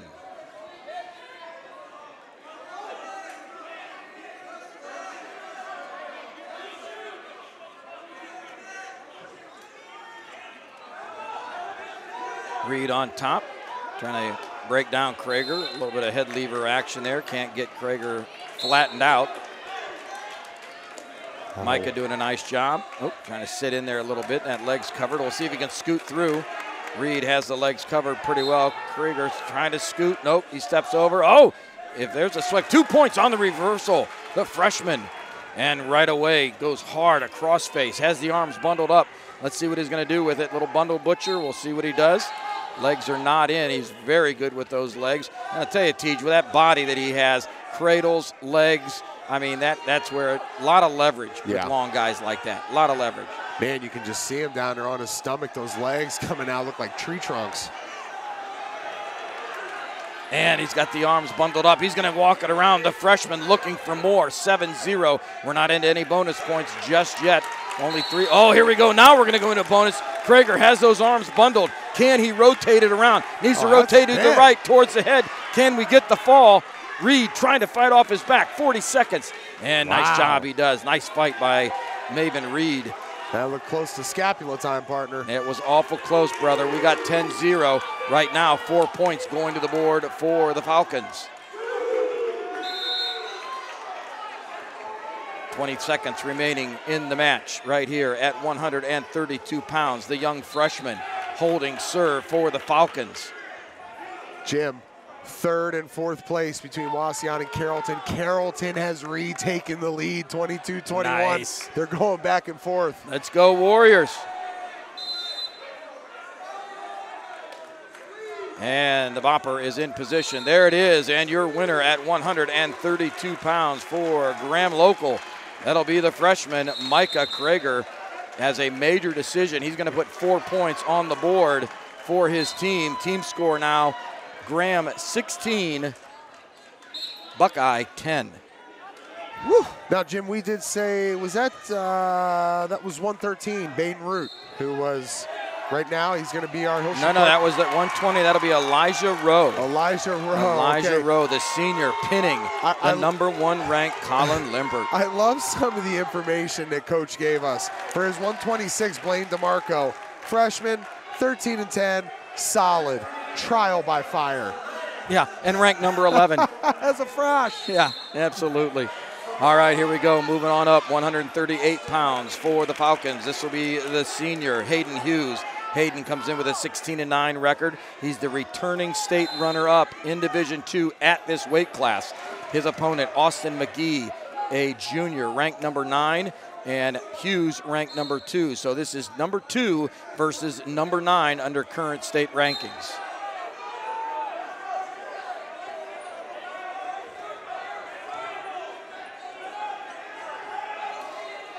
One minute, 20 seconds remaining in period number 1. Both wrestlers kind of getting a feel, stalking it out. You can guarantee these guys are going to see each other very possibly down at the shot in the second weekend in March, depending how the brackets shake out. Hughes, the senior, McGee, the junior. Hughes ranked number 2, McGee ranked number 9. McGee drops low, trying to find an opening. Hughes not exposing. Inside control there, nicely done. Nice job switching off his ties left to right, right to left. And McGee tries to come through. Little pass by, misses the leg. Under a minute to go, period number 1. Again, Hughes up on the collar tie, right hand, left hand on inside control. McGee on that right elbow. 2 nice looking middleweights here for both teams. 30 seconds, period at number 1.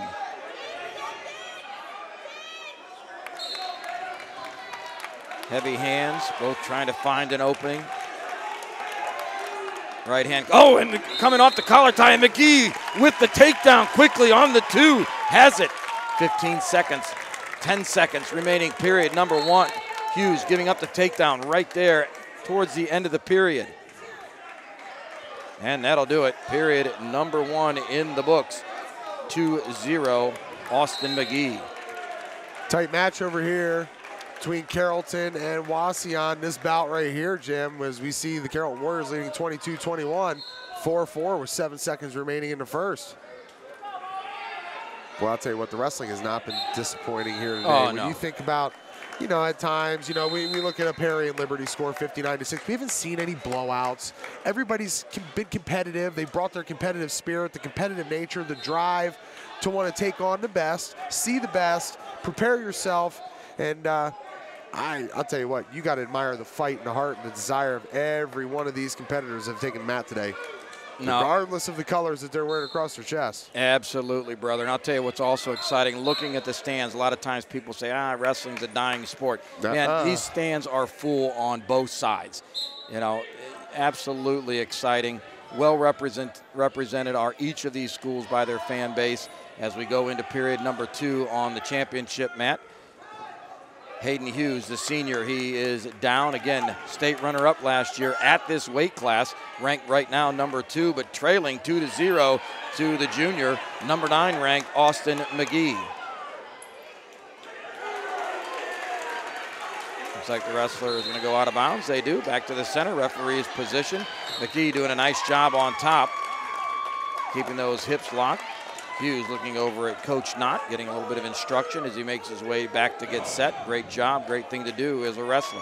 Young wrestlers, if you're out there watching, anytime you head back to the center after going out of bounds, get an eye on your coaches, man. Get the coaching while you can.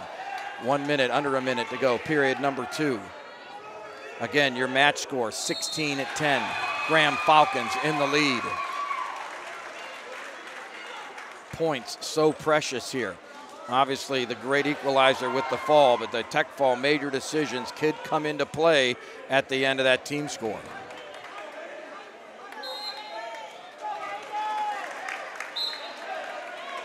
McGee doing a nice job on top, deep, tight waist. Not coming off those hips too much, but I'll tell you what, Hughes has to give a little better look underneath, staying on those knees. I have to see him get his foot up on the mat. Again, you don't want to see the stalling call, but again, not seeing McGee come off those hips too much. And looks like they're going to go out of bounds. Yep, out of bounds they go. Back to the center, 16 seconds remaining in period number 2. Not sure, I would assume that Hughes chose down, Tej, on this, which means McGee's going to have choice in the 3rd period. Whistle blows, 15 seconds. Boy, no explosion underneath, no work on the hands. I mean, if you're not going to have that explosion underneath, at least kind of turtle up, start working on those hands a little bit, try to get that exposure to get the leg to the mat. 2 seconds, bopper in place, 1 second. That's going to do it. We're going to go into period number 3. The junior on top, 2-0. Choice does go over to Austin. Carrollton extends their lead, looking for 3rd place here today at the D2 State Wrestling Duels. 28-21, they're on top of Wauseon. Now, I'll tell you what, brother, to come in here number 6, to possibly come out number 3, I'll tell you, you got to have your head high and be doing a little celebrating. That's called taking $1 and turning it into 2. Absolutely. Oh, 2 points on the reversal. McGee, nice job, little sit out. Hughes kind of let him go, and McGee does not stop wrestling, right back in, and he's going to put the senior on his feet. Nope, not yet, and the turn. There he goes. We're on our feet, 4-1. I'll tell you what, rankings mean nothing to Mr. McGee. You may say I'm 9. I'm taking down number 2 and the former state runner-up in this weight class. Wow. 4-1 your bout score. 1 minute, 19 seconds remaining in the period. Graham with the early lead, 16-10 in the match score. Nice job with McKee there, lowering the level, giving a little different look to his opponent. Hughes, again, wants to stay up on that collar tie, but he doesn't do much with it there. Oh, and look at that little pass by. And McGee in pursuit, back on their feet. Carrollton out now, 34-21. Flexing their muscle on the Indians. And stalling warning over here on mat number 1. And 2-point takedown. And McGee, nice job. And he's going for more. He's got the half in. And it's pulled off. Hughes does not go. 6-1 your bout score. 40 seconds remaining in the third period. Hughes has got to get a foot on the mat. He cannot stay down there and just be ridden if he has any hope in getting back in. And it don't matter because McKee says, hey, I'll put you back on our feet. Let's go. Takedowns, buddy. 6-2. 4-point differential. 3 points so far onto the team score for the Bucks. Again, right back into that hard collar tie. And boy, and again, the third time on that pass. That could be a 2-point takedown. No fleeing. 14 seconds. Coach Knott barking order says, listen, we got to stay in this match. And McGee's going to give the takedown 8-3. He's trying to get those bonus points. 5-point differential. Takedown makes it 10-3. He's got to get 2 takedowns in 10 seconds to get 4 on the board. He's in on the single. And he's going to get 2 more. That's 10-3, 4 seconds. Put him on his feet.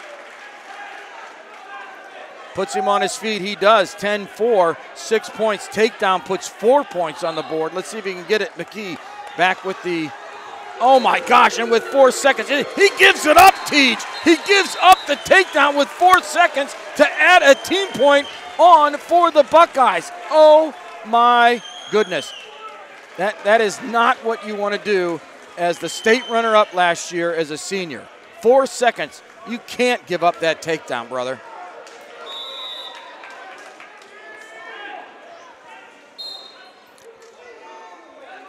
Yeah, you mentioned it. Hayden Hughes going to be a little bit upset with himself as we get ready for the 144-pound bout.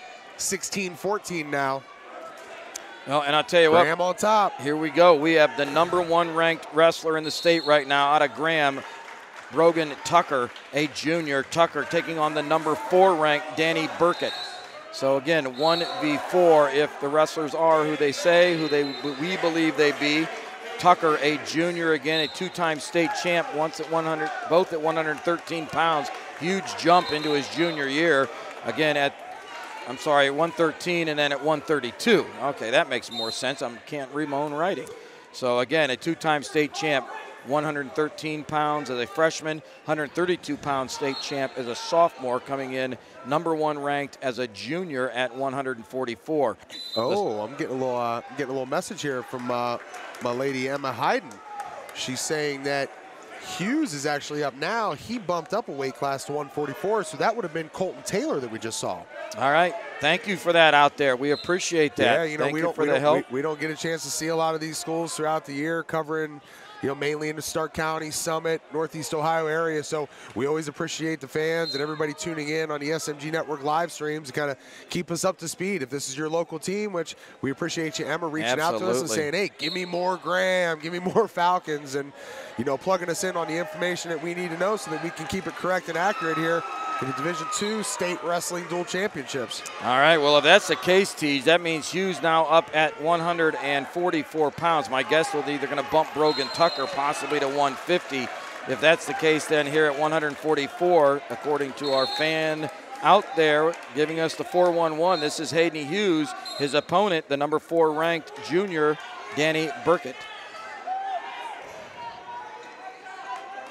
Gotta love our fans, brother. Oh, no doubt. So Colton Taylor, who would have just wrestled there at 138, who again you mentioned kind of gave up that, you know, allowing to get the extra point there, just a sophomore. Yes. Yep.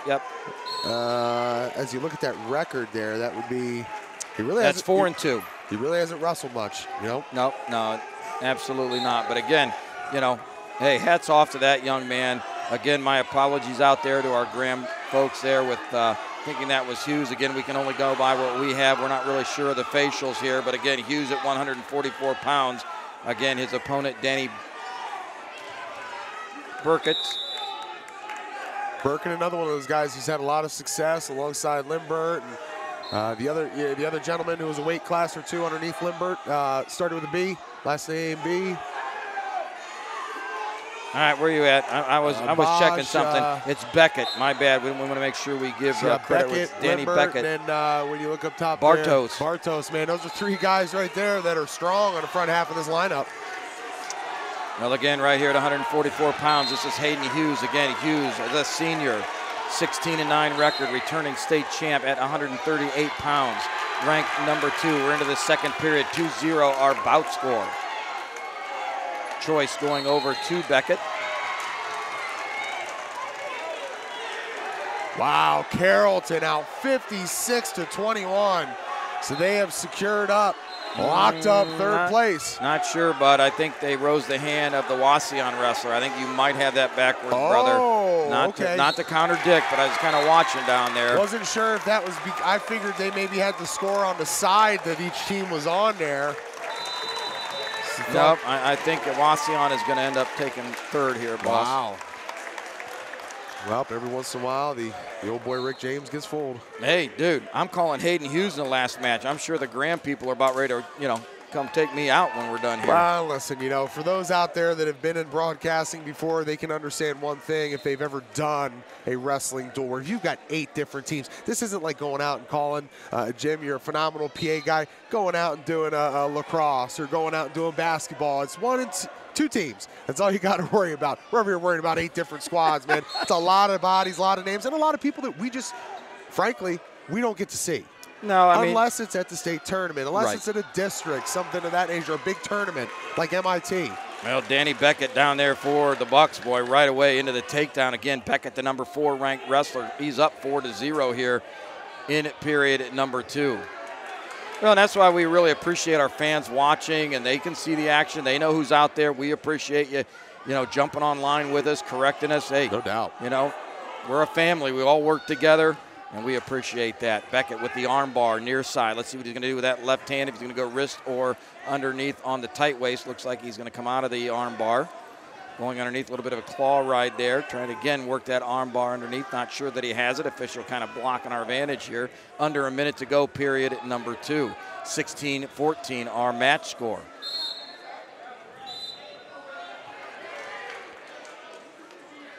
Hayden needs to get a foot on the mat. He's working underneath, trying to get on those hands, rolling the wrist out. Needs to get that outside leg up on the mat.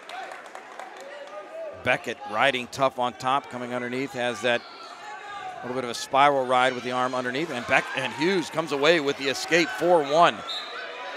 25 seconds remaining, period at number 2. And Hughes on the shot, near side, has the single leg. Needs to walk it around. Beckett clamps in on his own ankle. He comes up. Can we get 2? 2! Come on, out of bounds. Beckett battles. Goes out of bounds. Nice shot by Hughes. Won't get choked up there, brother. You are, man. I'll tell you what. That's what this sport will do to you. Woo. 10 seconds remaining, period number 2. Don't tell me my guy's not passionate about wrestling. Hughes trying to get in on that leg. Can't get it. That's going to end it. Bopper with the bop. Choice goes over to the senior. Hughes knows where he wants to be. Right away, he goes down. Coach Knott giving some instructions there. The junior, Danny Beckett, over top, mounts, whistle. Period 3 underway, 4-1. Quickly, Hughes up onto his feet. Needs a fight, and he has the escape. They're on their feet, 4-2. Tell you what, those last few seconds of that second period, Teej, was all Hughes. He was coming, looking for that single leg into a hard collar tie is huge. Drops down, has that near leg. Let's see if he can lock it. No, Beckett gets the leg back. Both upstairs, both on the collar tie. Let's see who's going to do what with it. Hughes, underhook on the left-hand side. Kind of good position for a little high crotch here. If he wants to go, heads up a little high, needs to go to the other side with that.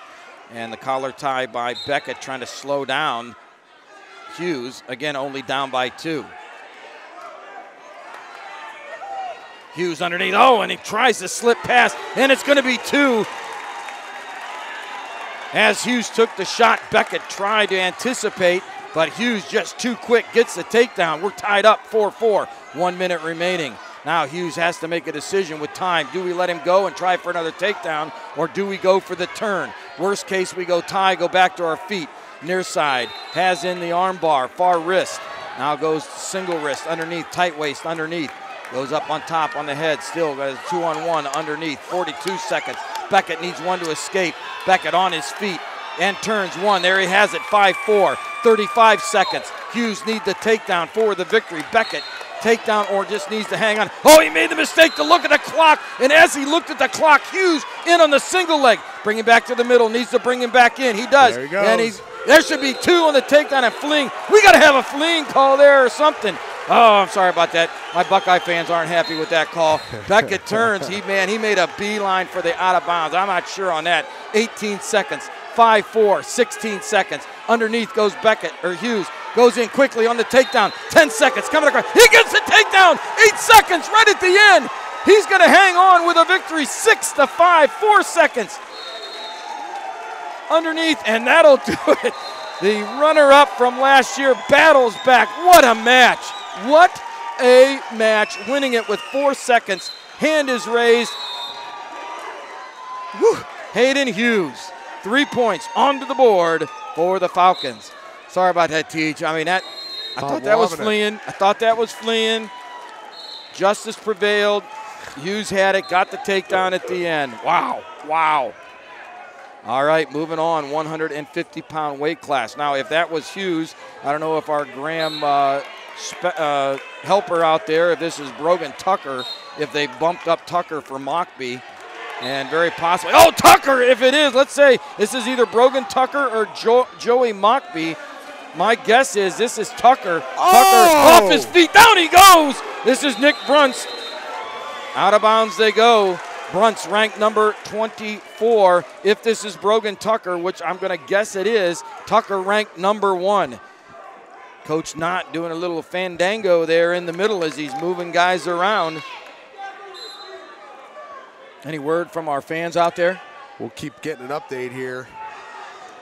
All right, so again, for Graham, this is either Brogan Tucker or Joey Mockbee. TJ and I are guessing with the movement of Hayden Hughes up to 44, this is going to move Tucker up to 50. 19-14, our bout score. 1 point, we're on our feet, 4-2. Graham Wrestler in the lead. Nick Brunst, again, ranked number 24 for the Bucks. Underneath goes the shot. Has that near arm, can't do anything with it. Going to be out of bounds. Going to go back to the center in neutral position. Under a minute to go here in period at number 1.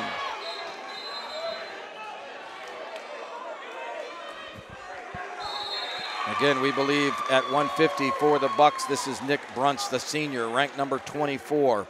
We're going to have a stalling warning and good pursuit by the Graham Wrestler. Again, either Brogan Tucker or Joey Mockbee. Tej and I both thinking that the bump was made, that this is Tucker. 42 seconds remaining. Hard collar tie. Again, on the hard collar tie coming up. Nice snap down to the head, good pressure. Brunst dropping underneath, nothing there. And the shot underneath, blocked. Again, on top, both wrestlers flailing, trying to find an opening. Back, underhook on the right-hand side by Tucker.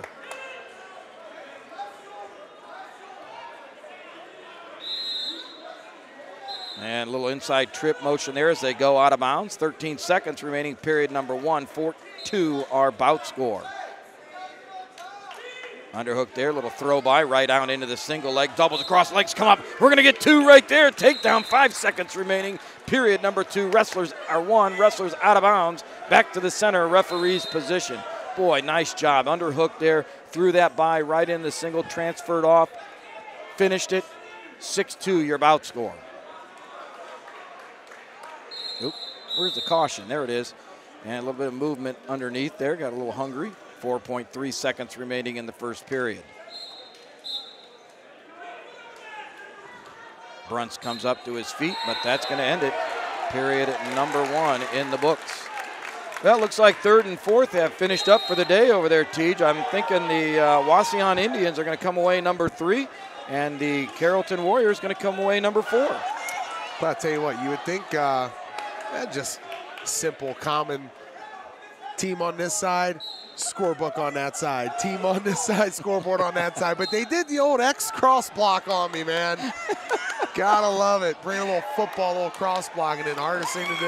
Yeah, absolutely. Hey, gotta bring some football. Super Bowl tomorrow, baby. Super Bowl shuffle. Got it ready. Nice little sit out and cutaway by Tucker as they're on their feet. I'm gonna go with Brogan Tucker, and if that's not the case, Joey Mockbee, family. Yep, that is Brogan Tucker. All right, woo, we have confirmation. Shout out to Emma Hyde and also Alden Marshall. All right, thank you, fans. Watching us today. Thank you, fans. Number one, thank you for tuning in. Number two, thank you for helping out these two knuckleheads on the headsets. We appreciate it. Brogan Tucker, again, bumping up to the 150-pound weight class. A little eye poke there as Nick Brunst is going to take a moment there and regroup. As always, Tej, I'll tell you what, you just can't shout out enough. Everywhere we go, football, soccer, swimming, wrestling, anytime any athlete's injured, right away our trainers out there trying to make sure everybody's okay. Shout out to our trainers, man. Tucker underneath trying to get that shot again on the underhook. Does a nice job with the throw by. See if he can get this here. Brunts blocking over top. Brunts kind of go underneath. Tucker in good position on top. A little bit of a power. Going to spin behind quickly right there for two. Extends the lead 8-2. Again, Buckeye coming in number 1 ranked. Graham coming in number 2. And no one here has been disappointed in this action. They're not at all. I'll tell you what, the big points here, the bonus points for Tucker and Graham. This could be the pivotal moment here inside of this duel. You know, when you talk about being halfway through the lineup, partner. Absolutely, you brother. end up going up, being up by 5 right now. You tack the big ones on, and absolutely. Might be tough for Buckeye to be able to come back from it. It just only gets better the further up we go in this lineup. Almost 30 seconds remaining, period number 2. 9-2 our bout score, 7-point differential. So we're only looking at a decision. Right now it's only 3 points for the Falcons, and I'm sure Mr. Tucker has intentions to extend that just a little bit. Wrestlers go out of bounds, back to the center in referee's position. The senior from Buckeye will go down, Nick Brunst. Again, Nick so far ranked 24 and are getting close to some of our final rankings, Tej, as we get ready for sectional action last week of February. Okay, and our girl, Alden Marshall, is telling me now that Joey is hurt, and so that's why Tucker is up. So that's why, you know, you talked a little bit about a fandango with Coach there, kind of maybe doing some of the gamesmanship. Really, it's because Joey is hurt, not able to go today. Well, you know, and I'll tell you what, you know, Coach Nod had said that they battled some injuries this year. Of course, being very wise, waiting for the run. Maybe Joey can get things straightened out as we get ready for sectional action. Hopefully we'll see him wrestling at sections at 150 pounds. So thoughts and prayers go out to that young man. All of our wrestlers that battling a little bit of injury. You want to be ready to go to make that final run. And Tucker coming up out front, 9-2. Comes out front. Brunt starting down in period. Well, no, we're still in the second period, have not. And Tucker working back and forth on the head, causing a little grief on those head and shoulders. Like to see that. And that'll do it. Period number 2 in the book. Choice going to Buckeye. And Brunst looks over at Coach Tecco. Coach says, hey, we're going to go neutral. Back on our feet, 9-2. And a little elbow pass there quickly into the double leg. Tucker with the takedown. Now that's going to secure right now. So that's a 9-point differential. We got 4 points, and Tucker's not done. He's going to put him back up on his feet, 11-2, and 1 point given to Brunst. They're back to neutral.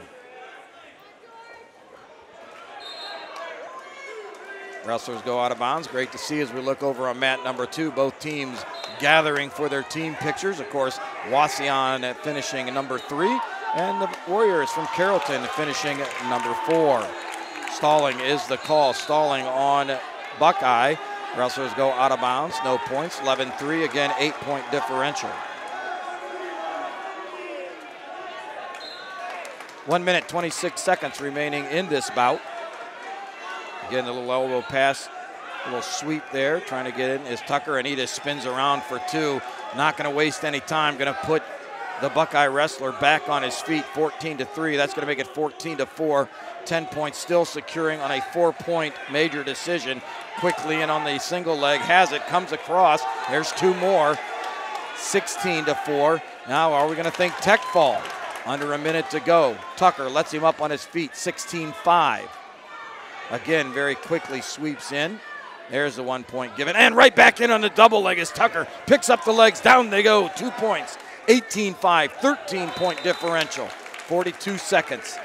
Can he put enough together to get the tech fall?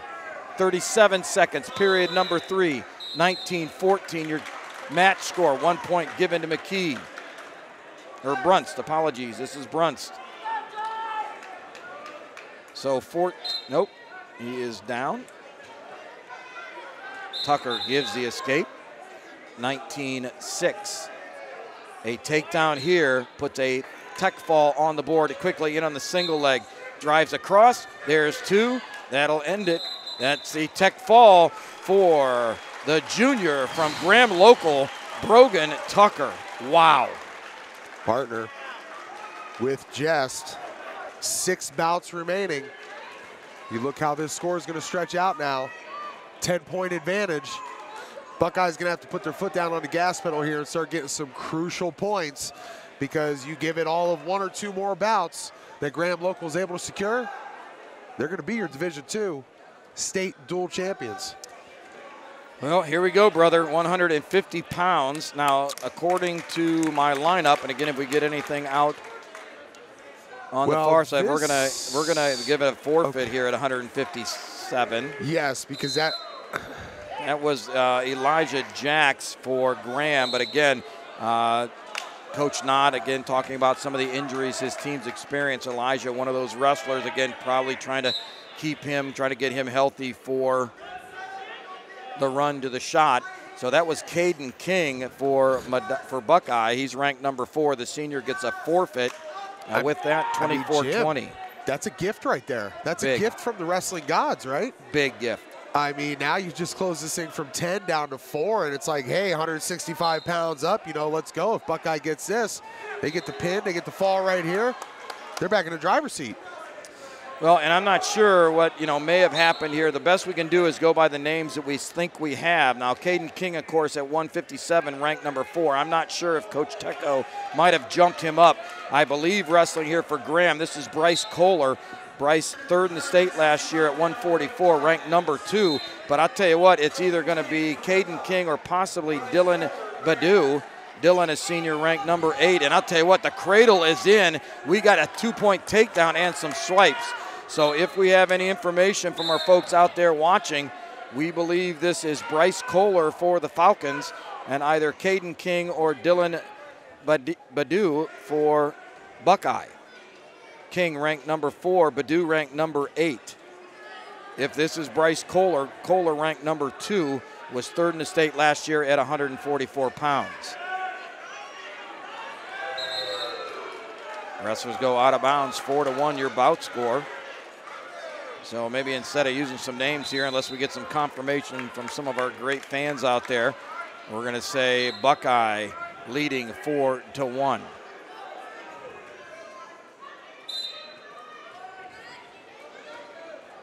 Yet to come, Gunnar Kramblett, number 1 ranked. Ed Nietenbach for Buckeye, number 1 ranked. I mean, there is no answer yet who's going to take this, and we have 2-point takedown for the Falcons. 4-3 our bout score.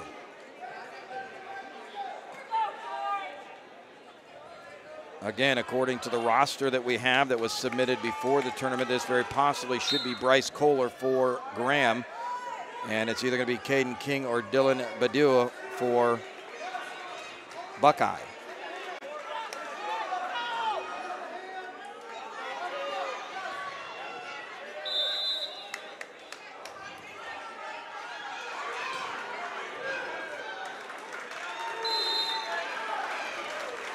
And 2 points on the takedown right at the end. Jimmy B, we just talked about a gift from the wrestling gods. Do you know what else they just gave us? What do we got? Division I State Wrestling Dual Finals, the championship, St. Ed's, Perry Panthers, ready to get it on. So they haven't started yet. Perry just knocked off Dublin Kaufman, and they're getting ready for Ed's. Boy, we figured that's the way that was going to shake out D1. I'm sure everybody in the state figured it that way. Got it hot off the press from my boy Tim Anderson. He said just finished the second round. We took down Liberty. We took down Kaufman. He said we're getting ready for Ed's. Getting ready for the big boys. Only one thing to do, man, is go get him, boss. Get him on. Get it on. As Larry the Cable Guy would say, get her done. 5-4 your bout score here. Graham in the lead. 165-pound weight class. The Falcons leading the duel 24-20.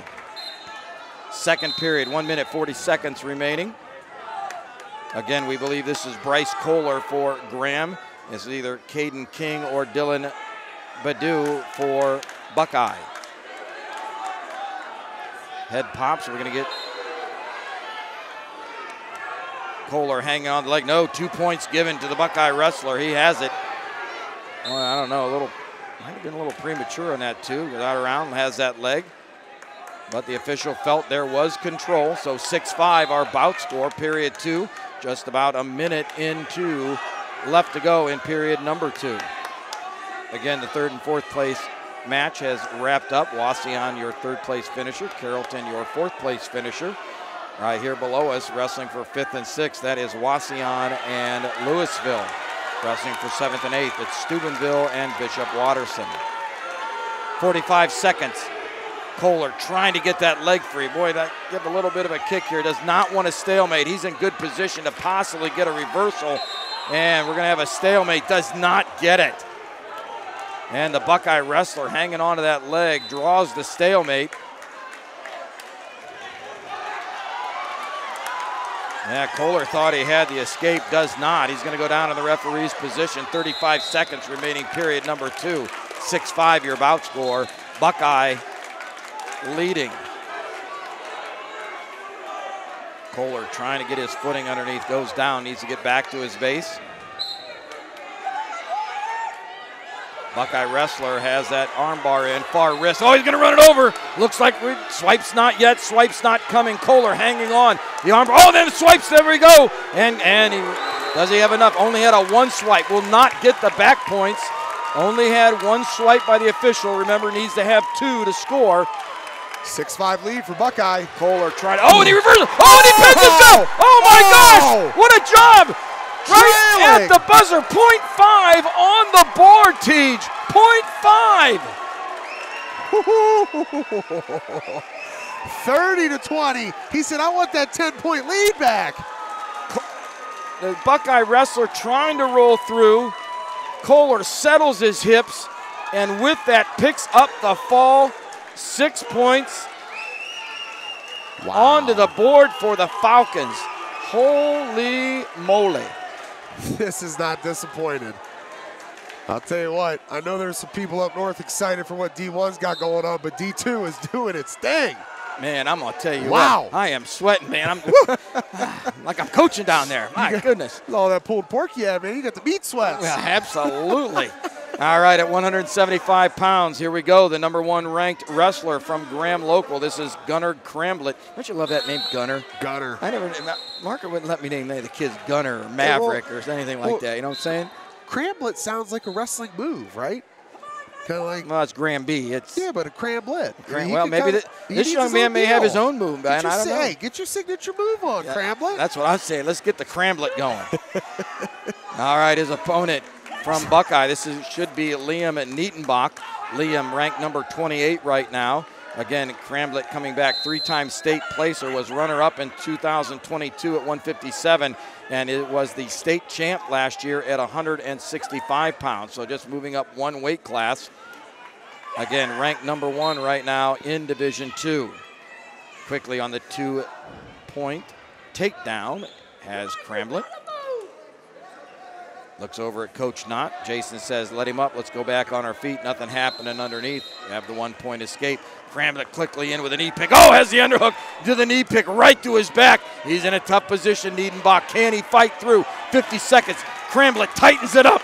underneath. This is going to be a fall, and Niedenbach fighting, trying, moving left, moving right. Bramlett settling himself in. Plenty of time with 44 seconds. I'd pick your head up, Gunner. Pick the head up. Get a little pressure on those hips. Look up at Coach. Give Coach a smile. 35. There it is, the fall.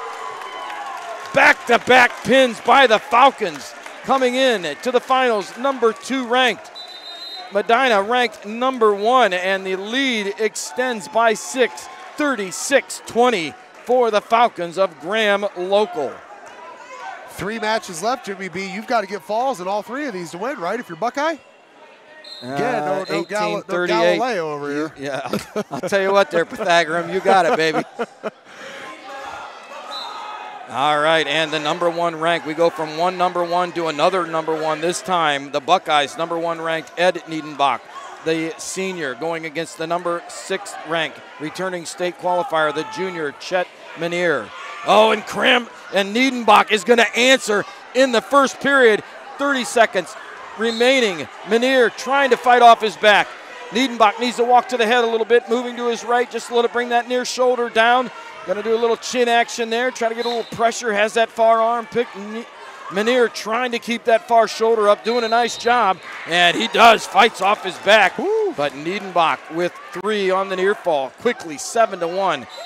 1 minute, 10 seconds, gives the escape, back on their feet, 7-2. Dude, how exciting is it, seriously? The number 1 ranked right before this for Graham, the number 1 ranked right behind it for Buckeye. And Niedenbach quickly in on the single. Manier gives it up. Down they go, 9-2, 51 seconds. Now, I'll tell you what, Niedenbach, I understand, going to go for the takedown here, but he, like you called it there, brother, he needs the fall.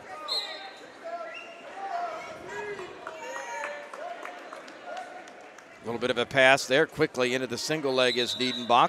Will he get 2? 33 seconds. Not yet. Official looking for control. There it is. 2 points on the control. Wrestlers go out of bounds. 28.9 seconds remaining in the first period. Again, Graham up by 16. Buckeye needs big work out of these last 3 matches. Niedenbach shows the official, going to go optional start. Does, boy, comes right out in front, right into a Chancellor type position, is not going to go. Manier back onto their feet. 11-4 your bout score. Niedenbach underneath, Manier over top. Niedenbach with a little 2-on-1, trying to force that arm down, needs to pop his head, does so, right to the collar tie. Switch down into the single leg, and again, 2-point takedown for Niedenbach. Tell you what, Tej, that first period, Manier fighting hard, does not give up the pin. He'd be awful happy even with a tech fall, saving a team point for the overall. Into the second period, choice goes over. Niedenbach's going to defer, gives choice to the junior, Chet Manier. Manier says we're going to go neutral.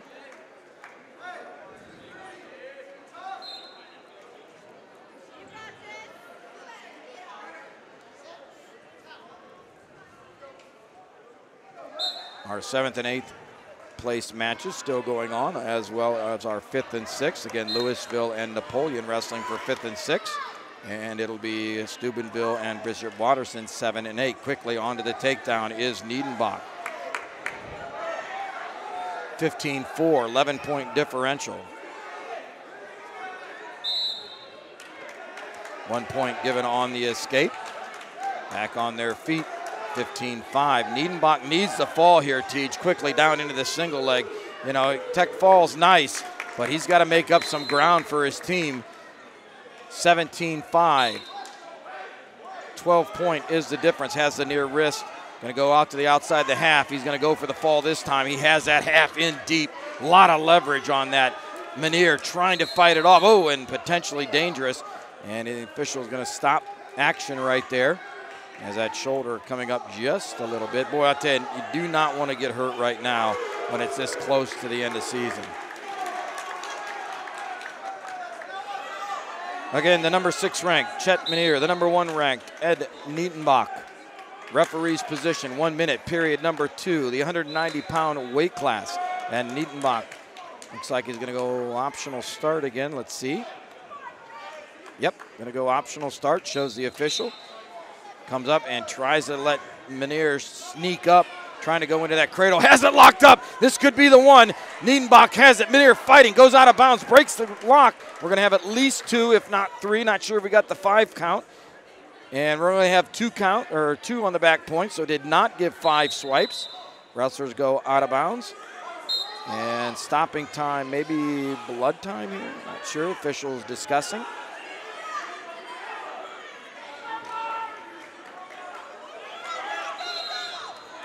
All right, 19-5, so 14 here. Niedenbach needs the fall. Let's see if he's going to, again, he's going to go optional. Might think about that near side cradle. He drops into the cradle, leg comes off. He's got to put Menier on his back. Wrestler's going to go out of bounds, 34 seconds, and we'll restart.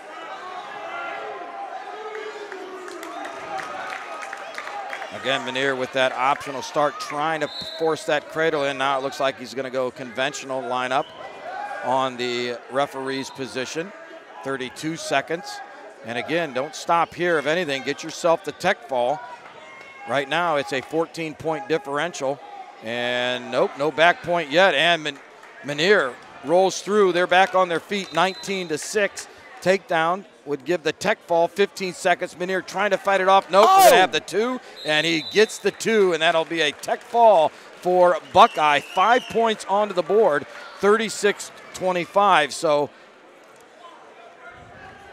with 2 falls. 2 falls gets the W. Yep, they need pins at 215 and a pin at heavy. Would the roof come off of this gymnasium right now with 2 pins back to back? Well, I'll tell you what, brother, right now at 215 pounds, this is a freshman for Graham. This is Daniel Hoke. Daniel ranked number 6. And again, our last 2 wrestlers for Buckeye not ranked, therefore I don't have their names to share with you. My apologies. But let's see what happens here. So again, as TJ had shared with you, for the victory, the Bucks of Medina Buckeye would need 2 pins to seal the deal. A win here by Hoke seals the deal for the Falcons. What a great match, brother. What a great match. 36-25. 1 minute, 20 seconds, period at number 1. The number 6 ranked freshman, Daniel Hoke, for the Falcons.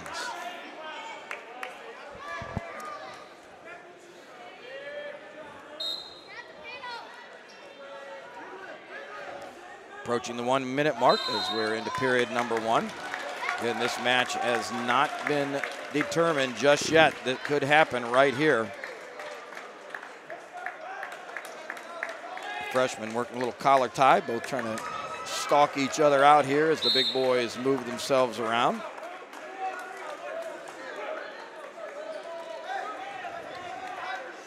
Both wrestlers collar tie. Our Buckeye wrestler underneath with the wrist, Hoke on top there on the collar. Break free. 32 seconds remaining in the first period. Neither wrestler wants to go underneath here, T, just kind of battling up top. Both on the collar tie, both trying to pull those off, trying to find an opening.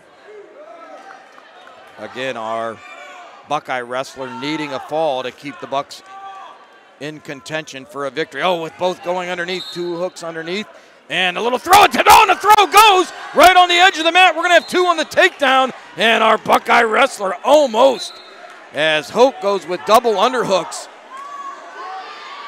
And our Buckeye wrestler takes advantage, brings the hips, and throws it right on the edge of the mat. 2 seconds remaining, period number 1, 2-0, our bout score. Hoke cannot give up the fall here at 215 pounds. Choice going over to the Falcons. He looks over at Coach Knott. Coach says we're going to defer. Choice now to Buckeye. A Buckeye wrestler, he's going to go into the down position.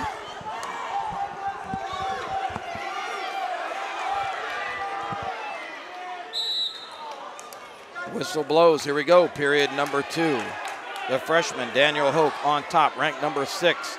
And rolling through, and our Buckeye wrestler coming up from underneath, drives through, wrestlers on their feet.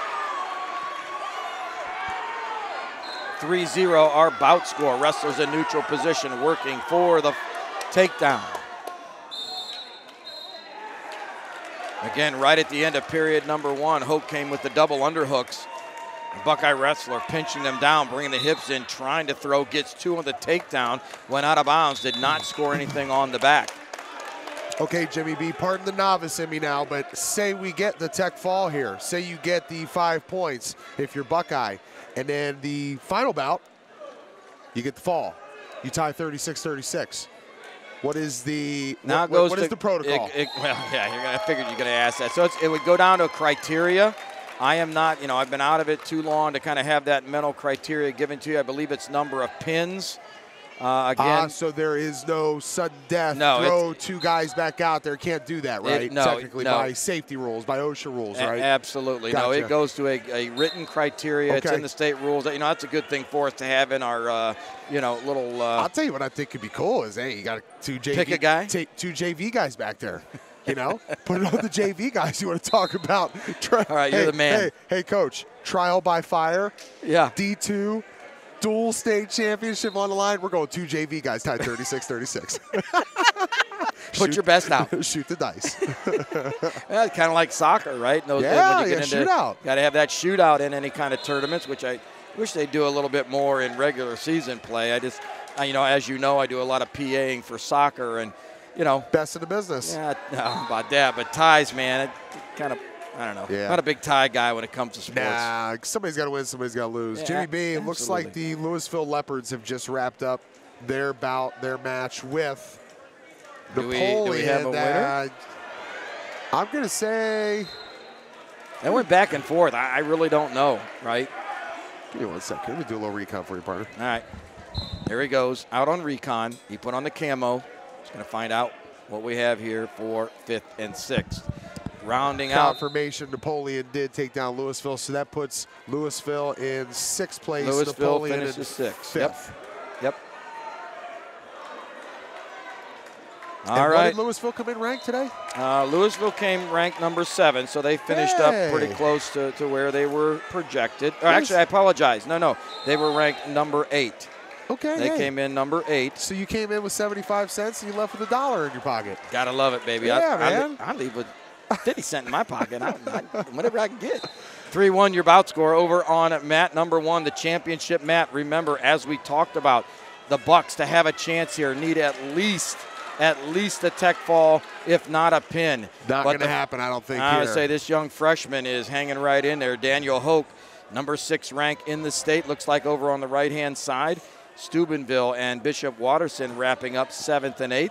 So Jim, bring out the coaching side in me for you real quick. All right, here we go, brother. 124 left in the 3rd period. You're up 3-2. You're down by 11 points. You know you need the fall because you're not going to get the tech fall. What do you start telling your wrestler? Shoot your best shot. And he gets. I tell him now, get your butt off the mat and get back up to give yourself a chance.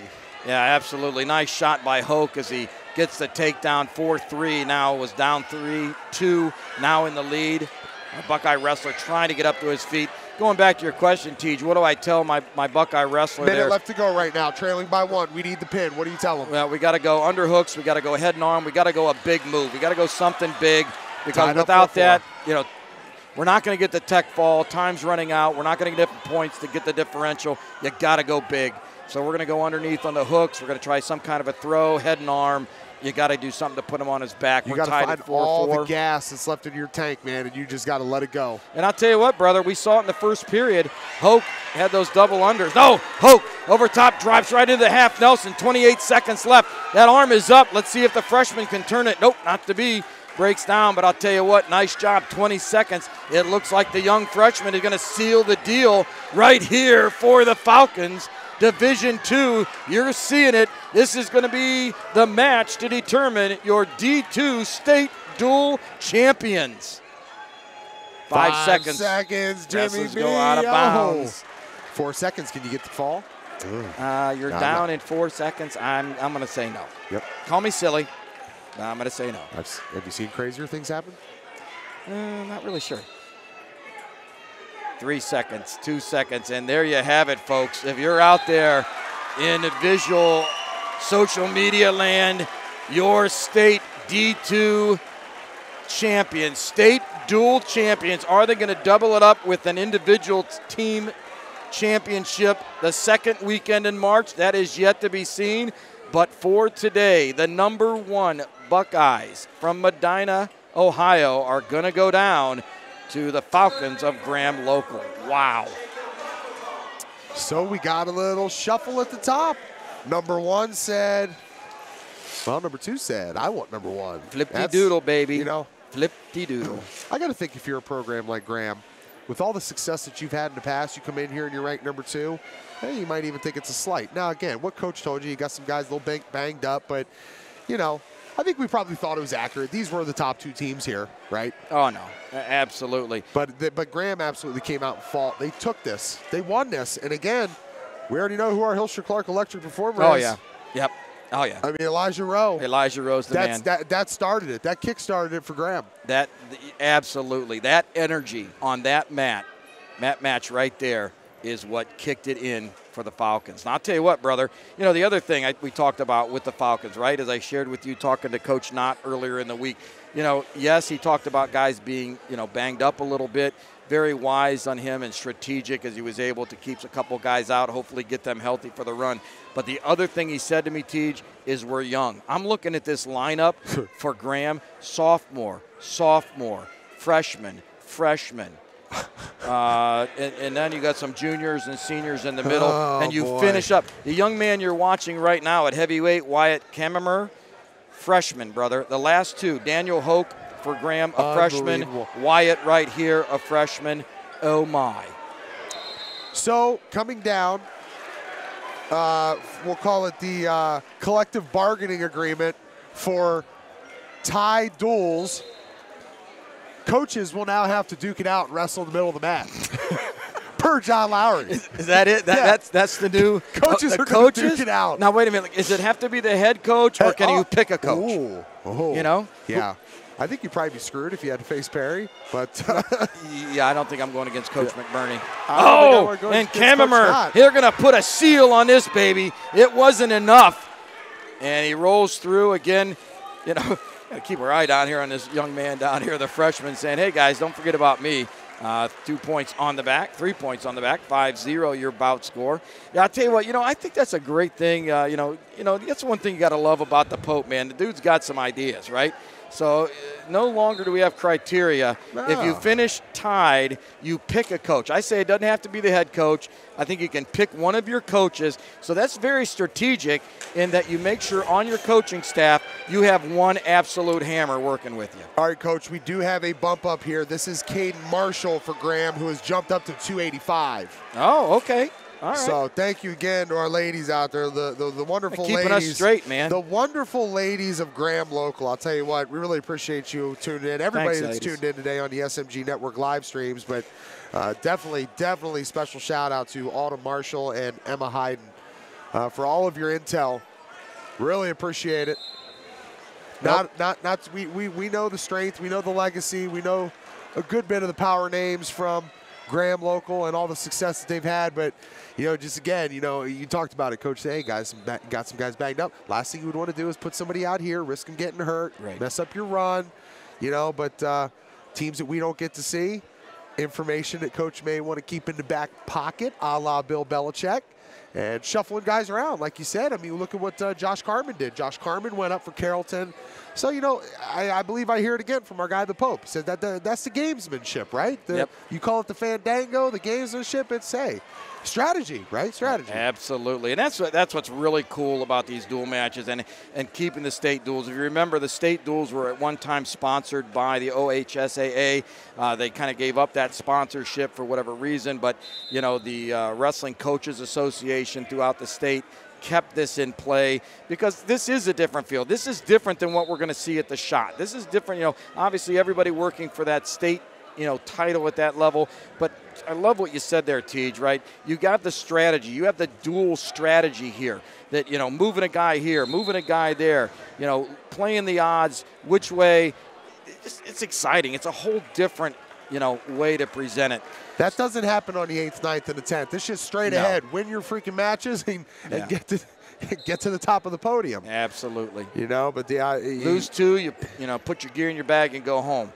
But not here. Not here. Well, I'll tell you what, our ladies from Graham, hopefully we'll see them down. If you come down to the state tournament, ladies, we're going to be broadcasting. Look us up down there. You stop by and see us on Media Row. Yeah, we'll be there, SMG Network. Come check us out. Say hello, and I'll make TJ get you a couple T-shirts. Yeah, there you go. All right, 1 minute remaining, under 1 minute, 1 second remaining as we go to period number 3. Again, the Falcons from Graham Local have sewed up the D2 State Dual Championship. 39-25 our score, leading here at heavyweight. And again, the 4-1-1 given to us by our fans. This is the junior Caden Marshall. Marshall at 8-5. And I'm going to go out on a limb here and say Our Lady Autumn Marshall, obviously relation to Caden Marshall. Oh, boy. Sorry, Autumn. Thank you. No, but I'll tell you what, whether it's mama, aunt, cousin, whoever it may be, always good to see family supporting family. When you got your little ones out here, you got your young ones, your young men and women out here wrestling, performing, competing, whatever sport may be. There's nothing better than to have mom and dad out there. If mom and dad are still here, obviously certain things happen. We know that in life, but when you've got family out there supporting you in the stands, I can tell you there is no better feeling than looking up and seeing mom, seeing grandma, grandpa sitting there. That's the stuff that really kind of hits you in the left side of the chest, man. No, absolutely. Nothing better than family. We know how special the wrestling family is of any sports, the camaraderie that happens between the athletes and coaches. But it does just exactly what you said. It permeates all the way down into the families. Families get to know each other. Wrestlers that wrestle against each other. There's that rivalry when they're down on the mat, but when it's over, man, it's, for the most part, always congratulations and well wishes. Under a minute to go here, 285 pounds, our final bout. Caden Marshall well in control. He puts up the bonus points, 13-3 is Marshall. He's going to come away at least with that major decision. Twice had an opportunity for the fall, and he's still working. He says, hey, I'm not done yet. And coming up on top, going to give 1 point on the escape is our official. Tell you what, our officials, again, Tej, nice job by our officials here today. Oh, and Marshall has it. He's going to finish it. He says, we're going to finish it the way we started it, with a fall. Marshall needs to get that head up, get those hips back just a little bit, walk that arm out, 20 seconds. You're getting a little parallel. Come out towards the head there, Caden. No, don't forget that leg. Go up towards the head, work that head down a little bit. 12 seconds. Is he going to finish it with the fall? 10 seconds. 14-3. And there it is! And Marshall at 285, bumping up from 215. It's an exclamation point to start. It's an exclamation point to end. And the Falcons of Graham Local, what a way to finish. Woo! I'm telling you, man, what an outstanding. I don't know what they put in the coffee down here in New Lexington, but my, oh my. Boy, how many sugars you put in my coffee? A little chicory in there. You put a lot of sugar in mine? Got me going, baby. What an afternoon of wrestling, man. All 8 teams, as you hear that PA guy come on, man, all 8 teams, shout out and salute to you. Jimmy B, I'm going to let you go ahead and put a sweet little bow on this thing here, man. I'm going to pass this info over to you, and I am going to go and catch up with our guy, Elijah Rowe. Oh, yeah. Our Hilscher Clark electric performer from the Division II State Dual Championships. Great time, pal. Oh, you're the best, brother. Well, I'll tell you what, I hope you had a good time here with us this afternoon, ladies and gentlemen. Thank you for tuning in. I'll tell you what, obviously, love this sport. Been part of my life, all my life, pretty much. And to have a chance to put this headset on and to bring it to you this way, again, hope you had an enjoyable watch with us. But again, none of this happens without our great sponsors. And with that, again, of course, SMG Network is powered by TKDS Sports. And today's presentation brought to you by the Hilscher Clark Electric Company. Of course, TJ on his way down to get the Hilscher Clark Electric Performer of today's meet. And that's going to go to the 120-pounder from Graham Local, Elijah Rowe. Elijah with the big pin over the #1 ranked Colin Limbert of the Buckeyes. So we'll get his picture taken and we'll get them up on our website. But again, we want to thank our so many sponsors out there. C.H. Valos and Associate, Lindsay's Pizza. I'm excited, man. I got time to get home and get me a Lindsay's Pizza. If you're up in our area there, that Stark County area, look up Lindsay's Pizza. Get yourself a pie here this afternoon. Or better yet, get yourself some pie and some wings for tomorrow in the Super Bowl. Get yourself ready. Miracle Motors 42. the Walsh University. Hey, Walsh, I'm not done calling you out, guys. Now, you know, Mount Union, only college in Stark County with a wrestling program. They've now brought in a women's program. We need another wrestling program, at least one or two yet in Stark County. And Walsh, I want you guys to be the next. I want to thank Leathernecks Nation Motorcycle Club, Save22.Vet, and the Sam Center. We always put those three together because I'll tell you what, again, as TJ had pointed out earlier, the work that they do for our men and women of our armed services, our veterans. If you know anyone out there needing any help, whether it be food stuff, whether it be housing, clothing, whether they, you know, have some concerns, you know, after coming back serving, please, please, please get online, look them up, give them a call, get that young man or young woman the help they need. Also want to thank the Drive Mine Group, Cackley Insurance, Nathan's Patio, LPL Financial, McNeil & Sons Tree Service. Hey, McNeil & Sons, I might be calling you. I got a couple trees out there, so hang in there. We're going to give you a call there. Polish Details, one of our new sponsors coming on. The 2nd Brigade Motorcycle Club, another one of our newer sponsors. Outstanding. H&H Truck Parts. Lace & Dagger Tattoo Company. Yep, Lace & Dagger. I'll be calling you too. I know. Margaret says, you know, you're too old. I say I'm not too old. I got something in my mind. I'm going to bring it down, talk to you about that. But thank you to our sponsors, Lace & Dagger Tattoo. Also finishing up the Pro Football Hall of Fame Luncheon Club. Wow, what an outstanding afternoon, morning of high school wrestling. Of course, the state duels. We have got a lot of action coming yet for you. I know that TJ and I, in fact, we're going out tomorrow to Glen Oak High School as SMG Network will be bringing you the OYWA, the Ohio Youth Wrestling Association State Championships from Glen Oak High School. That'll be Sunday, February 25th. So we're going to be bringing you the little guys, right? The little guys over there. We're going to be bringing you the state championship. Of course, we already are lined up for sectional presentation. I believe, Tej, correct me if I'm wrong, we're going to try to have D1 broadcast out of Perry High School, D2 broadcast out of Northwest High School. We'll let you know more about that. Please watch our social media sites for that information. That'll be on Saturday, the last Saturday of the month, and followed right behind that on Sunday, the first women's regional. One of the regionals will be held at Northwest High School for the women, and SMG Network, we will be there live bringing it to you. Following week, we'll have districts out of North Canton, Hoover. And the team at districts. We might also, we're still talking about it, right, on that same day, we may have a broadcast of the D3 college regionals out of Ohio Northern. We are not sure if that will go yet or not. TJ and I need to talk a little bit about that. But, folks, it all culminates at the shot at The Ohio State University, a place very near and dear to my partner's heart, very near and dear to me, even though I didn't go there. I had 5 of my children went there, so they got a lot of my money. That thank God, and love the Buckeyes. But, yep, we're going to be down at the shot. We are set up, ready to go. And, again, Tej, SMG Network on the finals. We're going to be mat side, aren't we, brother? Yeah, we will. And I'll tell you what, with our partners at the Ohio High School Athletic Association, I know they have a lot of new plans for this year. Obviously, last year with Jim and Chris Kali calling the first ever sanctioned women's state championship on mat number 1, working all the way down to mat number 3 with our guy Jamie Fallsnight and Ken Infantaglia. May have a way to work in our boy Sonny Marchetti this year as well. And then myself and John Lowry calling the Division 3 championships down on mat number 4. We did that for the first time. OHSAA did that for the first time ever last year alongside their great partners with Wrestle One Tournaments, rocking the microphones. We were doing it. They've always had the video. Now we bring the audio element. And we're kind of trying to change the game here with high school wrestling in the state of Ohio. And I know that Tim Streed, Director of Marketing, along with Doug Ute, they see what's going on. Women's wrestling, the fastest growing sport in North America. We've got over 300,000 high school wrestlers competing this year. That is the most in 45 years, Jim Bostic.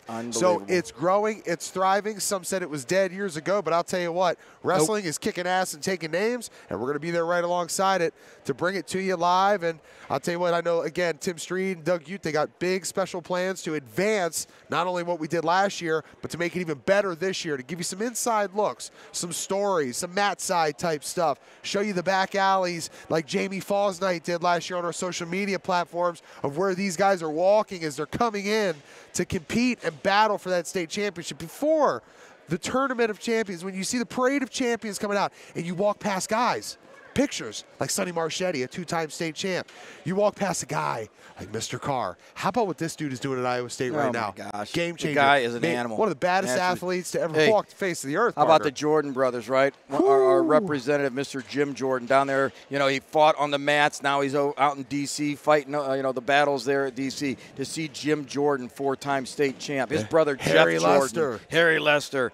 Nah, brother, it is just getting better. And then after that, right, we take a 2-week breather, and it's right into the freestyle Greco season. As this year, we hope to bring you some freestyle Greco wrestling, show you a little bit of the international. If you guys feed me any more of this Kool-Aid, this might just become SMG Network Wrestling full time, man. I'll tell you what, we have so much fun getting out here. We love covering all sports, but I'll tell you what, the response that we've gotten from the people that tune in, that listen in, to have those ladies that were joining us today, shooting us messages, interacting, having fun, can't make it out, we want to be there for you to bring you the action. Obviously, we'd always love to have you in the gym here and just create that atmosphere, which the atmosphere, New Lexington, it was created today. Great job. Yes. You guys did it. Amanda McCoy, you guys knocked it out of the park, hospitality, all that. But the wrestling, it stood for itself. And for me, to see the response that wrestling has got, it's just, it's fulfilling. It gives you purpose and reason why we do this. Absolutely.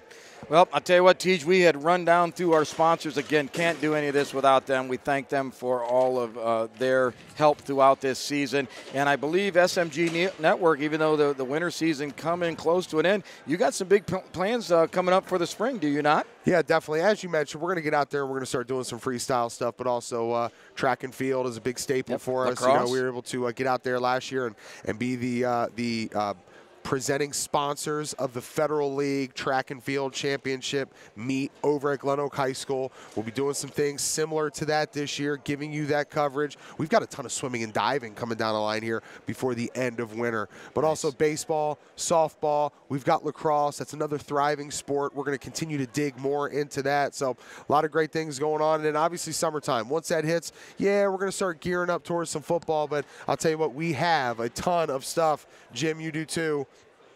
With wrestling. Just starting, baby. I mean, wrestling is, I know that there's been some talk of Speedos and guacamole and beaches. And we are going to, now wait, real quick, you brought it up. Nope, I got the guacamole challenge. Speedo, beach. All right, that's how I was leaving. There you go. Squat. Guac, Speedo, beach. Now, you got to tune in later to find out what that means. They call that trifecta box. Trifecta. Okay, so that's all we're going to give you. All right, so you got to stay with us to find out what that's all about. So, all right, TJ, I'll let you close us down like you always do, brother. You're the best, man. Thank you for this opportunity. Love you, my friend. Way to go. All right, let's bring this thing on home. A beautiful Saturday here on the campus of New Lexington High School. Again, Amanda McCoy, athletic director. What a phenomenal job she does here. And on the 10th day of February here in 2024, the Division II state wrestling duels, they did not disappoint. Your champion, Graham Local. And you've heard it all here and watched it all here on the SMG Network live streams, powered by TKDS Sports and presented by Hilscher Clark Electric Company, your Hilscher Clark electric performer of this state championship duels, Elijah Rowe. We'll have his picture up there for you. We'll have a little graphic. Got him holding the trophy. All of his boys were going nuts. Nice. Like, hey, my man, he's the electric performer. They loved it, man. They're going to be carrying him out here to the bus on his shoulders with that trophy. And, again, our good friends at TKDS Sports, they power this website. They power these live streams. That's smgnetwork.tkdssports.com. Hello, thank you, salute to all of you who tuned in this afternoon to hear these state wrestling Duels Championships. It's also brought to you in part by C.H. Vallis and Associates, Lindsay's Pizza, Miracle Motors 42, Walsh University, Leathernecks Nation MC, the Drive Mind Group, Cackley Insurance, Nathan's Patio, Save22.vet, LPL Financial, the Sam Center, McNeil & Sons Tree Service, Lace and Dagger Tattoo Company, Polished Details, 2nd Brigade MC Canton, SBMC21.com, H&H Truck Parts, and the Pro Football Hall of Fame Luncheon Club. Special salute to the Ohio High School Athletic Association and the NFHS Network, bringing you it all here today on the SMG Network live streams. From my partner Jim Bostic, I'm TJ Downing saying so long, everyone. Have a great rest of your Super Bowl weekend. Enjoy, everyone. Stay safe.